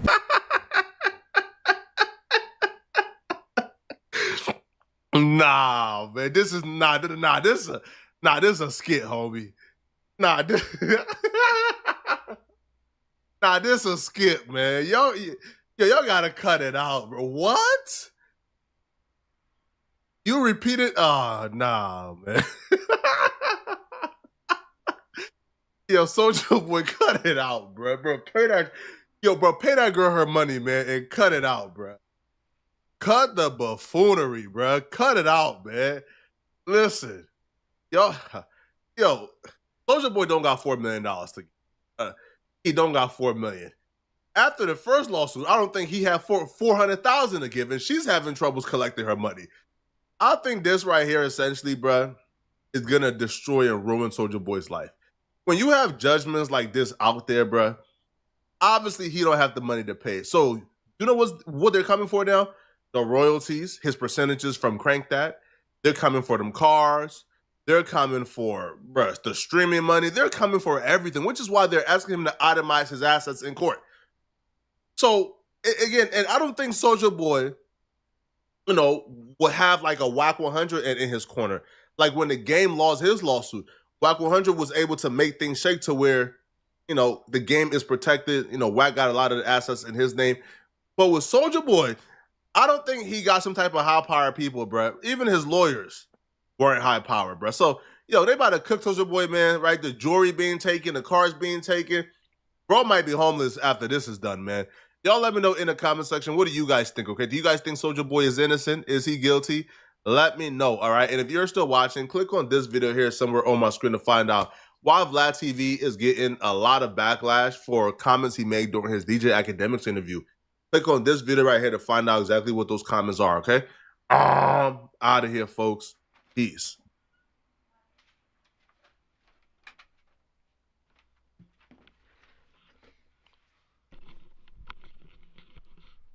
Yo, I'm about to. Nah, let's keep it going. Fuck it.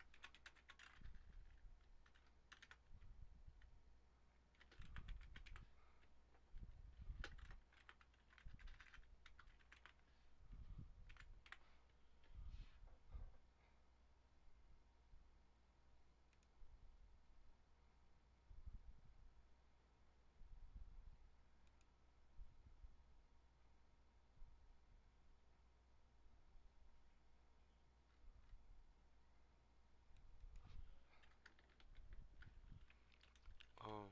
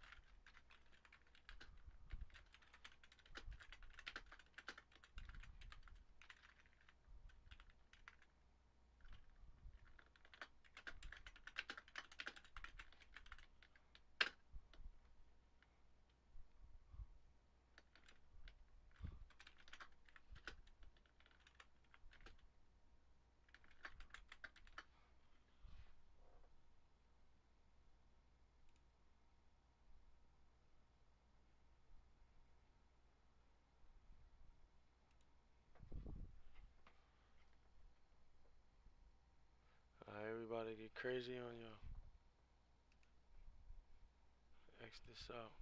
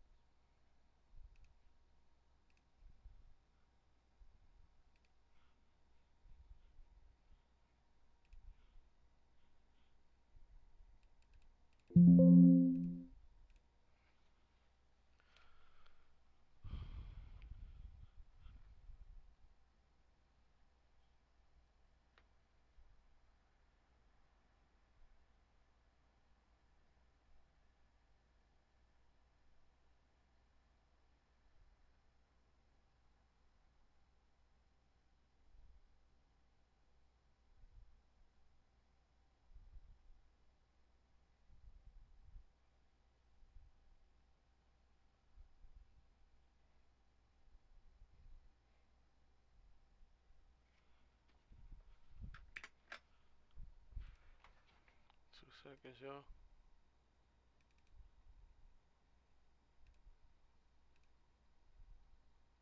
Here, we back with it.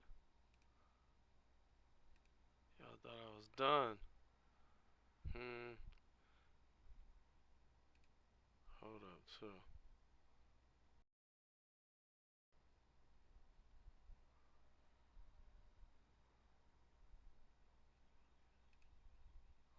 Let's go.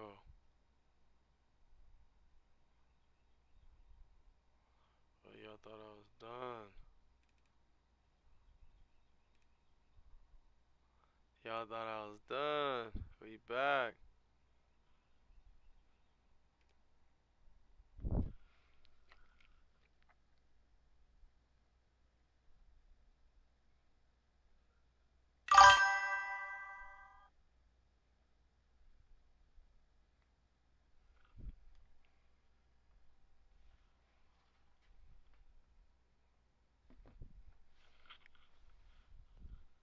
Two seconds, y'all.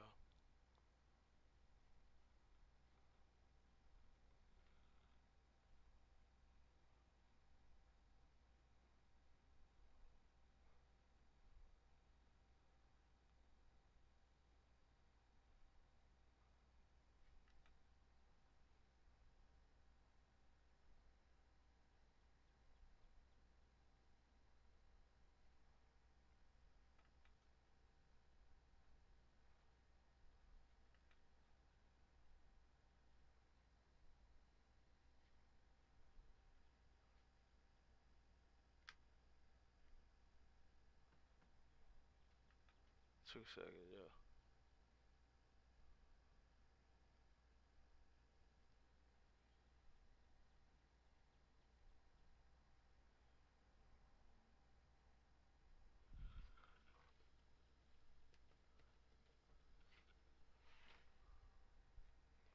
Let's try something real quick.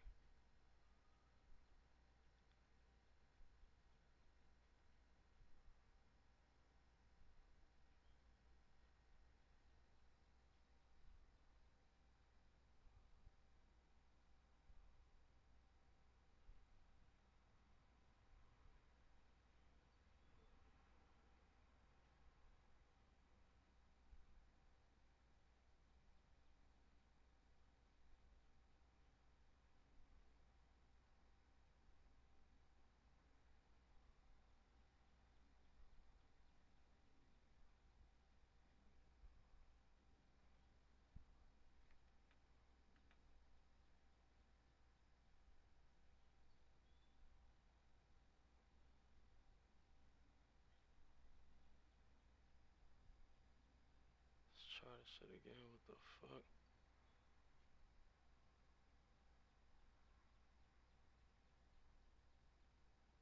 Here you go.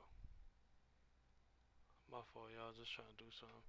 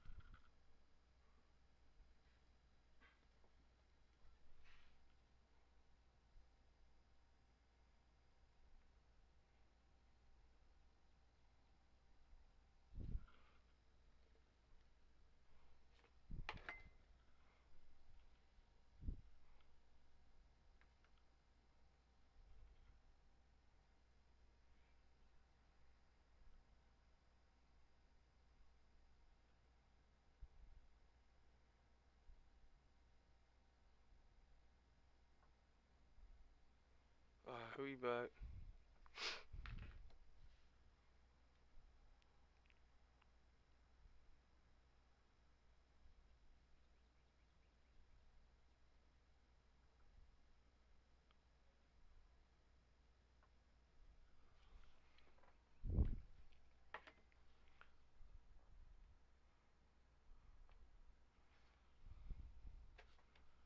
Alright, let's see what the bean got going on here. What's G life? Whoa. Okay, chain gang H-Time. A bunch of them is down. Checking NYC is up. Okay. Alright, let's see what the Boston shit looking like.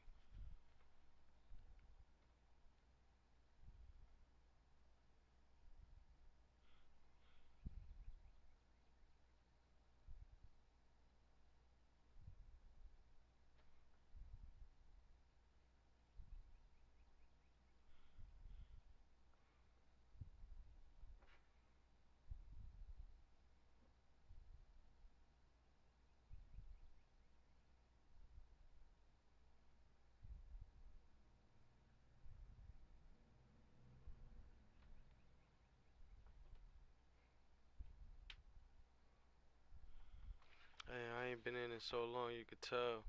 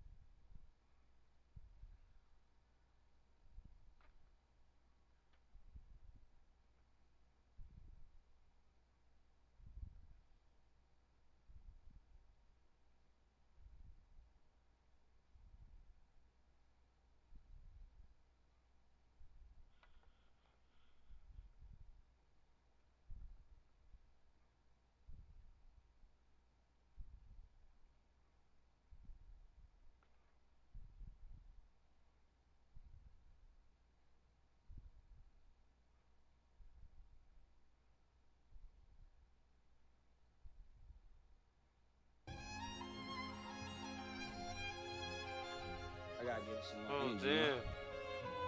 It's mad different now. Bobby. That's what's up.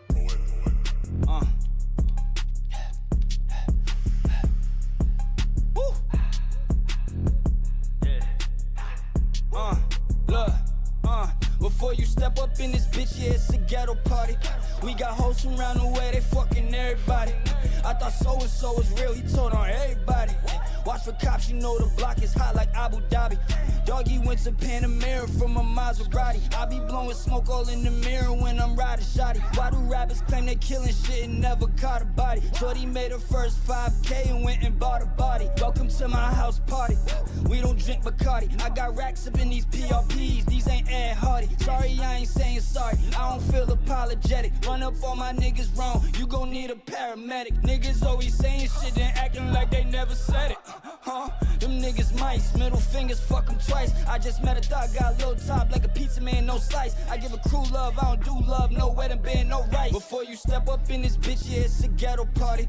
We got hoes from around the way, they fucking everybody. I thought so-and-so was real, he told on everybody. Watch for cops, you know the block is hot like Abu Dhabi. Doggy went to Panamera from a Maserati. I be blowing smoke all in the mirror when I'm riding shotty. Why do rappers claim they killing shit and never caught a body? Shorty made her first 5K and went and bought a body. Bitch, I'm way too hot like Scotty. Shake your bolo yachty. Drip too hard, the weather cloudy. Master P, I'm bout.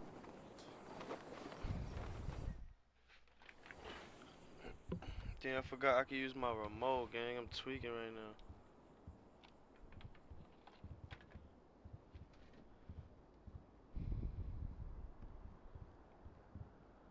Oh, it's dead?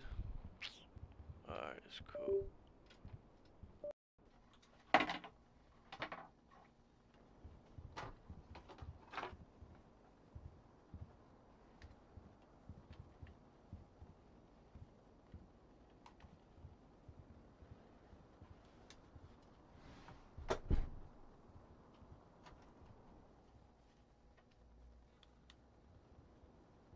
Let's go.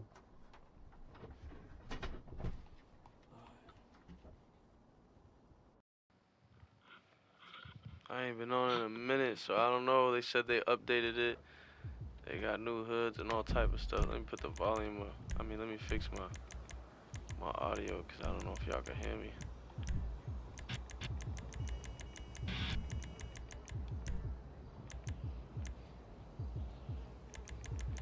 Yo, yo.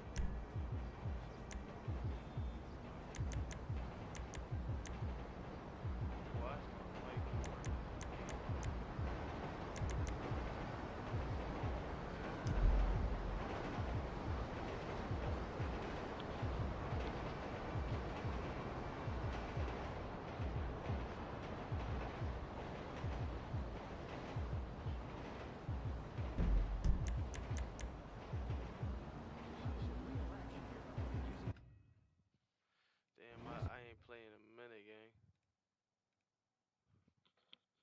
I ain't played in a minute, dog. So for me, shit, you know what I mean? I wonder if, damn.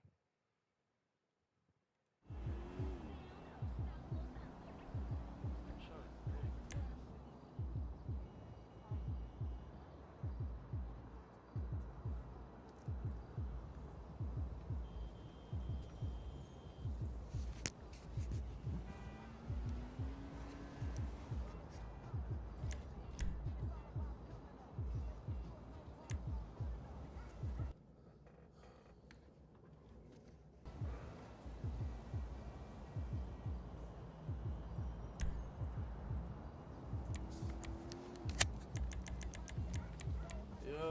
Yo, damn, why? Voice volume, something's not right. What I'm doing wrong, gang? What I'm doing wrong? What I'm doing wrong?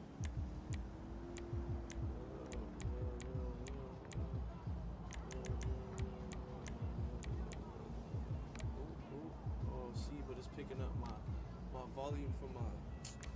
That's not what I need.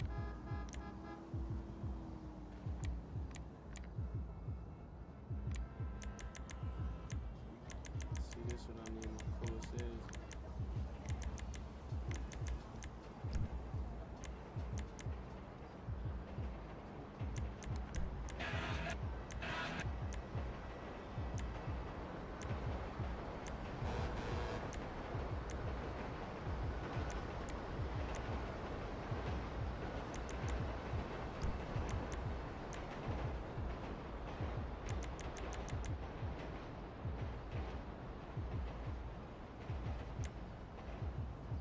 What am I missing? What am I missing? See, can y'all even hear me out here? Can y'all hear the cars?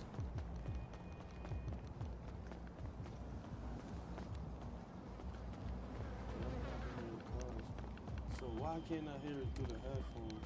Wait a second.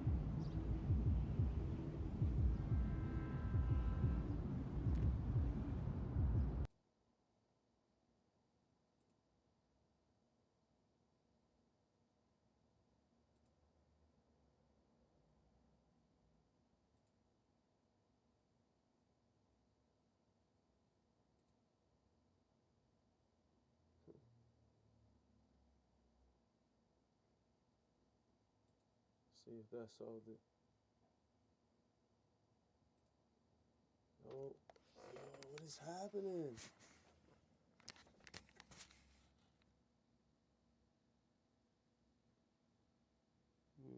Oh, I got another idea. Try.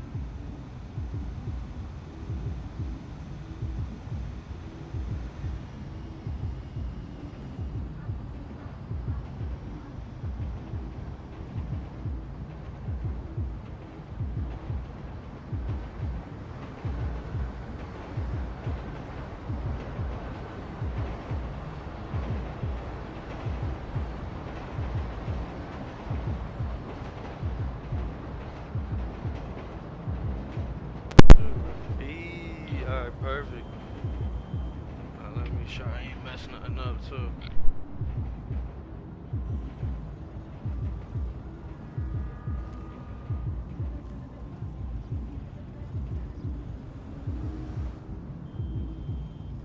Alright, we back, gang. The only thing is that my controller was so dead, it's like dying on me while I'm using it. Insane. So yeah, let's try to. I don't even remember how to get my phone out.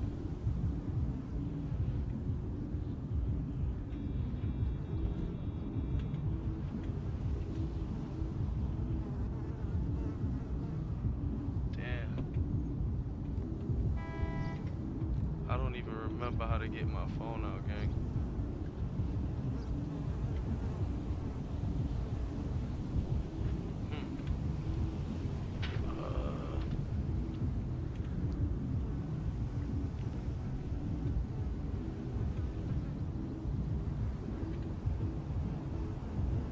I forgot. Damn. And I just did it a couple minutes ago.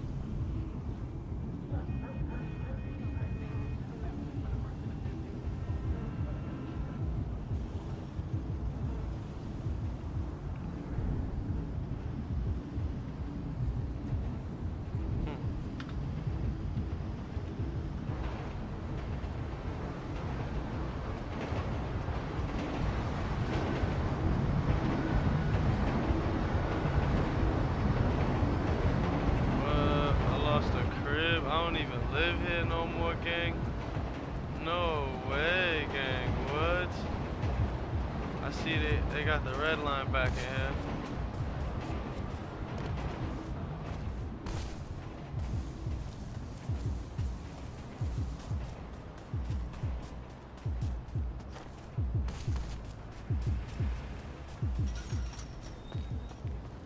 Damn, I don't remember how to open my inventory.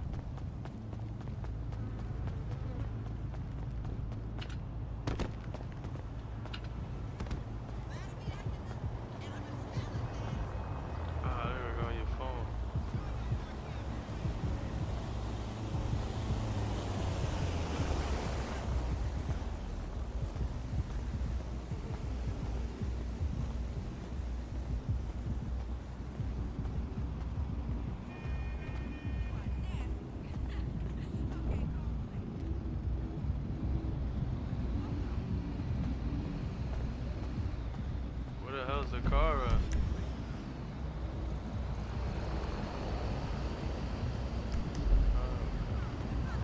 Tell them devils eat a big dick.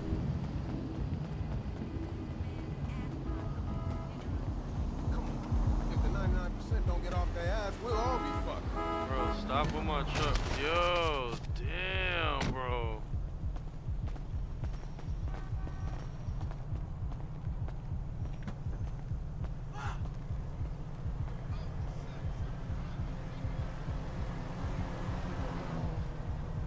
How the hell you looking that side of that back?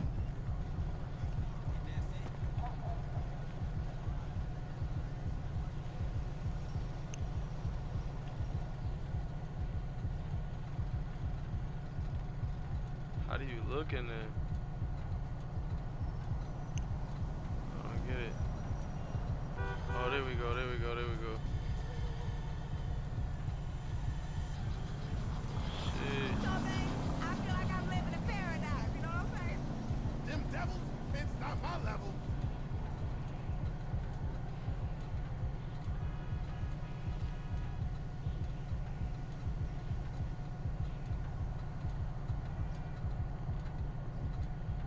Damn.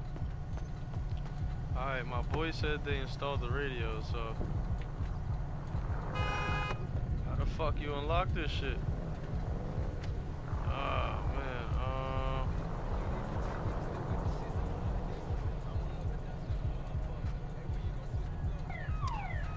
my own car, I'm lockpicking my own car, bro. That's crazy, man.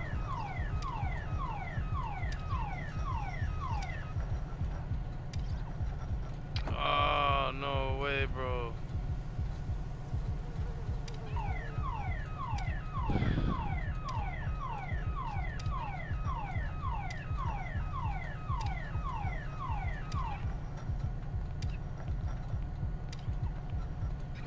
Nice like that.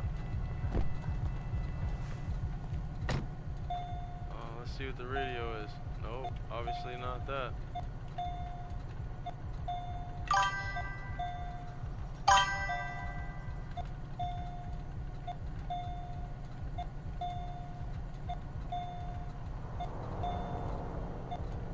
Maybe CarPlay.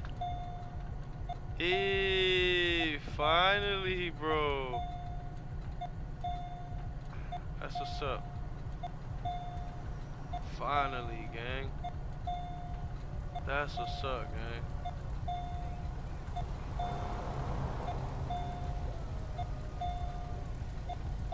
Oh, here we go. Let me see. Y'all know what I'm gonna put on. Y'all know what I'm gonna put on. See something.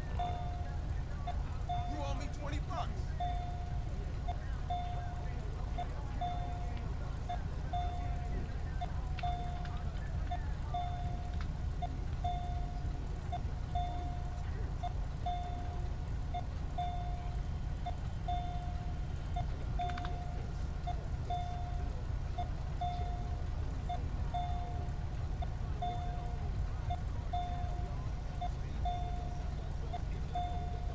Yeah, I got some shit in this stuff.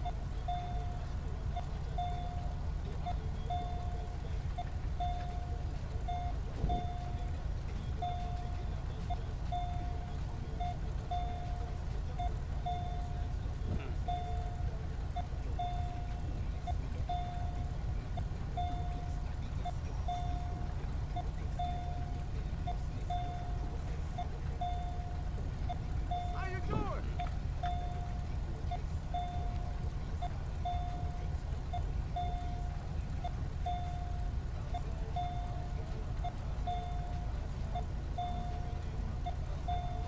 Yeah, tie you up like tits.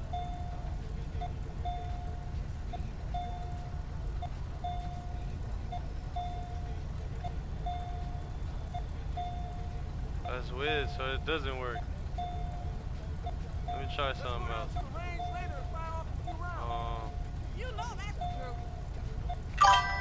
Try something else. What you been waiting for? What you been waiting for?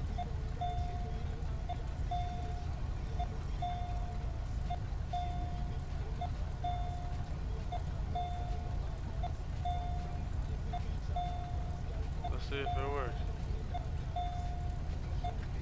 Try this one. Ah, shit, the throwy. We got the Oh, I gotta log in. We'll all rise for the national anthem of the world. It's Lord Tariq and Peter Gunn. Deja vu. Ah! Get your ass out to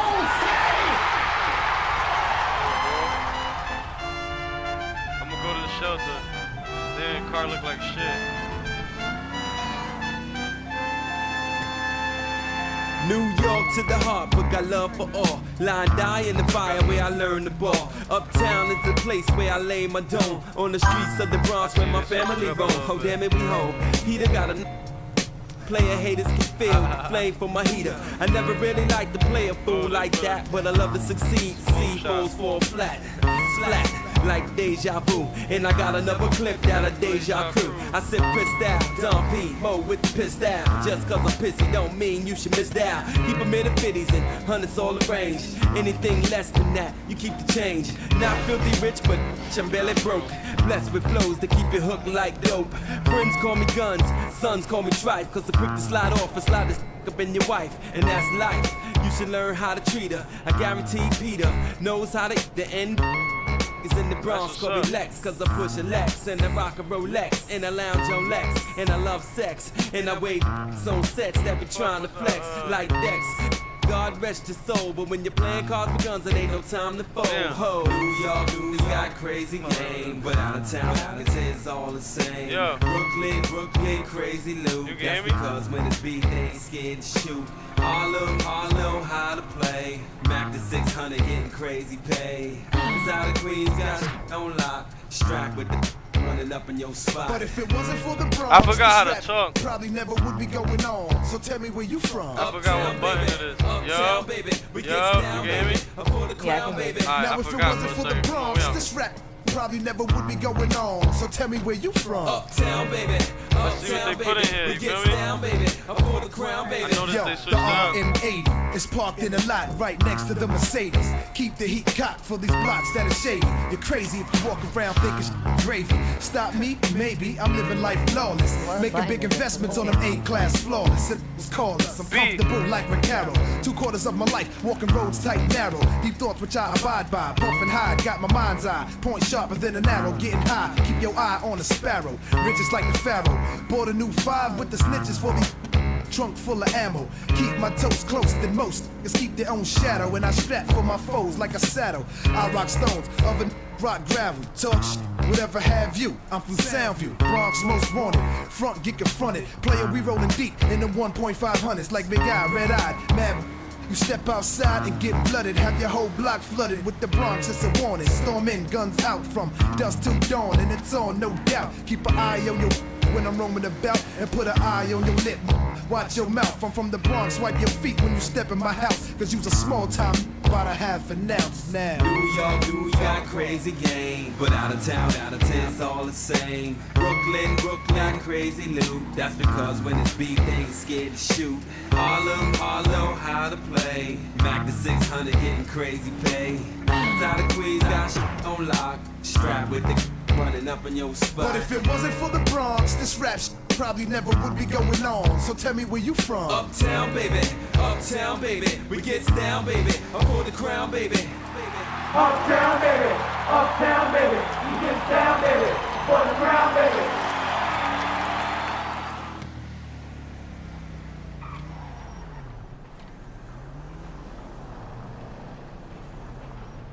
You hear the train? You can hear the train? Yeah. Look, it's the red line. Look, it's the red line. It's fire, right? 2 seconds.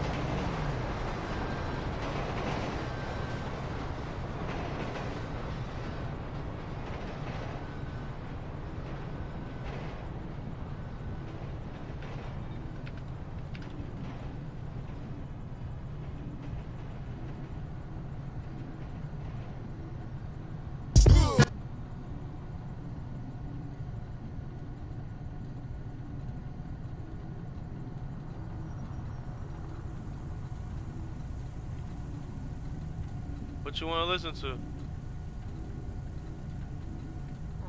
with some bachata. Some bachata in this car? Hey, darling, I ain't seen you in forever. It's just a Okay, shitty car. why you asking me? Okay. Hey, buddy. What was you gonna play?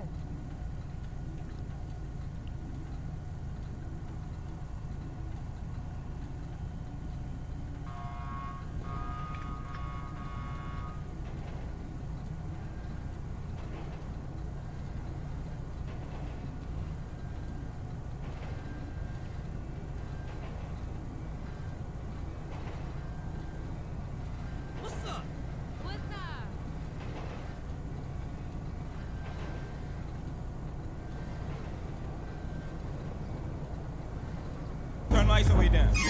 What?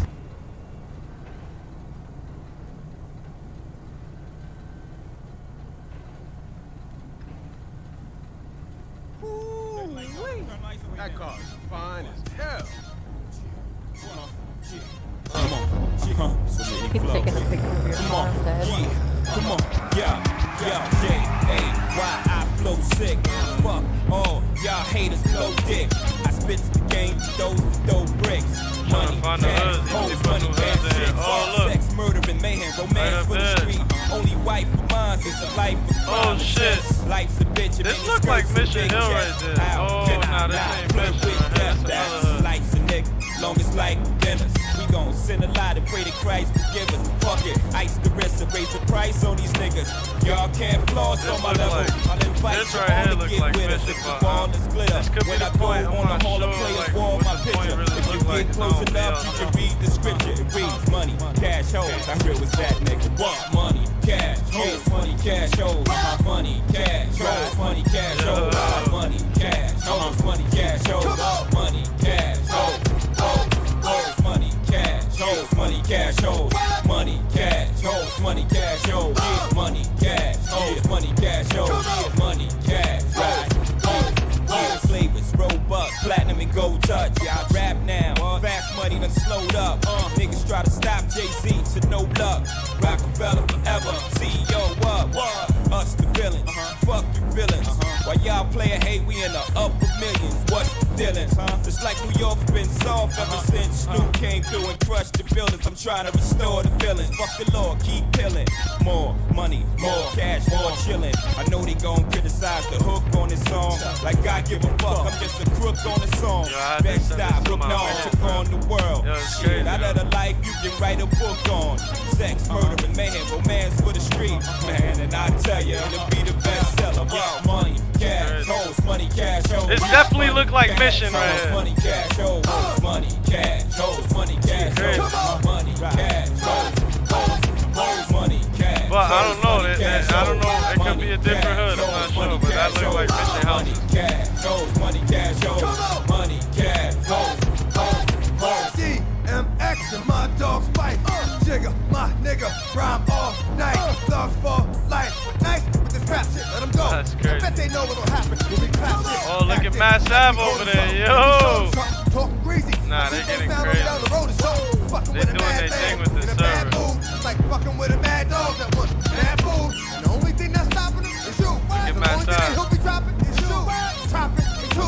Look at Mass Ave, y'all. The response from the street. This is one dog that loves all me. But get back just cause Yo, they got crazy. Bro, this is South End, bro. This is crazy. Where my nigga? All I'm here is right here, my nigga. This looks fire. Cash, This look like cash, hoes, money, cash, around Mass Ave. This South End. money, cash, hoes, money, cash, hoes, money, cash, hoes, money, cash, hoes, money, cash, hoes, money, cash, hoes, money, cash, hoes, money, cash, hoes. Cambridge. Starting your route. Yo, they got Galleria Mall. Recalculating. I gotta check this out. Keep left.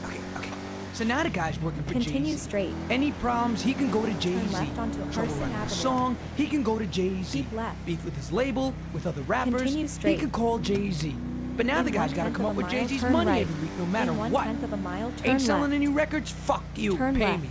Oh, you want me in your video? Fuck you, pay me. No one's coming to your shows, huh? Fuck you, pay me. And then what do? When you can't borrow another dollar from the label? You can't sell the single in the stores? You light a match. You blow the joint. Turn right. Look at they got ambulance, I'm dead. Continue straight. Looking at everything they got. This is fire.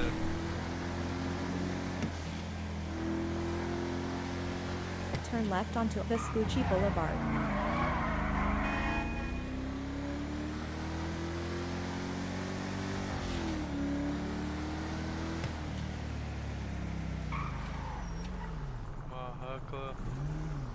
It's crazy. In 1/10 of a mile, turn right. Turn right. In 1/10 of a mile, turn left. Recalculating. My fault, y'all. When possible, make a legal U-turn. Turn left onto San Andreas Avenue. Continue straight. In 1/10 of a mile, turn right. Turn right. Continue straight. Turn left onto Recalculating. What? When possible, make a legal U-turn. You sent me down here. You have arrived.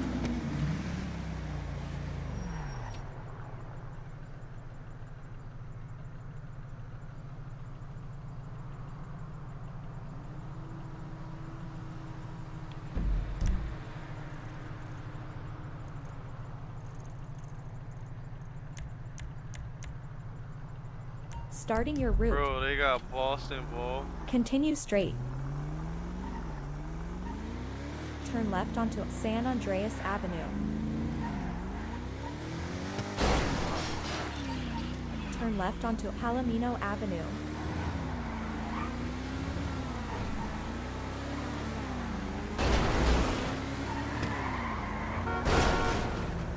Keep left.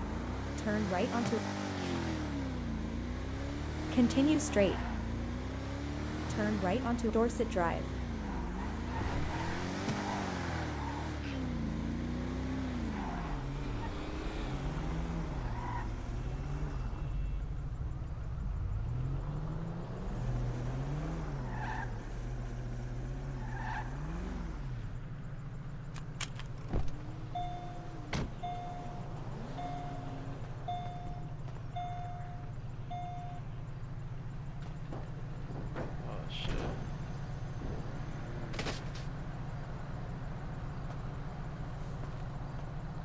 Forgot how to change the inventory. How to look through the inventory. I'm at what is it? There we go.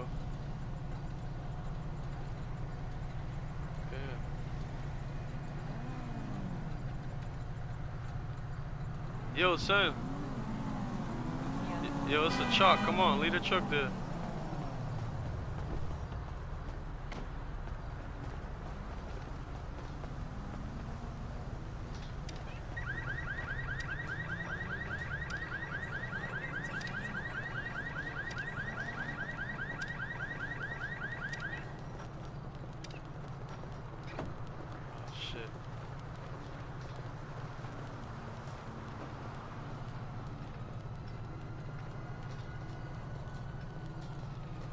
Come on, get away from it. Careful! Really? Oh, let's take this whip.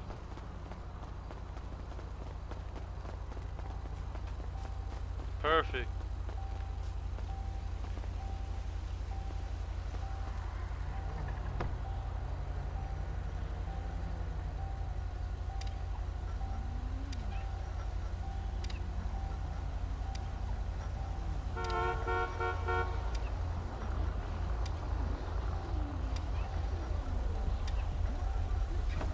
Hold on, let me try to take this shit right here. Shit is worse than war. Bam. Damn, he did. He wasn't playing. Yeah, I was trying to take it. Damn, I just gotta press those buttons fast enough though.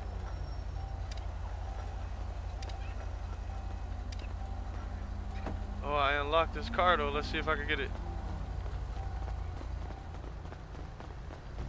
Try to open it.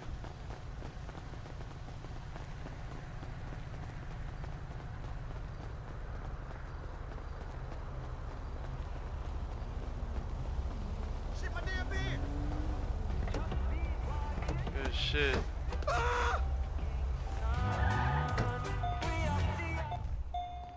Damn. Oh wow. Nah, it's all good though. At least we in it.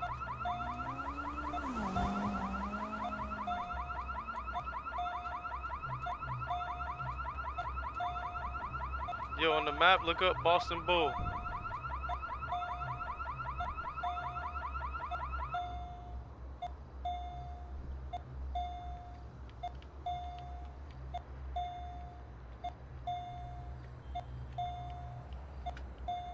Why the fuck it not turning on?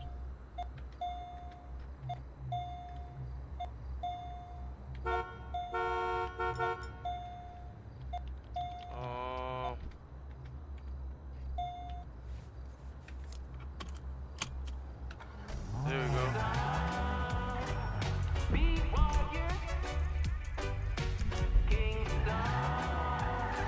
Recalculating.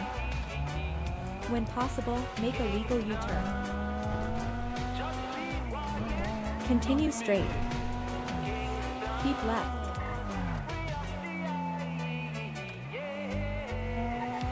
Turn right onto Las Lagunas Boulevard. Keep left. Continue straight. Take the exit. You have arrived. Nobody no identify. Nobody's unidentified and just a lie there. Then when they gun there, dead pan Saturday, buried Sunday, like Solomon a gun there, like I know sons of Solomon them up down there. Leonard how will a pinnacle and them land there. Subdivision them deal it under hand there. So learn it 'cause them come back with them plan there. So tell me how far do you wanna go now? Hey, got them rat-ta-ta-ta-ta when you pop out, pow, wow, wow, wow. Am I tripping? Or do you see a boss? It's in there, I saw it. Where? Boston Bull? Where? The bowling alley is right there, in between the, right there, look, right there. No way.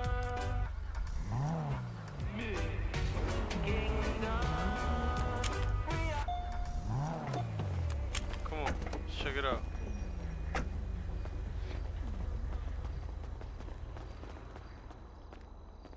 That's crazy. We got one of these IRL in the bean, you heard? It's fire. It's crazy. Yeah, that's crazy.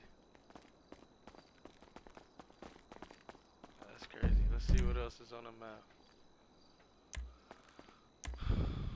They got Brigham and Women's and BMC. Yo, that's dope. Lawrence, New Hampshire. They say Aaron's Furniture.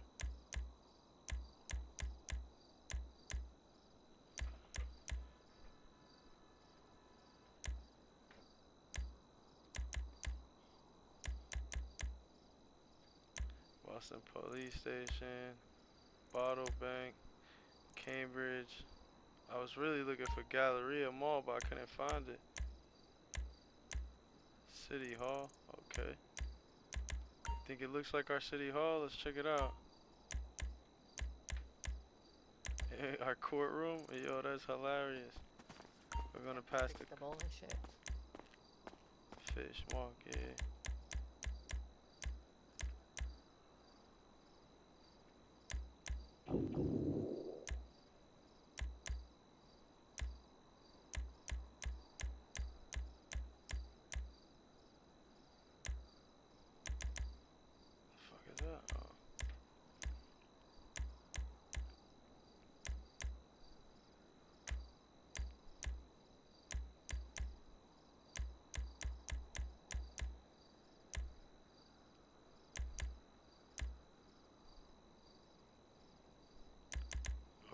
State Police Barracks, yo, I'm dead.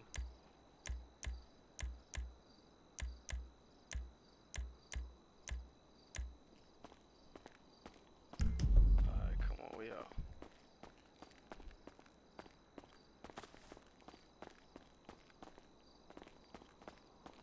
the hell? It's a random ass laptop on the floor, bro. Oh. Bust my eyes.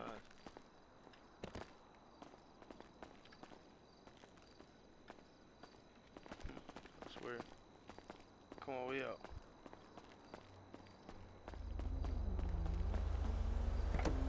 Starting your route. Turn left onto Carcer Way. Continue straight.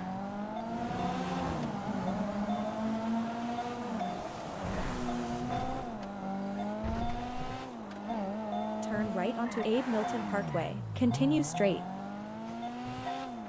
Turn left onto Eastbourne Way. Continue straight. You have arrived. What? Oh, this gotta be City Hall right here.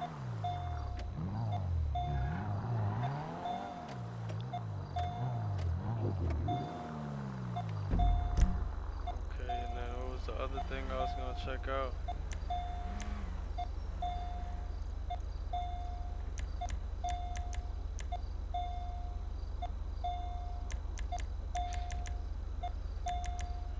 They got good times? I'm dead. No, they don't. This ain't Starting what I think your it route. is. Recalculating. This ain't what I think it is. Bro, this is not what I think it is.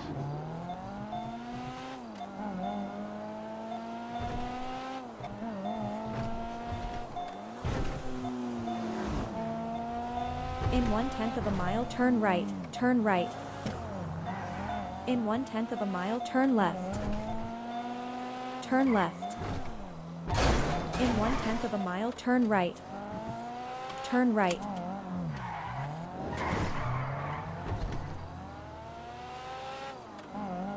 Continue straight. Look at McDonald's. Turn left onto Las Lagunas Yo, Boulevard. look at McDonald's. Continue You straight. see that? Yeah. Hey, yo, look, JP, yo. Yo, take a picture of this for me. Send it to me.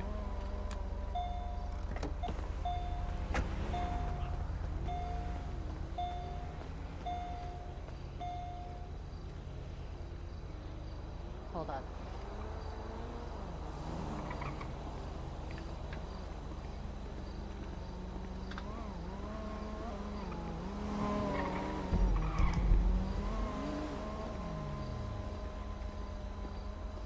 How you do emotes again? Send your emotes. Obviously.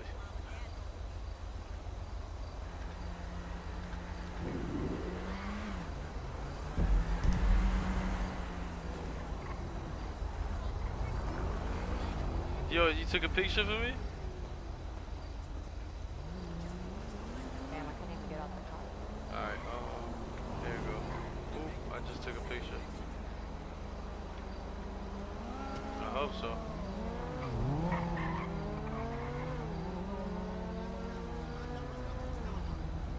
Yo, you took it?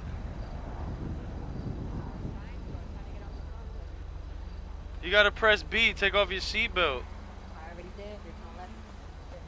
So spam F and X.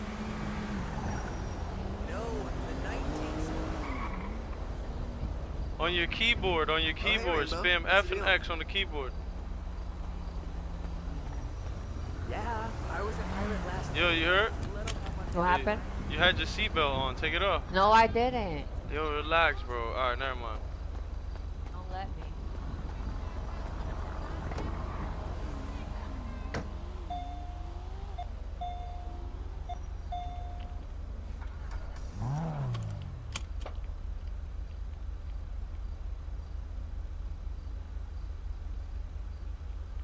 Damn, bro, the game's acting up.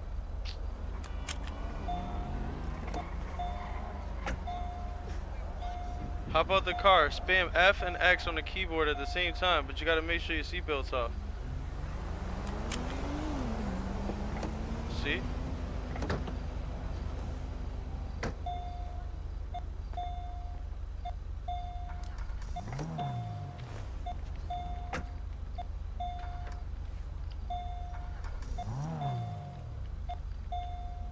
Yeah, it's acting up. Yo, I'ma just end the live. We just come back later, or you can stay if you want. I don't, you know what I mean? I don't give a fuck.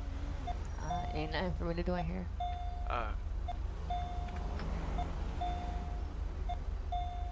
Alright, y'all. Let me get with y'all later, gang.